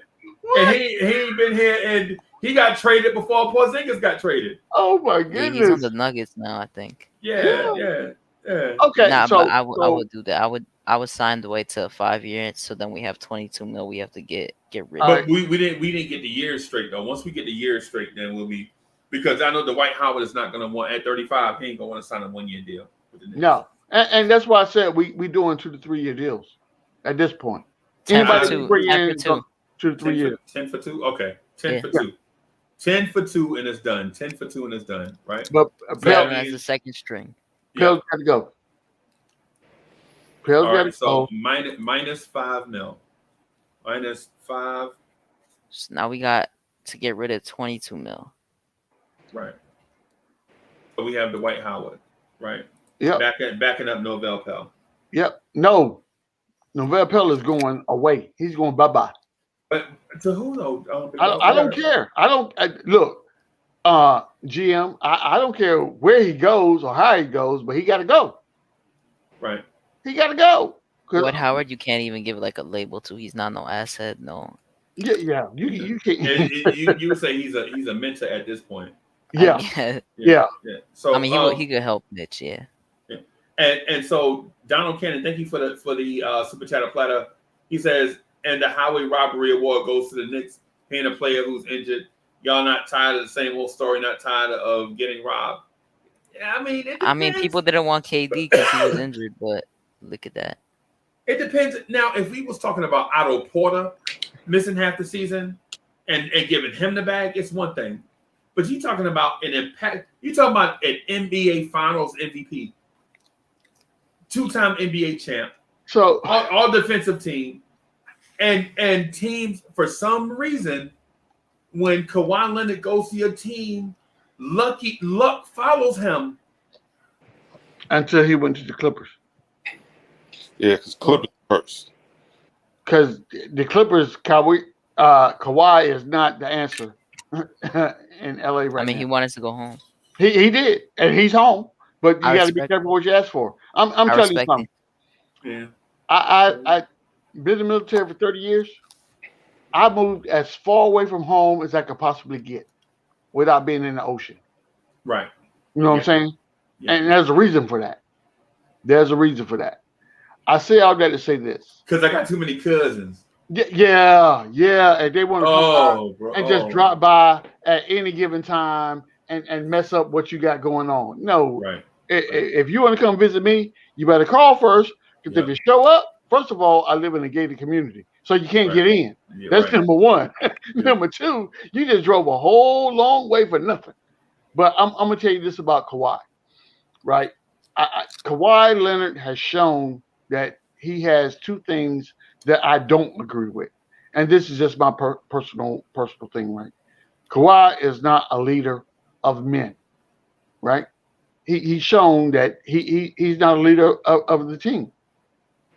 How has he shown that? Well, tell me when he has shown that he's a leader.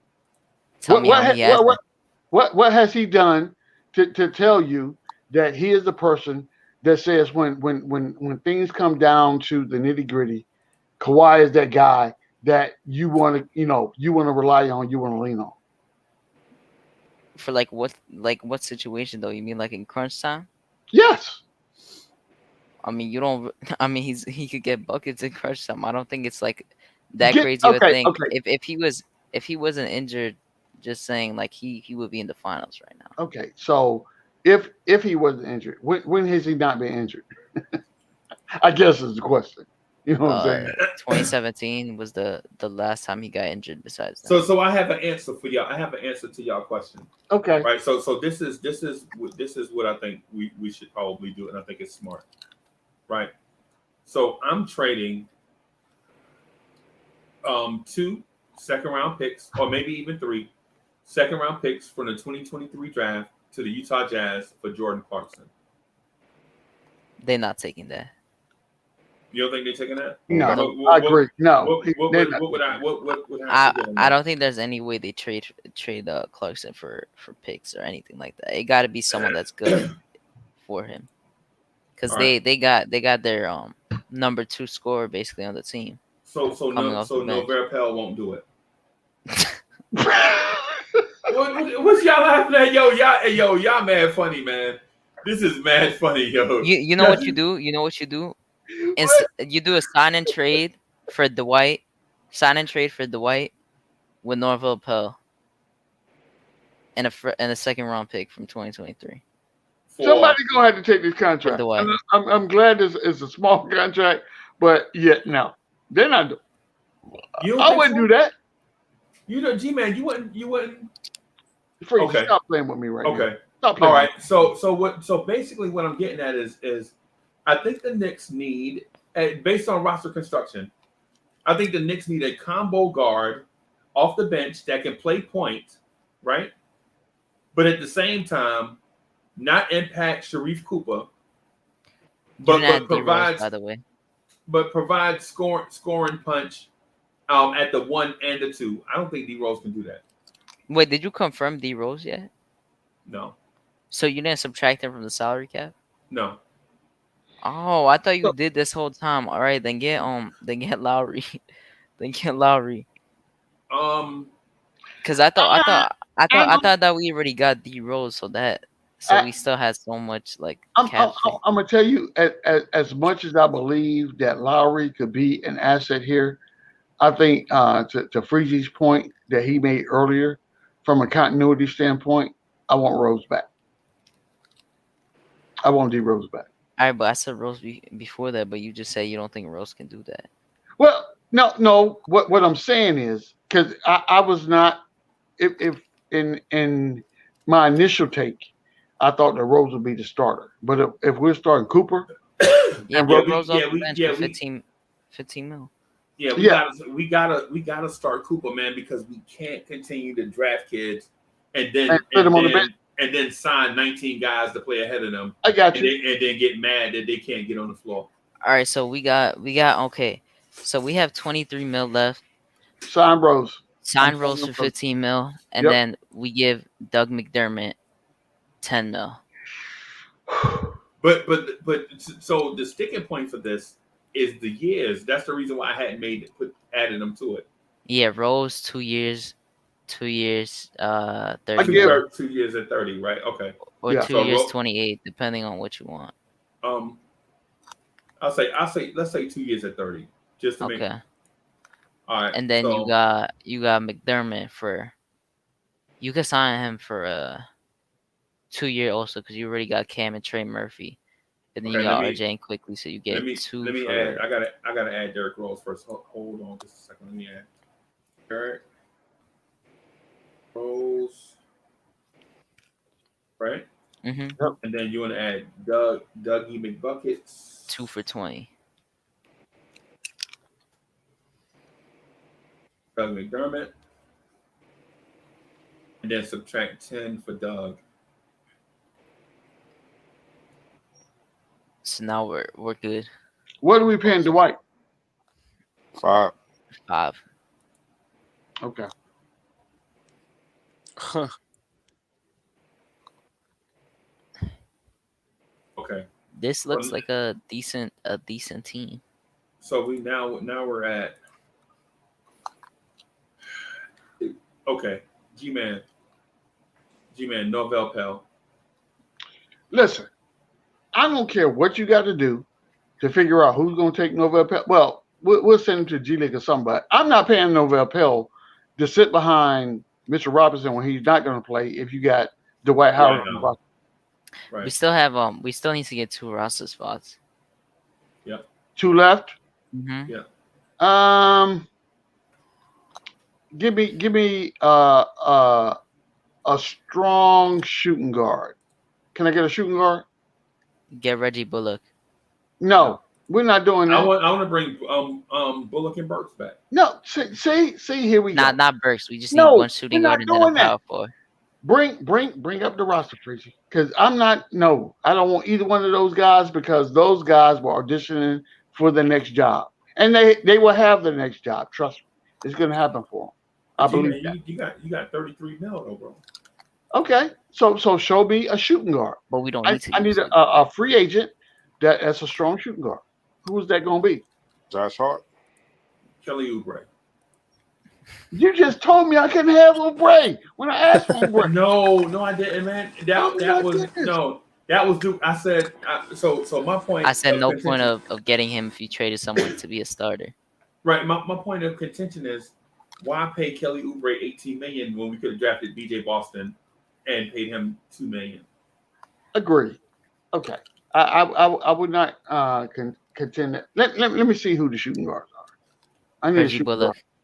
I'm not. Okay, so I'm pulling this down, right, and I'm gonna pull up the yeah, because I'm not bringing Reggie Bullock back because Reggie Bullock is asking for the bag. I'm quite honestly, and he's gonna be asking for much more than the Knicks are gonna be willing to pay him. And he's not a starter. He can He's go a starter bye-bye. for the Knicks, but he's not a starter anyplace else.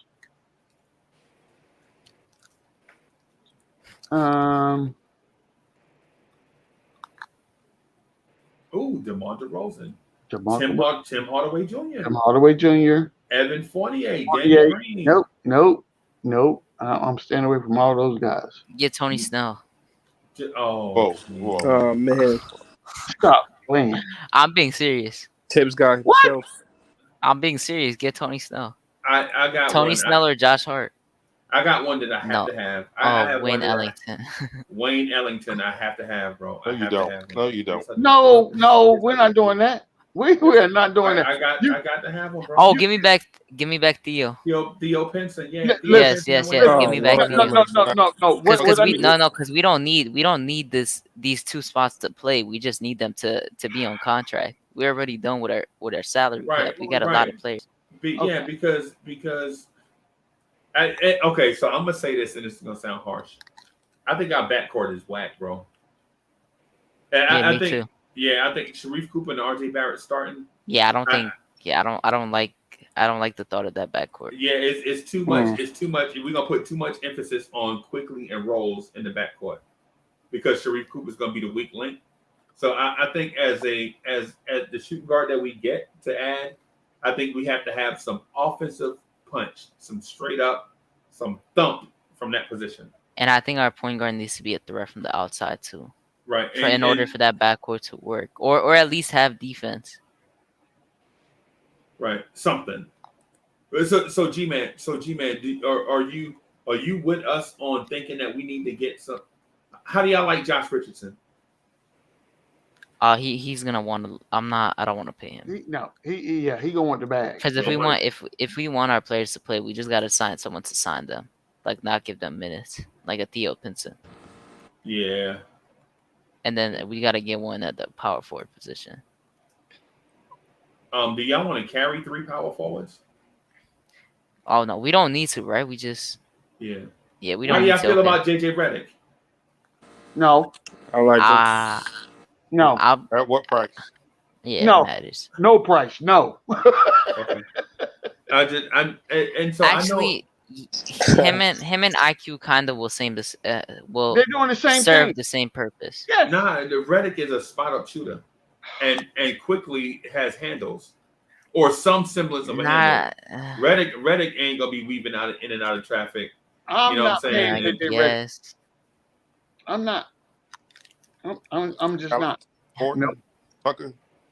Who? Talent. Get Taj. What about who? Oh yeah, bring back Taj. Sure. Nah, Someone man, in the chest as Taj.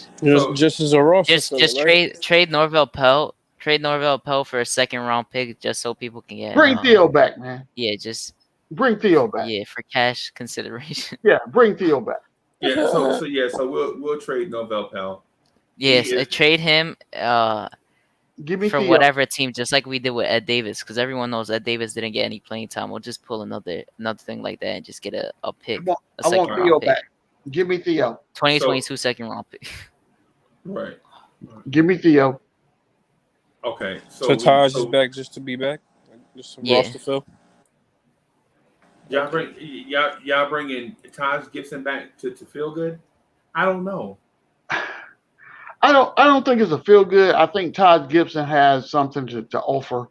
I think he's he's really good with a team. The team feeds off his energy. Yeah, exactly. That, and then I think he has something to offer from a knowledge aspect as well. I prefer JJ Redick here, bro. I'm telling you. I'm not bringing no JJ Redick here because JJ Redick is a shooter.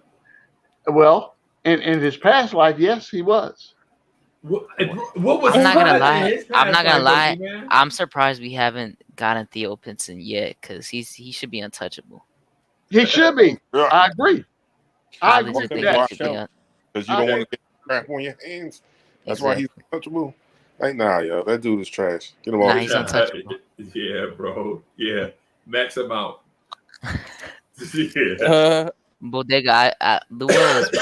I think Luo is on a 2-year contract. Is he? Oh no, he's a free agent. They got his bird rights though.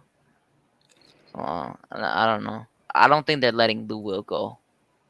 I don't think so. Yeah. Plus, he legit said he was gonna retire if he got traded from the Clippers, and now he's actually fine with the Hawks. Playing in Atlanta, yeah, he liked it. Yeah. Norman Powell. You like Norman Powell? That's what I want. No, Powell. I just want to look at his size. 6'3", man. He's a small, undersized. Hey, Cully, and Cully. So this is the thing I wanted He to was the make people. 46th overall. That's Like, what I wanted to say. I didn't even know that. Right, that's what I'm saying. What I'm saying to people are like, Tibbs ain't gonna carry no 4 rookies, ain't nothing in the second round. And then every free agent class, they like, yo, give me that second round pick from 4 years ago and throw the bag at them. It's like we talk about these kids, man, out the both sides of our mouth. Like, yo, man, nah, these second round picks ain't gonna be nothing. Yo, Jokic is a star. You know what I'm saying? You're like, what are you talking about, bro? Right. We can't be, you know what I'm saying? So Yeah, we just need to find a throwing player right now, to be honest. I like either Danny Green or I want to get somebody that's going to at least serve a dual purpose. Like if Danny Green's 3-pointer ain't falling, he can still defend, right? But if we go get say an Evan 48 and his shot not falling, Evan 48 ain't gonna do nothing. No. JJ not coming here to get a third role. He said he didn't want to, like he didn't like his role that he had on I think the Pelicans or the Mavs. So he didn't. 37. Yeah, he can say. What about I like Diallo, Hamidou? Yeah, you could get like Hamidou. Hamidou? Yeah. What about Yes. Hamidou? I like you could get him. Yeah. Yeah, I don't know how much though. He's 1.5 mil. You probably give him like a. Where did I see him at? Get paid less than Elf. You were just hovered over him. He's right there. Oh, there below. Oh, Yeah. there he is. I see him. How much do you give? I don't know how much you give him though. I don't know like how, 3 or 4. No, I don't know. I'm gonna pull up his stats to see what his stats were this year. I think he averaged He's like consistent too. 7 or 10 points. I don't know. Oh, maybe I'm wrong. He shot better with Detroit. Right. Second half. Yeah, he did good on Detroit. Yeah, so he averaged. Let me see. Diallo. This year he averaged 11 points a game. He been scoring though. Okay, I knew I said he was consistent. Yeah, and it was in 23 minutes. Yeah, he been Bro, His yeah, free throw athletic. Is shooting he injury is- prone now? That's the only thing. Is he injury prone? He played 52 games this season Okay. out of 72. 72. Yeah, Oh yeah, athletic guys. he's man. been actually He's only He's played. This is his career. He's played 51, then 46, 52, and then 52. Yeah, and he's not really a small forward. He's just he's a guard without handles. Yeah, he doesn't have handles. Yeah, he's not a small forward. He just don't have. Yeah. I don't know. If you really, he's been averaging the same thing for the last 3 years. Freakish the last 2 years. athleticism. Yeah. All I know. Hey, but not. Hey, Duke. That stat you see? Yeah, no, the total? yeah. It's the 2 teams. Yeah. Yeah, it's the 2 teams together. So I yeah, he just got into double digits for 1 year. So for 1 year, I'm giving him a 1 year prove it deal. Like the deals we like to give out, the 1+1 or the 2+1. You know what I'm saying? You prove it, come here. The second Or make year. it like a 2 year and a team option. Yeah, exactly. So we do it like we did last. Was it this year that we did that? Or last year? Like what Houston gave Christian Wood. You know what I'm saying? Like a 2 year. It's like a 2 year, $21 million deal. And I'm not saying give this to Hammy. I'm just saying what Christian Wood got, like a 2 year, $21 million deal, and the third year is a team option. But when we do it with Hammy, we do it like 2 years. Do you give him 13? It's 3 years. It come out to 3 years, 13 mil. But the money is up front in the first 2 years, and the second year is a team option for like $3 million. So we offering him like 7 mil a year. You know what I'm saying? And then the third year is the 3 year buyout if he, you know what I'm saying, blah, blah, blah. I'll give him 6 mil, 7 mil, I guess. Yeah, so 3 years, 17 mil. Done. Okay. All right. Who's this for? Hamidou Diallo. Okay, I'm with that. Okay, I'm with that. I'm good with that. Okay. All right. So you got one roster spot left and a couple of 2-ways. I don't care nothing about the 2-way deals, bro. No, we don't have no more roster spots. Are we getting Theo back just to get him for a I roster? want Theo. Yeah, Put get Theo Theo on the back team. just because we don't I need need anyone else Theo to play. on the team. I need Oh. Theo Pinson on the team. Yeah, because you could pay him so like you don't even gotta pay him that much. So let me do the calculator first. All right, so I'm gonna do minus the $7 million for Diallo. We got $26 million in cap space. I can afford Theo. Right. Put Theo on the team. So we gotta split, but G-Man, we gotta spend. No, you don't 90 gotta spend anymore. Yeah, you gotta spend 90% of your 112. Okay. You gotta spend 90% So of your 112. put Theo on the team. Put Theo on the team, and Give him then 10 mil. and pay him. Nah, man, we can't do that. I thought we needed to get just to 90 mil. nah, it's 90% of 112. So we got to get to 91.2 mil. I guess is it. So from a roster spot standpoint, what other needs do we have? I'm gonna give you the exact number we power forward. I thought we addressed that with No, I'm just saying every single position has 3 strings besides power forward. Yeah, I got you. That makes this sense. team is looking like a mess. I'm gonna be honest. Yes. I don't know how this team is gonna be. Oh boy. So we gotta spend $6 million. Okay. Show me power forwards. I'll throw a name out there. William Gabriel. Oh, is that the dude from Portland? Y'all love Kentucky, right? That's the guy from Portland, huh? Yeah. He's from Portland. Yeah, that'd be something familiar. Yeah, I know. Yeah, I've seen him in Portland. These pop-ups killing me, bro. Yeah, it's like playing Space Invaders, man. I swear to God. Playing Space Invaders. Oh, I got one. Carmelo.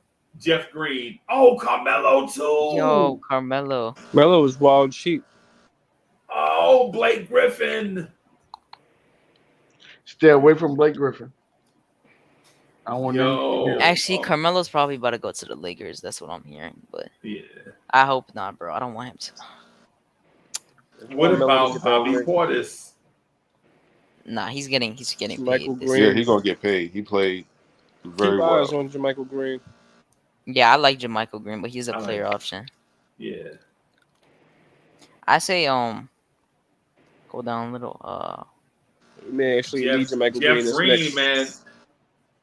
Hey, man. We ain't prying him away. Look at Taj. Look at Taj down here. Look at Taj. Just give Taj $6 million. Haslam. Yeah, didn't we just give him 5 this season? No, we gave him 2.283684. Oh, because we got him late. We gave him whatever we got him. Yeah, we got him right before training camp was over. Can we get Haslam? Haslam is retiring. Is he? Nah, he's not. I don't think he's gonna retire. That's what he's. Oh, okay. Did he say that?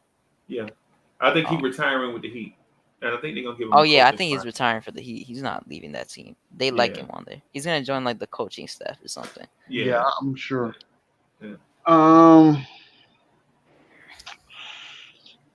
I don't know, bro. Get Jared Vanderbilt. I like it. Jared Vanderbilt, William Gabriel, Kevin Knox, all them guys played together at Kentucky, right? Yeah. Yeah. I would take Vanderbilt. Yeah. You want to take Vanderbilt? Yeah. I would take him. I mean, just looking at the roster, I like him better than all these players, and he's not. I mean, he's gonna be a 3rd string power forward. Yeah. So, I agree with that because you're not gonna start coming here. Like in his mind, he probably doesn't want to come to be a 3rd string, but it's like because he's young. Yeah, 22. Yeah, so I don't know actually, but and he restricted. So let's do unrestricted free agent. Yeah, let's do that. Because John Collins is up here too, bro. I don't really. Oh, I don't know. Cristiano Felicio. He is trash. That dude is trash. Well, he's such a meme. Oh my god. Yeah. To be honest, Wait, who? Cristiano Felicio. Oh, To be honest, I'm looking, I guess, at what's his name?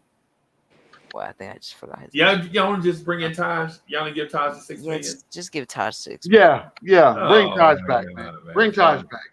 He For the got love paid of 5 the year before that. Go- It was go just with- that they got him paid. Go with the devil that you know. You know what I'm saying? So Bring Taj Taj gets back. in. So who else? Who was the other person before Taj? it was Theo, wasn't it? Yeah. Theo. Yeah. Theo, and Taj. Taj, and Hamidou Diallo. And that should get us where we need to be from a money standpoint. Yeah, we there, man. So Theo. This lineup is like legit like the most random lineup you could come up with. Oh my God, this thing is so And crazy. you know how this became so random? Sharif Cooper. Sharif Cooper. Because you gotta protect you gotta protect Sharif Cooper, bro. You got to. That's gonna be the That's how we. This is just gonna show you that if we do get Sharif Cooper over Josh Christopher, it's just gonna ruin the team. It's just gonna ruin everything. And when we win the championship, I'm writing all this down that we talked about tonight. I'm just saying. All right, so I'm gonna put the final lineup up here to make y'all laugh, bro, because this is hilarious. That lineup, I already don't. It's I'm gonna put the lineup up here. Yo, this is so crazy. But you gotta go with it. You know what I'm saying? You gotta protect the babies. Yeah, we gotta all rank this now. Sharif, Luka, Derrick Rose, RJ Barrett, Emmanuel Quickly, Theo Pinson. I can't even pronounce that name. Dwight Howard move. Hamidou Diallo. Trey Murphy, Doug McDermott, Julius Randle, Pat Jones, Mitchell Robinson, Dwight Howard, and Todd Gibson. So Tim's is gonna get this to the playoffs, bro. This would probably make the plan. Yeah, Tibbs is gonna get this, and the reason I'm gonna say this, and I know y'all gonna laugh, but with internal improvement from RJ Barrett, Emmanuel Quickly, and Obi ain't here. With internal improvement from RJ Barrett, Emmanuel Quickly, Cam Reddish, right? You know what I'm saying? You're ready to expect them to make the jump from one year to the next, right? Right. Yep. Mitchell Robinson too. Mitch is already at 272, right? So Mitch is gonna be more decent than he was before, right? I think this team could still be the 4th seed in the East. Nope. Yep. Nope. It depends on the company. I'll give them the 6 as the max that they could get. It's going to be dependent on what Sharif Cooper is able to produce on the court. We know what Cam Reddish is, and how he gels with RJ Barrett, and then how Julius Randle is able to incorporate all that into what goes on in the starting 5. With Mitch being back. I'm gonna tell y'all why it's sneaky, because y'all made a couple of super smart moves, and I don't think y'all anticipated how smart they were, right? So, in my opinion, the addition of Doug McDermott and Dwight Howard turns this team from a young, hungry team in a playoff hunt to a veteran, playoff savvy team. Because what happens is he'll play over Trey Murphy. Trey Murphy. Yeah. Especially down the stretch, especially in high leverage games. You know, he's gonna play. Now, you know what I'm saying, mid January games, we playing the Pistons, Trey Murphy will get more run. Right. But late April games, when the season is on the line, you're gonna see Dwight Howard, your Doug McDermott's, your Derrick Rose get a lot of minutes off the bench. Right? Mitch stays healthy, Knicks win the title. Yeah, I wasn't gonna go that far, but I'm saying if Mitch stay healthy, then I think Mitch is what takes, or is part of what takes this team over the top. Yep. Yeah. I think this is a 6 seed. I could see a 6 seed. I don't see a 4 or anything around there. I could see, and just because there's no COVID anymore, like protocols like that, it's not gonna be as crazy. Right, and I could see Doug McDermott starting over Cam Reddish and Cam Reddish coming off the bench. Yeah, I could see that happening too. Yep. And I could see Dwight Howard pushing Mitchell Robinson for minutes. Not starting. Now I'm not saying he's a starter, but I'm saying with that It's gonna be like 30, 18. Tibbs would definitely like Dwight Howard a lot. Yeah. Because Dwight Howard was defensive player of the year, like what, 4 years in a row? 3 for sure. That he would Right. just like him. Tibbs would love Dwight Howard, yo. Yep. Because he Yeah. gets Or you on the can do, guy's like- skin, yeah, stuff you like can do that. that. His level. Right. But you know what the weakness is, right? The flat out first weakness on this team is No the spaces. defense at point guard. Oh, The defense at The point guard defense is at 1 through 2. The Yeah. 1 and I'm 2. okay with that Yeah. though because our point guards would give opposing PGs problems too though. I mean, Well- I hope the only one I know that's gonna do that is Derrick Rose. I think Sharif Cope. I mean, Sharif Cope he's a speed demon. I think he'll do his thing. Yeah, but he still had trouble scoring. That's why. Yeah, I think I can't say Sharif that. Cooper is going to be a deer in headlights for the first 2 months of the season. Oh boy. Yeah, that's I mean, my opinion. I And that's understand. with any rookie point guard, not just Sharif Cooper. Yeah, but he'll be. I mean, well, all right. You think he's gonna come out killing? No. I don't think he'll come out. I mean, it's possible, but I'm not gonna say that. I'm not gonna say that. I For do. one, I'm not even high on him to even defend him like that. So I'm not gonna say that. I'm high on other point guards, but I'll give him his flowers. Though. I think he'll be all right. Yeah, I think that the Look at speed, G-Man smiling, bro. I think the speed of the game is gonna catch him off guard initially. I'm telling you right now. What I agree with what Freezy just said, but I'm telling you, it's only going to happen for 3 to 5 games at the beginning of the season.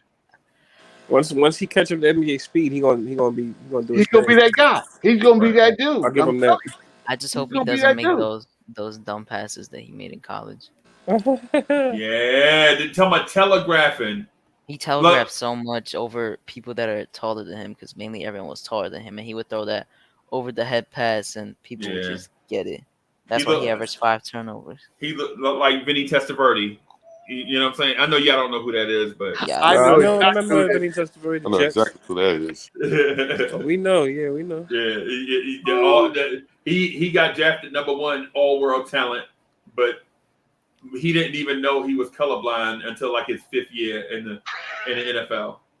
He was like, "Why you throw so many interceptions?" And they tested his eyes, and he was colorblind, Oh my and goodness. he didn't even know it.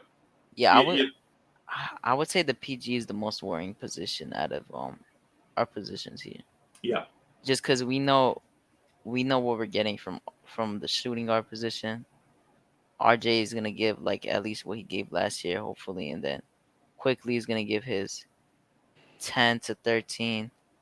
Hamidou, I don't know. To be honest, he's probably gonna give it like 5, depending on. Talking about points. Talking about Yeah, points or points. minutes. Okay. Yeah, and then Cam is gonna get, or Cam or Doug, they're gonna get like at least 10. Randall is gonna get like 20, 23, 24. Points again. Kai Jones, I don't know. Yeah.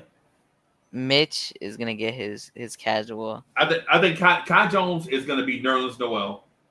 He's probably not gonna score that much. But he can Yeah, he ain't gonna shoot score. though. He can. I hope he's gonna be able to get rebounds. Yeah, That's what I hope he'll be. I think in his rookie season he'll give you like 5 points and 6 rebounds, easy. I'm gonna say Easy. 7. Nah, he couldn't even get. He couldn't. Nah, I don't think he could get Well, 7. I say because he can shoot. That's why. No, we talking about rebounds, not points. Oh, rebound. Oh, never Yeah, mind. rebound. Never mind. Points, I think he get 7. Oh, Yeah. 7. Yeah, because it depends how much he play. He might not play a lot behind Randall court, messing with Tibbs. So. All right, so if you can make one move right now to improve the roster, what would that one move be? Get Colin Sexton. Yeah. All right. Trade get Sharif Cooper. Dang, you told trade Sharif Cooper already, bro. He's still in the trainer room trying to get his number. Oh, okay. Well, he ain't got it yet, so he don't need it. That's So cool. come on, man. Come Right, on, he don't got the man. number if if you just traded him. Come on, so y'all trying to give him number 0? Number I was kidding. double I zero. was kidding, but I Prime, don't know. 99. Give him 99. Yeah, I would say if we do a Colin Sexton deal with this roster right here, who will be trading for him realistically? Are you trading RJ Barrett and quickly for him? No. You're gonna have to do give Diallo. up some valuable assets here. Trade Hamadou. You could trade Hamadou. But you just signed him. You can't trade him until he got to be on your roster 60 days. Oh yeah, my fault. Yeah, they gotta be on your. Say I don't know who you would trade, to be honest. Yeah, I in this don't know. situation. Quickly. Sorry, quickly. Yeah, you actually have to yeah. Who? IQ. Nah, you can't. Yeah, no, they wouldn't want IQ I thought because they got were Garland, so Oh you my can't God. really trade for him in this situation unless it's a lot of picks. What? I would say I would Luka Vildoza, 2023 Dallas first round pick, and a couple of those Second rounders. pick. Yeah. I would, man. Hey, man, bro. You see, if in place we had Sexton and then Rose as their second, this team would be like if you had him, if you had Sexton, RJ, Cam, Randall, and Mitch as your starting five, that sounds like a really good starting That's five. crazy. That's crazy. That's crazy right there. And all your top four in your team can shoot. Yeah. Pretty well. Yep. And all you needed for Mitch to do is set hard screens and catch these lobs when Colin Sexton come across that. Or RJ Barrett or Cam Reddish or they could all make those passes.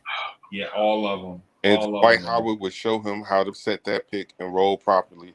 So Right. And to be Dwight Howard has relatively good hands. He does. Yeah, he ain't got no butterfingers. Nah, he would actually be able to catch that pass from RJ. Yeah. Pass it from behind. But Dwight I Howard mean, would love RJ. yeah, how tall is Garland? Garland is 6'3", right? No, Garland's like 6'1". It's like 6'1", 160 something, bro. Is he? Yeah, he's Check, just to little. make sure what they have. Small guard, yeah. Yeah, Darius Garland is little. Yeah, they got him 6'1". Keep getting hurt, man. 192? That dude bulked. Yeah, they He got him must have bulked 192. up. He weighs more than Sexton. Really? Yeah, by 2 pounds. Wow. It doesn't look like it though, at all. But Right. I don't know how you would trade. You would have to. And he a GI soldier. He's Yeah, I from don't- Gary, Indiana. Okay. Yeah, I don't know. Like I know we can't make this trade now, but if you did somehow have Sexton over Sharif Cooper, this lineup would be crazy. Well, because look at it would be a deep team. Yeah. Your team would be deep.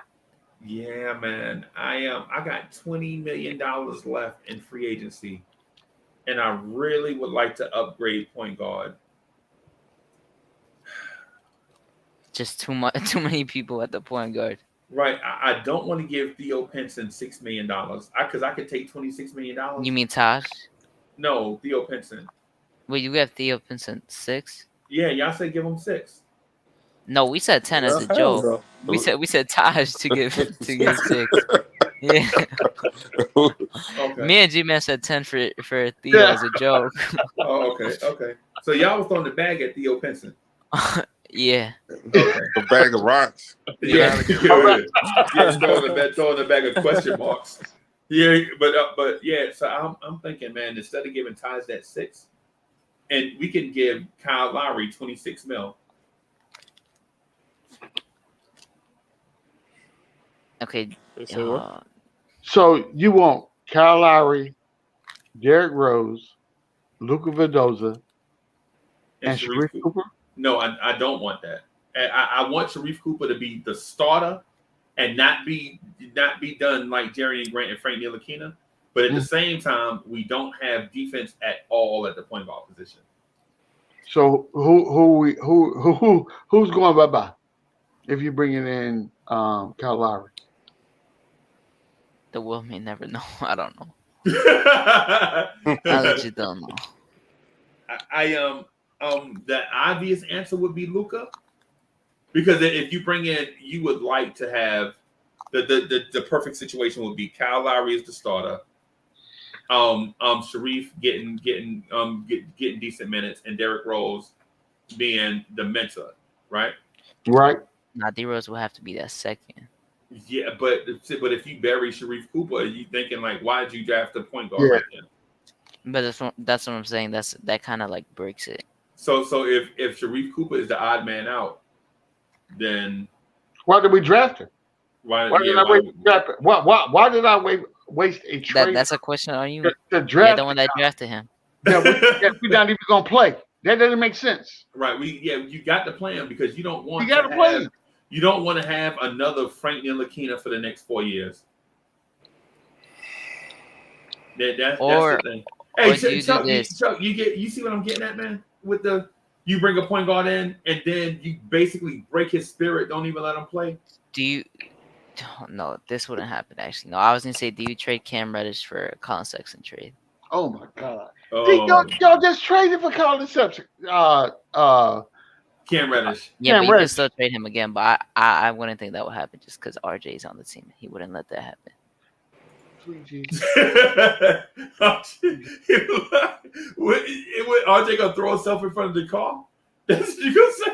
Nah, but they would have to listen to him. If I would think. Yeah, I get what you're saying. It's just funny how it played out in my mind. like RJ Barrett diving in front of the car like olive oil. Remember olive oil from Popeye?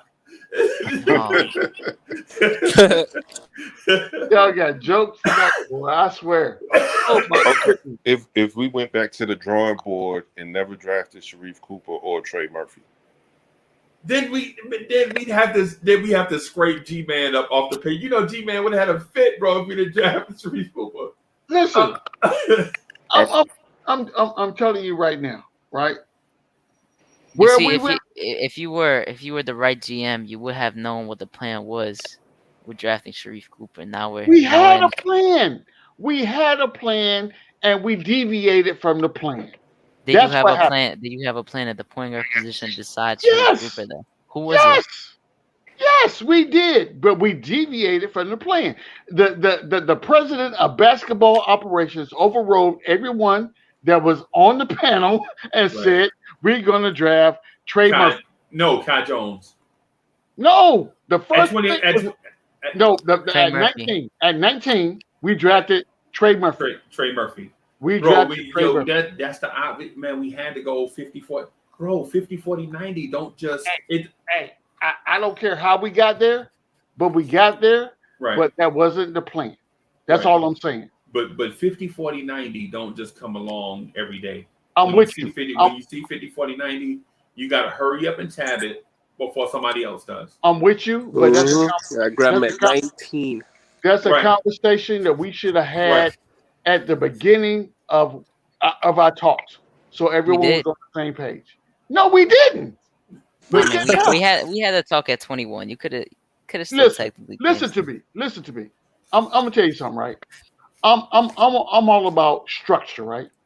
And when we go into a situation, and we all agree as men that this is what it's going to be, that's what's going to be. Now, when you switch up on me midstream, I got surprise. I got a problem with that. I don't like surprises. I don't do surprises. You didn't have the plan for the point guard position. No. The point guard position was supposed to be the first position we addressed. But but in the draft you addressed it with Cooper, but you didn't have a plan for free agency. Listen to what I'm telling you.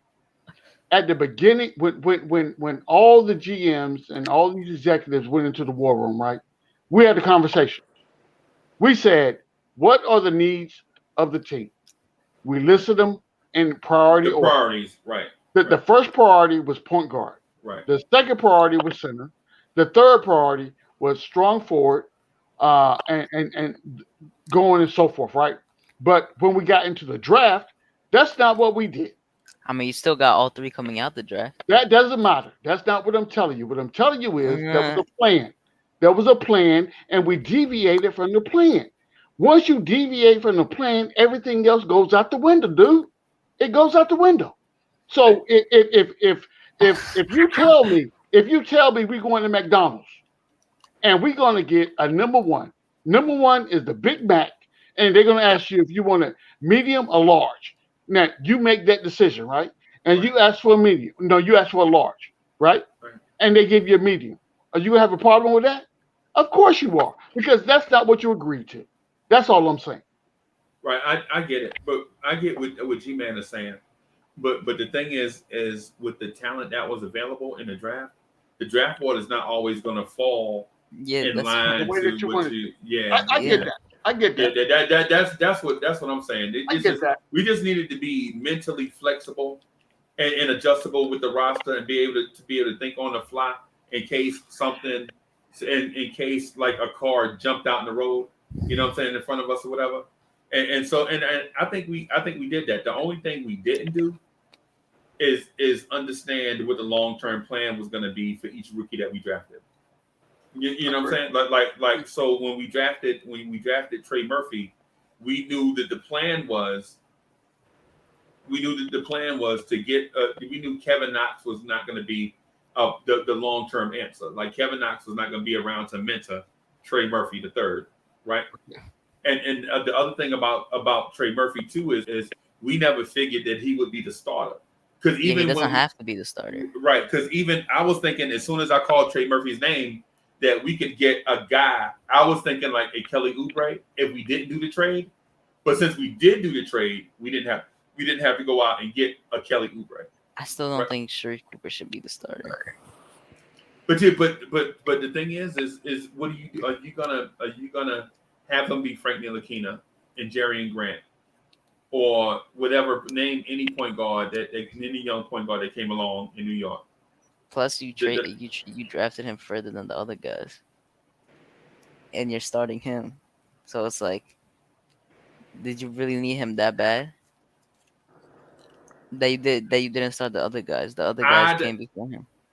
So ideally, what I would prefer to do, and this is me in revisionist history. This is not me thinking back in that moment. What I would prefer to have done is did Trey Murphy, did Kai Jones, did Josh Christopher, did Luka Garza, right? Do four rookies, right? Coming out of this draft, and then in free agency, go all veterans. I would Kyle Lowry, Derrick Rose, yeah, and that way we can have a veteran getting these rookies the ball on the floor, as opposed to a rookie trying to learn on the fly and trying to get other rookies involved in offense and defense at the same time. I agree. Yeah, and and I say that as a lover of Trey Mann. Yeah, I know I love Trey Mann, but sometimes you gotta, when you in a room with other smart people, sometimes you gotta take y'all convinced me to trade Obi Toppin. Right. I mean, we didn't really convince you. It was 4-1. Actually, we virtually wrestled you to the ground. You did. You did. You know what I'm saying? Yeah, realistically, you couldn't do anything about it. It was 4-1. But you did come around. Hey, listen, I'm all about the betterment of the team, right? But at the same time, being about the betterment of the team, we have to agree to disagree. And when we disagree, we have to come to a general accord as to what we're doing moving forward. Right. And we got to be on the same page. Right. And sometimes, and the most important thing is you have to be able to take smart advice from smart people. Exactly. I'm with that. Right. I'm with that. Because just because we are smart and have a certain perspective, like Hadouken and myself, like the trade we were talking about. Do we do Duke's trade or do we do the remember the Pelicans trade when I was trying to explain it to Duke? Yep. And my perspective is that I felt like Sharif Cooper and Donovan Mitchell was the same guy, so I didn't want to offer more than Kevin Knox in that deal, and I'm taking on the bad contract. So I'm getting equal talent, taking on the bad contract. It's just too much. I don't want to give up more than Kevin Knox. And so even though Duke explained his perspective, and I respect it, we just didn't do it because Duke saw something that I didn't see, and instead of just haggling half to death, I just trust his judgment. The only thing that I would say, and I understand where we went with our deals, the trades, and everything else, but this is what I will say. I will say that be prepared for Obi Toppin to roast us when we go to Atlanta. That's all I'm gonna say. Oh I my! mean, that'll happen. I prepared think for with that. any player we trade, you're gonna think that way. Yes, and most of the time it happens. Most that of the time, it does happen. I will say. way. Yes, that's what I'm telling you. We I be think it's so gonna happen trash. too, but Listen, you do not trade a player in your own conference. I don't care who you are or what you're doing. You do not trade a player that has a potential upside in your own conference. You don't. And, You don't. and they just well, That's flipped not us. smart. They well, just smacked those us around. for those 3 games, it's a small price to pay for salvation. So Okay. it is The what it is. the salvation is Nah. if this trade works out. You know what I'm saying? That's the salvation. Now, if Cam Reddish turns out to be a bum, then we got a whole nother conversation we got to have. You know what I'm saying? Right. Atlanta may I want. was. Oh, go ahead, Cully. I'm sorry, man. No, go ahead, Freezy. Go ahead. No. Go ahead. No, I was just gonna say I think Atlanta may want the same guys we do. I think they want the same. I can see them wanting Trey Mann or Trey Murphy. You know what I'm saying? In our draft range. Right. I would agree with that. Them taking Trey But Murphy just why- wouldn't make sense though to me. They I got think, they got Well, they got a no, lot of too wings. many- They got a lot of Yeah. wings. So yeah. yeah. Yeah, But I would think right there they would probably go after a bigger body center after seeing what happened to Clint Capella. Their depth was terrible beyond Clint Capella. That dude Onyeka Okongwu is not ready. He's not ready. Yeah, but he is not ready. I don't know. And throwing Gallinari down there, man, come on. They would probably draft a point guard or That's why I'm thinking they may want Trey Mann or they may want Butler or they may want Sharif or Cooper. big. Like Isaiah Jackson would be good on the actually he would be good on Hawks. Boy, I can't wait for the draft. Oh, that's all I got to say. Yo, Leon Rose, I want to see I man. can't wait for the draft. I want to see nothing but finesses from Leon Rose. Man. Yo, Cully, did you see this? The first guy's board. I don't know if you were here. He got BJ Boston going 9. Yeah. What? 9, bro. He's got Kai Wait, he got Jones. Greg Brown going 14. I didn't even see that. Yes. Greg Brown is going late. Whoa. And Kai Jones going 10. Whoa. He got the Zaire dude, going 8 is crazy too. Yeah. Zaire going 8 is Wait, can we just super go crazy. down his list real quick? Yeah, let me see what his name is for. Oh, because it's Kyle Boone. This Okay. dude is a clown. Yeah, this dude. We gotta roast him on Twitter, bro. We gotta roast him on Twitter. Because he got Miles McBride going 17. Okay, no, that's actually He has I've seen that Moody. before, so that's actually kind of likely, to be honest. Miles McBride is a sleeper. But Moses yeah. Moody going 20? Whoa. Yeah. How did I Moses don't Moody know. fall like that? Yo, if Moses Moody goes 20, I'm getting him at 19. He won't go exactly. He won't fall to 20 because the Knicks will get him at 19. Yeah, I don't think he's like a person that has a lot of potential like that way, but I think he's like a good role He's player. a solid guard, right? Was he a 2 guard? Hey, Yeah. I'm different. G-Man, I'm absolutely different from what they say. This dude Sean Moses Highland Moody. went- hold on. This dude Moses Moody reminds a lot of people of Allen Houston. Okay. I don't know if you remember Allen Houston. I just don't like think he that, doesn't. I just don't but- think he's a player that has star potential. I just think he has a good base. Like I don't see him being a bust. He reminds people of Allen Houston, Wesley Person. Remember Wesley Person? Chuck Person, little The brother. Cavs? Yeah. Whoa. Yeah. A smooth shooting. Eddie Jones. Remember Eddie Jones? I see Yep. Eddie Jones. Yeah, long arms. He got long arms, don't he? Yeah, long arm of the law. Yeah. Long arms. They That's why I got see Franz. 6'6", long They arms. got yeah. France at 24. So Franz may I- fall to 24 though. Can he really? ironically, guys, 15 to 30 for France. this is what I want to say real quick, right? Corey at 29? Ironically, on draft night, think about the conversations we're having right now. Right. So Yo, think about 2 days before in general. Just think that too. Oh man. So when the Knicks are on the clock and they make a pick, that is just outside of everybody's expectations, don't get upset. I'm gonna fall Yeah, out of nah. favor. 2 days before, it's gonna be like the Obi thing. Like they said 2 days before that we were looking to trade up, so it's gonna be something Yeah, like that. I'm telling you right now, it's not going to be what we think it's going to be. It's not at all. Not even You're right. all. You're right. It's not. So all I'm saying is this: Knicks fans all over the world, don't be upset. Have your opinions, but at the end of the day, once the guy's on the roster, he's on the roster. I just want to get one guy I want, and I'll be happy.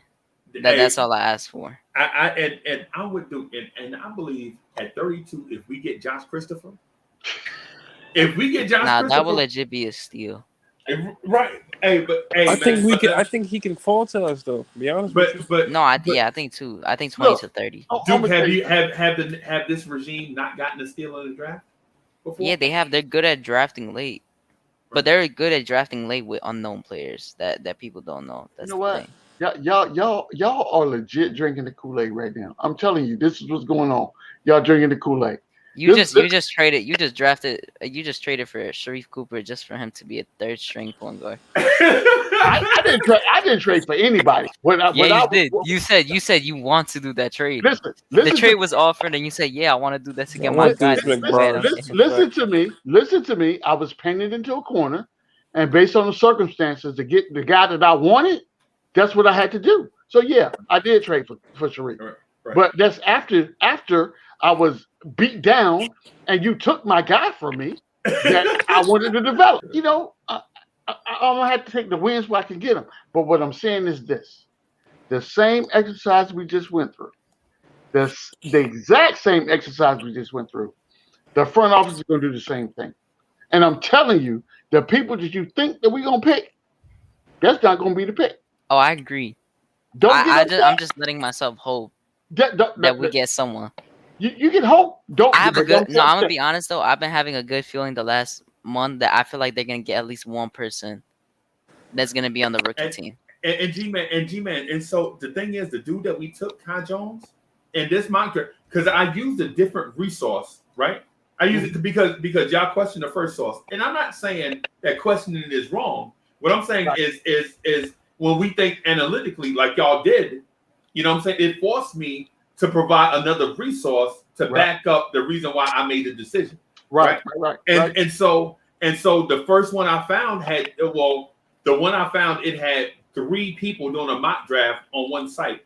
So instead of pulling up 3 mock drafts, I just thought it'd be convenient to pull up 3 on one site. Yeah. And so in this mock draft that had the 3 mocks in it, the dude that I picked at 21, the overall average draft position was like 15. Yeah, was 15. Yeah. So what I'm saying is you know, at the end of the day, the decision I made was not crazy. Not a crazy decision. It was just the best available player that was available at that pick. Right. It was just not the consensus going in. Gotcha. That's the difference. Is what I'm getting at. Because when we did it last Saturday, bro. No. I don't know. I really feel like I'm confident we'll get at least one good player from this draft. Yeah, and I think he's gonna be close to getting all rookie team. I'm confident both picks gonna be nice, or 3 or whatever. No, I'm just saying. I think at least one, we're gonna get. I don't think honestly, I don't think that we're gonna have all 4 picks. I don't either. I think that the Knicks are gonna make a move to go get somebody that we don't even know about right now. Right. I got a couple names in mind that I hope you go get, but what are the names? That's a hope. I want Book Night. Yeah, I think we all do here. But I don't know what you have to do to move up to get a Book Night. You know what I'm saying? I'm not waiting trading all 4. I don't think Book Night is going to fall as far as the he's at 12, 15, and 11 on this. Yes, I don't see all that.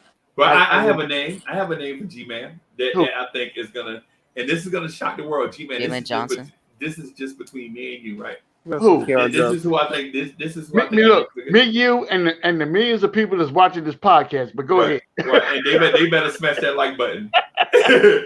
Hey, this is the name I think the Knicks are gonna get. Jaylen Brown. Really? Oh, I thought you were gonna say Jalen Johnson. I was thinking about the wrong one. Jaylen Brown. And and so people are looking in the mock draft like, I don't see Jaylen Brown in the mock draft. Nah. I'm talking about Jaylen Brown from the Boston Celtics. Yeah, I know exactly what you're talking about. I think he is the play. Right. And so I thought about all these scenarios because I'd be at work, man, at night by myself, man. And I'd be thinking through all the names that are floating around. Right. And the one that makes the most sense for the Knicks. Right? The one that makes the most sense for the Knicks is Jaylen Brown. Wow. And the thing about Jaylen Brown is we have what the Celtics want, and the Celtics have what we want. Right? The Celtics want to move Jason Tatum back to small forward and put an athlete at power forward. Well, guess what? We have a super athletic power forward. The Celtics need a big man in the worst way. They need a center. Right? Whoa. The Celtics need a center. Whoa. And we have a center, a super athletic, freaky center, right? And so we can offer up those two. They got what's his name though? They got Robert Williams at center. Yeah, but he can't even stay healthy, bro. He'll walk in, and you think Mitch stay hurt? I mean, that's what I'm saying. Though. That's what I'm saying, though. Right. That's kind of give and take for that center position. Right. And so because I was thinking about the same thing. I was like, what about Robert Williams III? And I was like, nah, man, he ain't ready because for one, he don't show up in clutch moments, right? Because when he was healthy, he can't score like that. Right. But he also doesn't impact the game on the other end like that. So then when you on defense he does. Well, not in terms of shot blocking, and he might be able to defend a player, but he don't. Well, you know what? I'll give you that. He got 7 blocks in the playoff game. Yeah, I'll give you. Yeah, I was thinking about that. Yeah, I was gonna say I'll give you that. So let me rewind real quick. Nope. Spin the record back. Brown is only getting traded for I think a star, by the way. Who? What? No, I'm trying to figure out. I think they're gonna trade him for depth to build around Jason Tatum. Who is this super athletic power forward that Kevin Knox? Yeah. Okay. Right. So it's gonna be. I'm telling you, this is what Obi Toppin, Kevin Knox. Listen, no, take Obi's name out your mouth. Obi is gone, bro. No, listen to me. I am not. I refuse. Here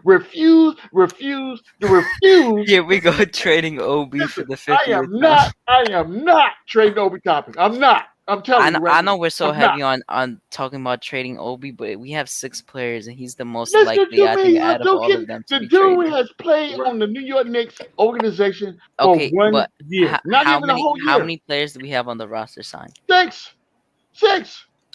And which one is the worst out of them besides Knox? Okay, so now we put. But what I'm saying though, who has the I'm not trading Obi. Don't talk to me about trading Obi Toppin. G-Man, okay? listen to nope, what I'm you're not. saying. Nope. Listen, bro, right you basically signing, you basically trading for a franchise player, and you are giving them exactly what Brad Stevens wants to do as a brand new GM.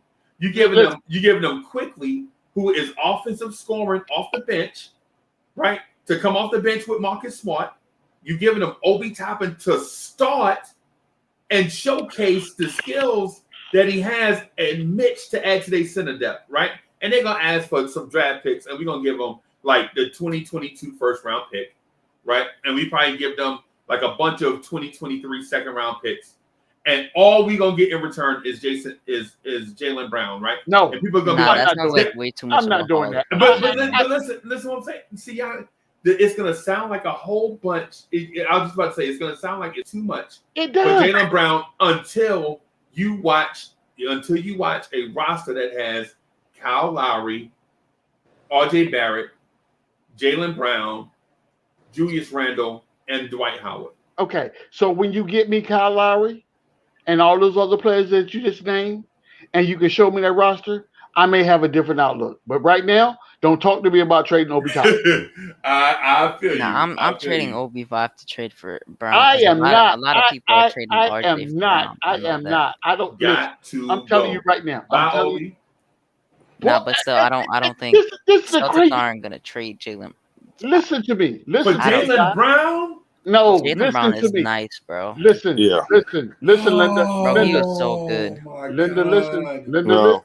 Linda, listen. He's Linda, underrated. listen. I'm Linda, glad he became an listen. all-star this year. Linda, listen. Because y'all keep talking about trading this dude in the same conference that you play in. Are you insane? Same division. Oh Same my God. division. What are we Yeah, talking but Long about? time Rival. rival. G-Man, you were talking about trading him for Sexton, and you wouldn't trade him I for Jalen Brown. wasn't. I have never. You have never heard me say I'm trading Obi Yeah, Toppin. but I told you a cheap deal, and you said you would have to do that. So, I said this is what I said.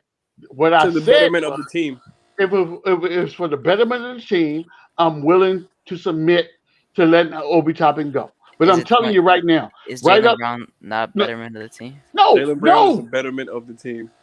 Listen to me. He's literally If gonna be you, a cornerstone with RJ and Randall. oh my God, you got to be outside your Just mind right imagine now. that. Those are Listen, three 20. listen, Jalen Brown is better than Obi to me. Toppin. Listen.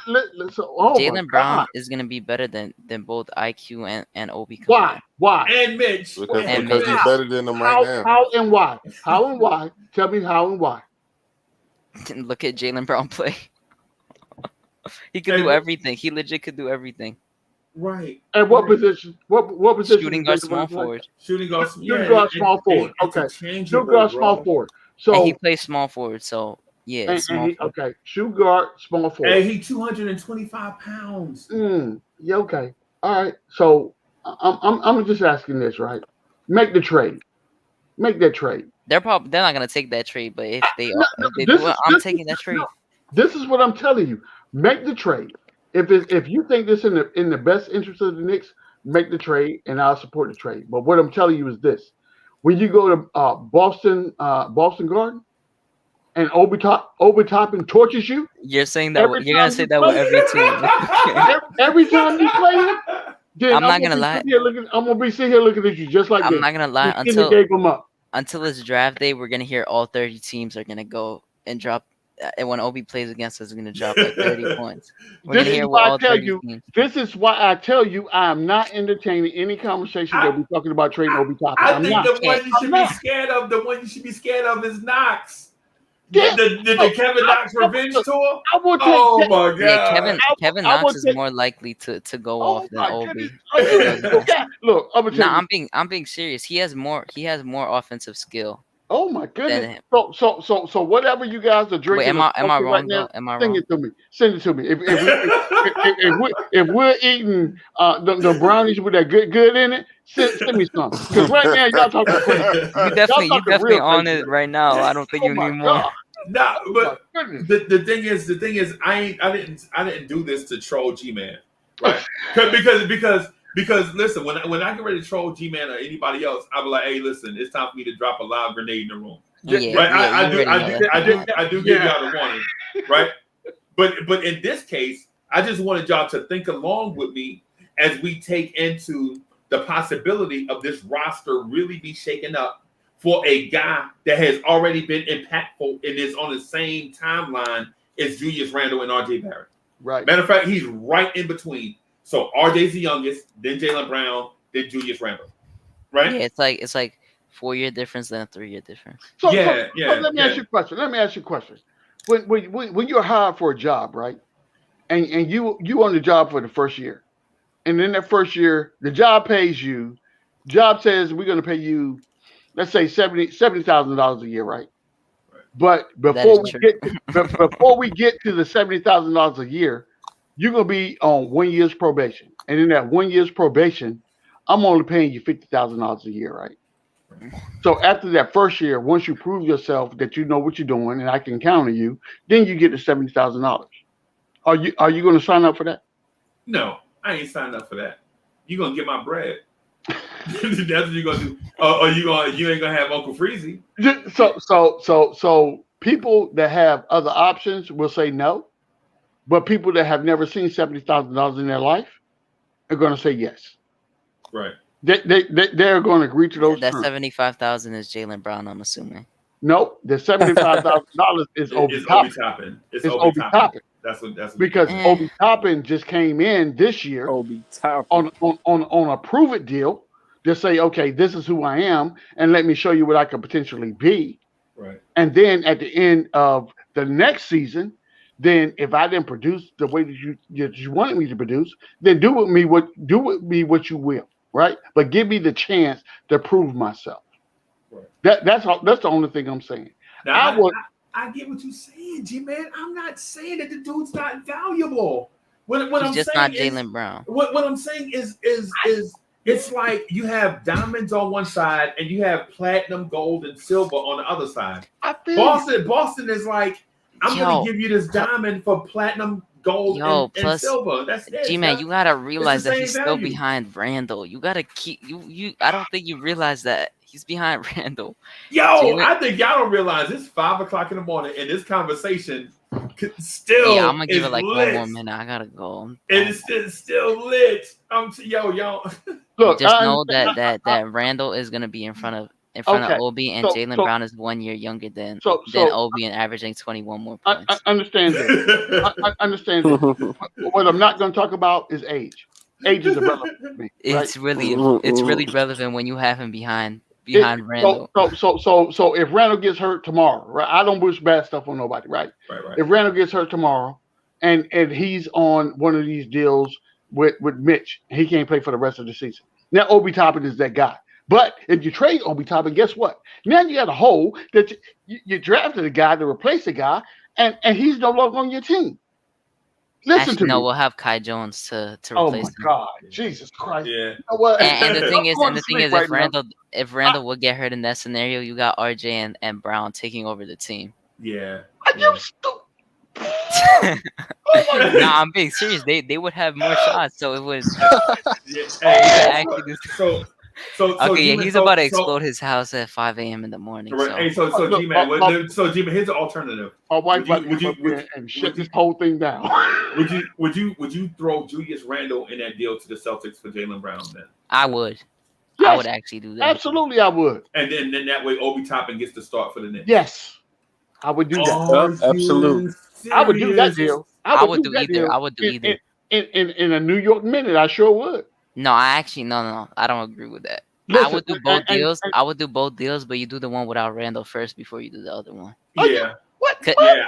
Why are you saying what? You would have Jaylen Brown, RJ, and Randall. Yes, bro. And instead you want RJ.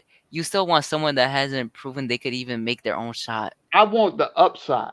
So what you're trading for right now is what you've seen that you perceive to be. No, you're trading for an all-star, and then you already have another all-star, and then you're gonna have RJ who could be a fringe all-star. Right. I don't think. And Obi is not even Obi. You're hoping is gonna be at least a starter. Right. Next season. And so I understand where G-Man is coming from because it's not just Obi, it's Mitch and Quickly. You taking Mitch, Quickly, and Obi, a first round pick and some seconds for Jaylen Brown. And people are gonna be like, that's way too much. Yes. But bro, you're talking about going to a team that made the playoffs, that had a down year. You know what? Saying, hey, give me your second. No, best I would give I think okay, so Quickly, Obi, Mitch, I'll give them one first round pick from 2022 because I really don't care about that pick. And then I'll give them I'll give them whatever, like a few from 2023, the second round. This is where we make a mistake at, gentlemen. This is where the mistake is being made, right? We assume that because someone was proficient and productive on one team, that they can come into another system and be the same productive person. Don't get it twisted. Yeah, I knew you were going to say that. I knew you were going to say that, G-Man. But you said that. You said that with Colin Sexton. Colin Sexton didn't play for a winning team. Right, but dude, here's the thing. I knew somebody was going to say that, but here's the thing.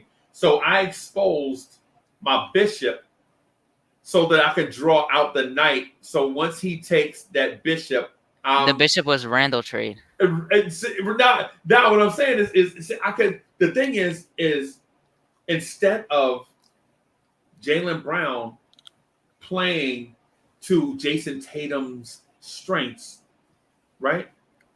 He comes to New York and has the small forward position to himself. And whenever RJ Barrett leaves the floor or Julius Randle leaves the floor, he could get his. That's what I'm saying. Is Obi getting his? Right. Or here's something else. When Randall leaves the floor and it's Brown and RJ on the floor, they're both good. They're both defenders, so right, they can get that. And then if RJ leaves the floor, then Jaylen Brown and Julius Randle are on the floor. Then Brown can still get his, right? And so now this whole conversation we say about, oh, if we only had a point guard, the world would be different. But when you add Jaylen Brown, Julius Randle gets one-on-one coverage every night. Because if you ever double team Julius Randle and leave Jaylen Brown wide open, he's scoring 70. He's by the way, like he barely misses from the corner too. He's crazy from the corner. Right. And then you couple that with the internal improvement of RJ Barrett, who right now is probably in the gym. It was 5 o'clock in the morning. He's probably in the gym right now with Drew Hamlin working on his handles for his game going to the basket, the pull-up game. Bro, I'm telling you. 21 points per game next season. Bro, I'm telling you, you could have RJ, Brown, and Randall. All 20 plus per game. Oh my God. And all below 27 years old. Yes.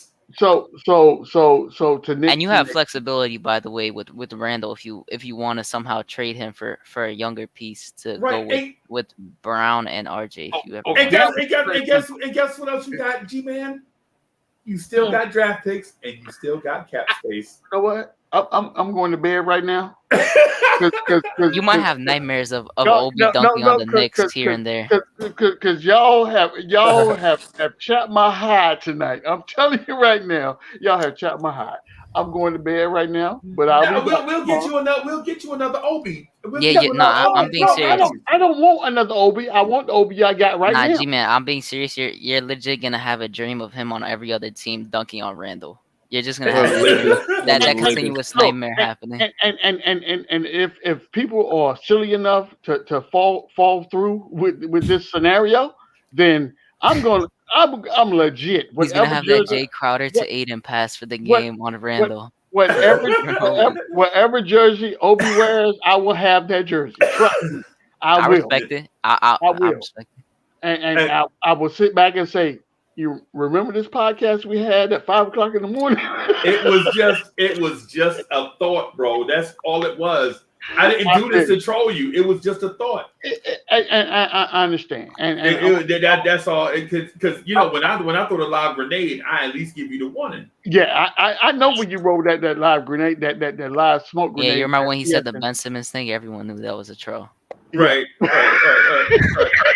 Right. So it's not like I came in with guns blazing to see who I can, get off their square. What I'm saying is this is just a thought, something for us to think about going forward, because the possibilities are endless as we go forward, because the front office doesn't have they don't have leaks. Which is good and bad at the same and time. They don't have allegiance to players either. So they're going to do whatever's best for the franchise. Ask Ed Davis.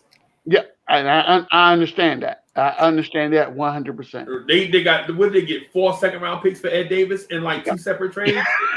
You know what I'm saying? We got 2 for him for getting him from the Jazz, and then we traded him for Amari Spellman and Jacob Evans. And then Glenn Robinson the third and a 2nd-round pick. The guy Glenn Robinson. Right. And then we traded someone else for we didn't get Glenn Robinson. We got Jacob Evans the third. I mean, I wish we got Glenn Robinson. Yeah. I thought we got him. Okay, No, it's Jacob Evans the third. Yeah, we got Jacob Evans the third. Yeah, and got 2 picks for that and one. Yeah, and then we traded the 30-something and the 20-something for the 33rd and 23. Yeah. And 25, and then we traded again to get the 23rd. Yeah, hey man, it was crazy. I'm telling y'all right now, as we approach this draft thing, I'm gonna have to go into seclusion because I can't take this. G-Man, all I'm saying is when you see 7, when you see the number 7, Jaylen Brown number 7, bro, I'm telling you, it's gonna be. And it's not no Melo. Yeah. And so I just want to say this real quick. The Pod Couple episode is out, and it's on the Blorange page. Make sure y'all check that out. every time I check for the pod couple, the numbers go up by like 20. Don't be the last one to go watch it, bro. People are watching that episode over and over and over and over and over again. It's only 90 minutes, or I think it might have been like 95 minutes this time. We went over just a little bit. It was 92, yeah. Yeah. So, but for the most part, it's dope. They got a dope intro. Tonight, I'm doing on the Knicks at Night podcast. I'm doing a full 60 spot NBA mock draft, right? And I may throw some trades in there, and so it'll be the Knicks at Night podcast, but it'll be more NBA-ish, right? But it'll be from a Knicks fan's perspective, so you'll understand why these teams do these things from a Knicks fan's perspective, and then because me and Hadouken did it one time, but my aunt passed away and I didn't get a chance to finish it, right? And we were legit doing a mock draft, and I look at my phone, and I'm like, "Oh man, my aunt passed away." So I didn't get a chance to do it like I wanted to. So I'm gonna do it again. I'm gonna try it again tonight. Duke, you gonna be in the building? Yeah. Okay. Hey, everybody, listen. Thank y'all, man, for hanging out, man. I promise you, I didn't mean to keep y'all up past y'all bedtime. This right here was dope, though. Make sure y'all keep an eye out for the pod couple. It's dope. I mean, it was dope. It was dope.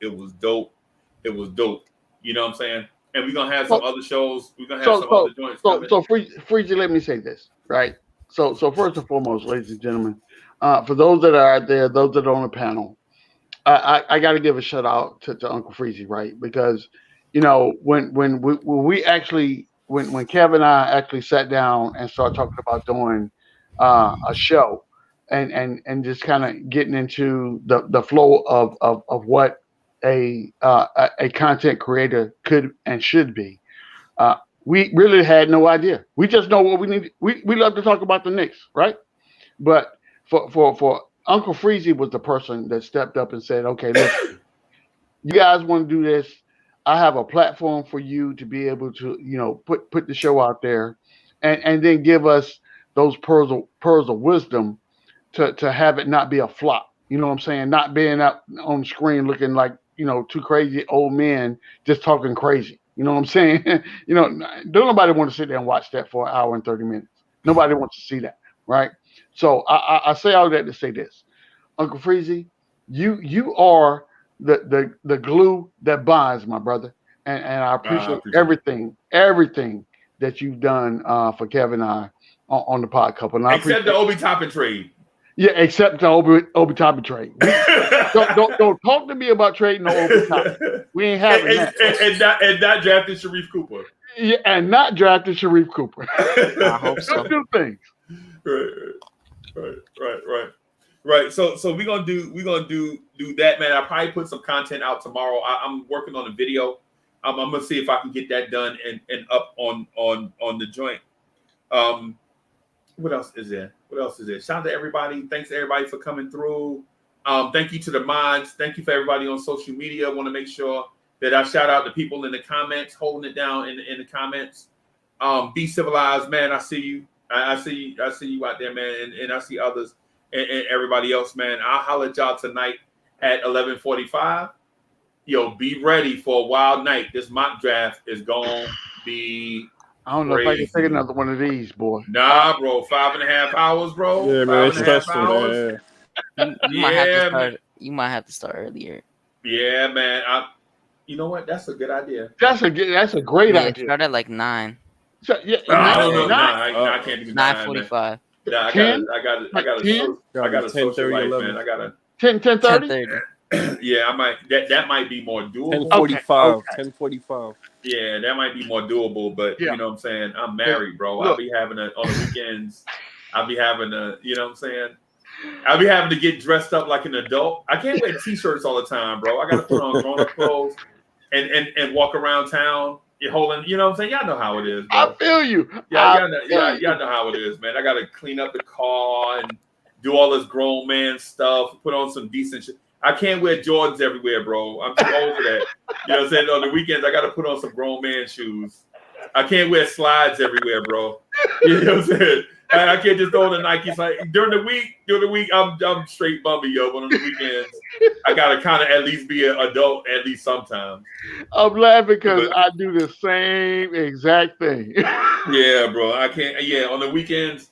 I can't sit in front of the TV and do But anyway, I'm going to go in here and make me a mushroom sub. I'm going to chop up some bell peppers and onions. Look, and some mushrooms. No, I got one better for you. I got one better for you. Sleep. I'm about to go down here and get me a hero sub. You know what I'm saying? Yeah, that sounds good. I got some pastrami. 5 a.m. in the morning. Yes, sir. Pastrami, ham, Canadian bacon, turkey. Oh wow. And provolone and pepper jack. Oh. With spicy mustard on that thing. Oh yeah. That sounds like your whole meal for the day. Right. Oh. But Hadouken, you know, hey man, you know I'm a night owl, so for y'all it's 5 a.m. in the morning. For me, it feels like 5 p.m. Freezy be up there. It's gonna be 5 a.m. for me when I wake up. So yeah. Yeah, I feel you. I feel you. Hey, and so for everybody that was inquiring about Hoodie Kev, I've been reaching out to him. I don't know what's going on with him, man. I hope Hoodie Kev. Yeah, I tried to. He's not answering. He's not answering the phone. Yeah, I tried to call him too. Yeah, so I don't know, but as soon as I find out, from I'll let him know, and I'll text him or something and let him know everybody concerned about him.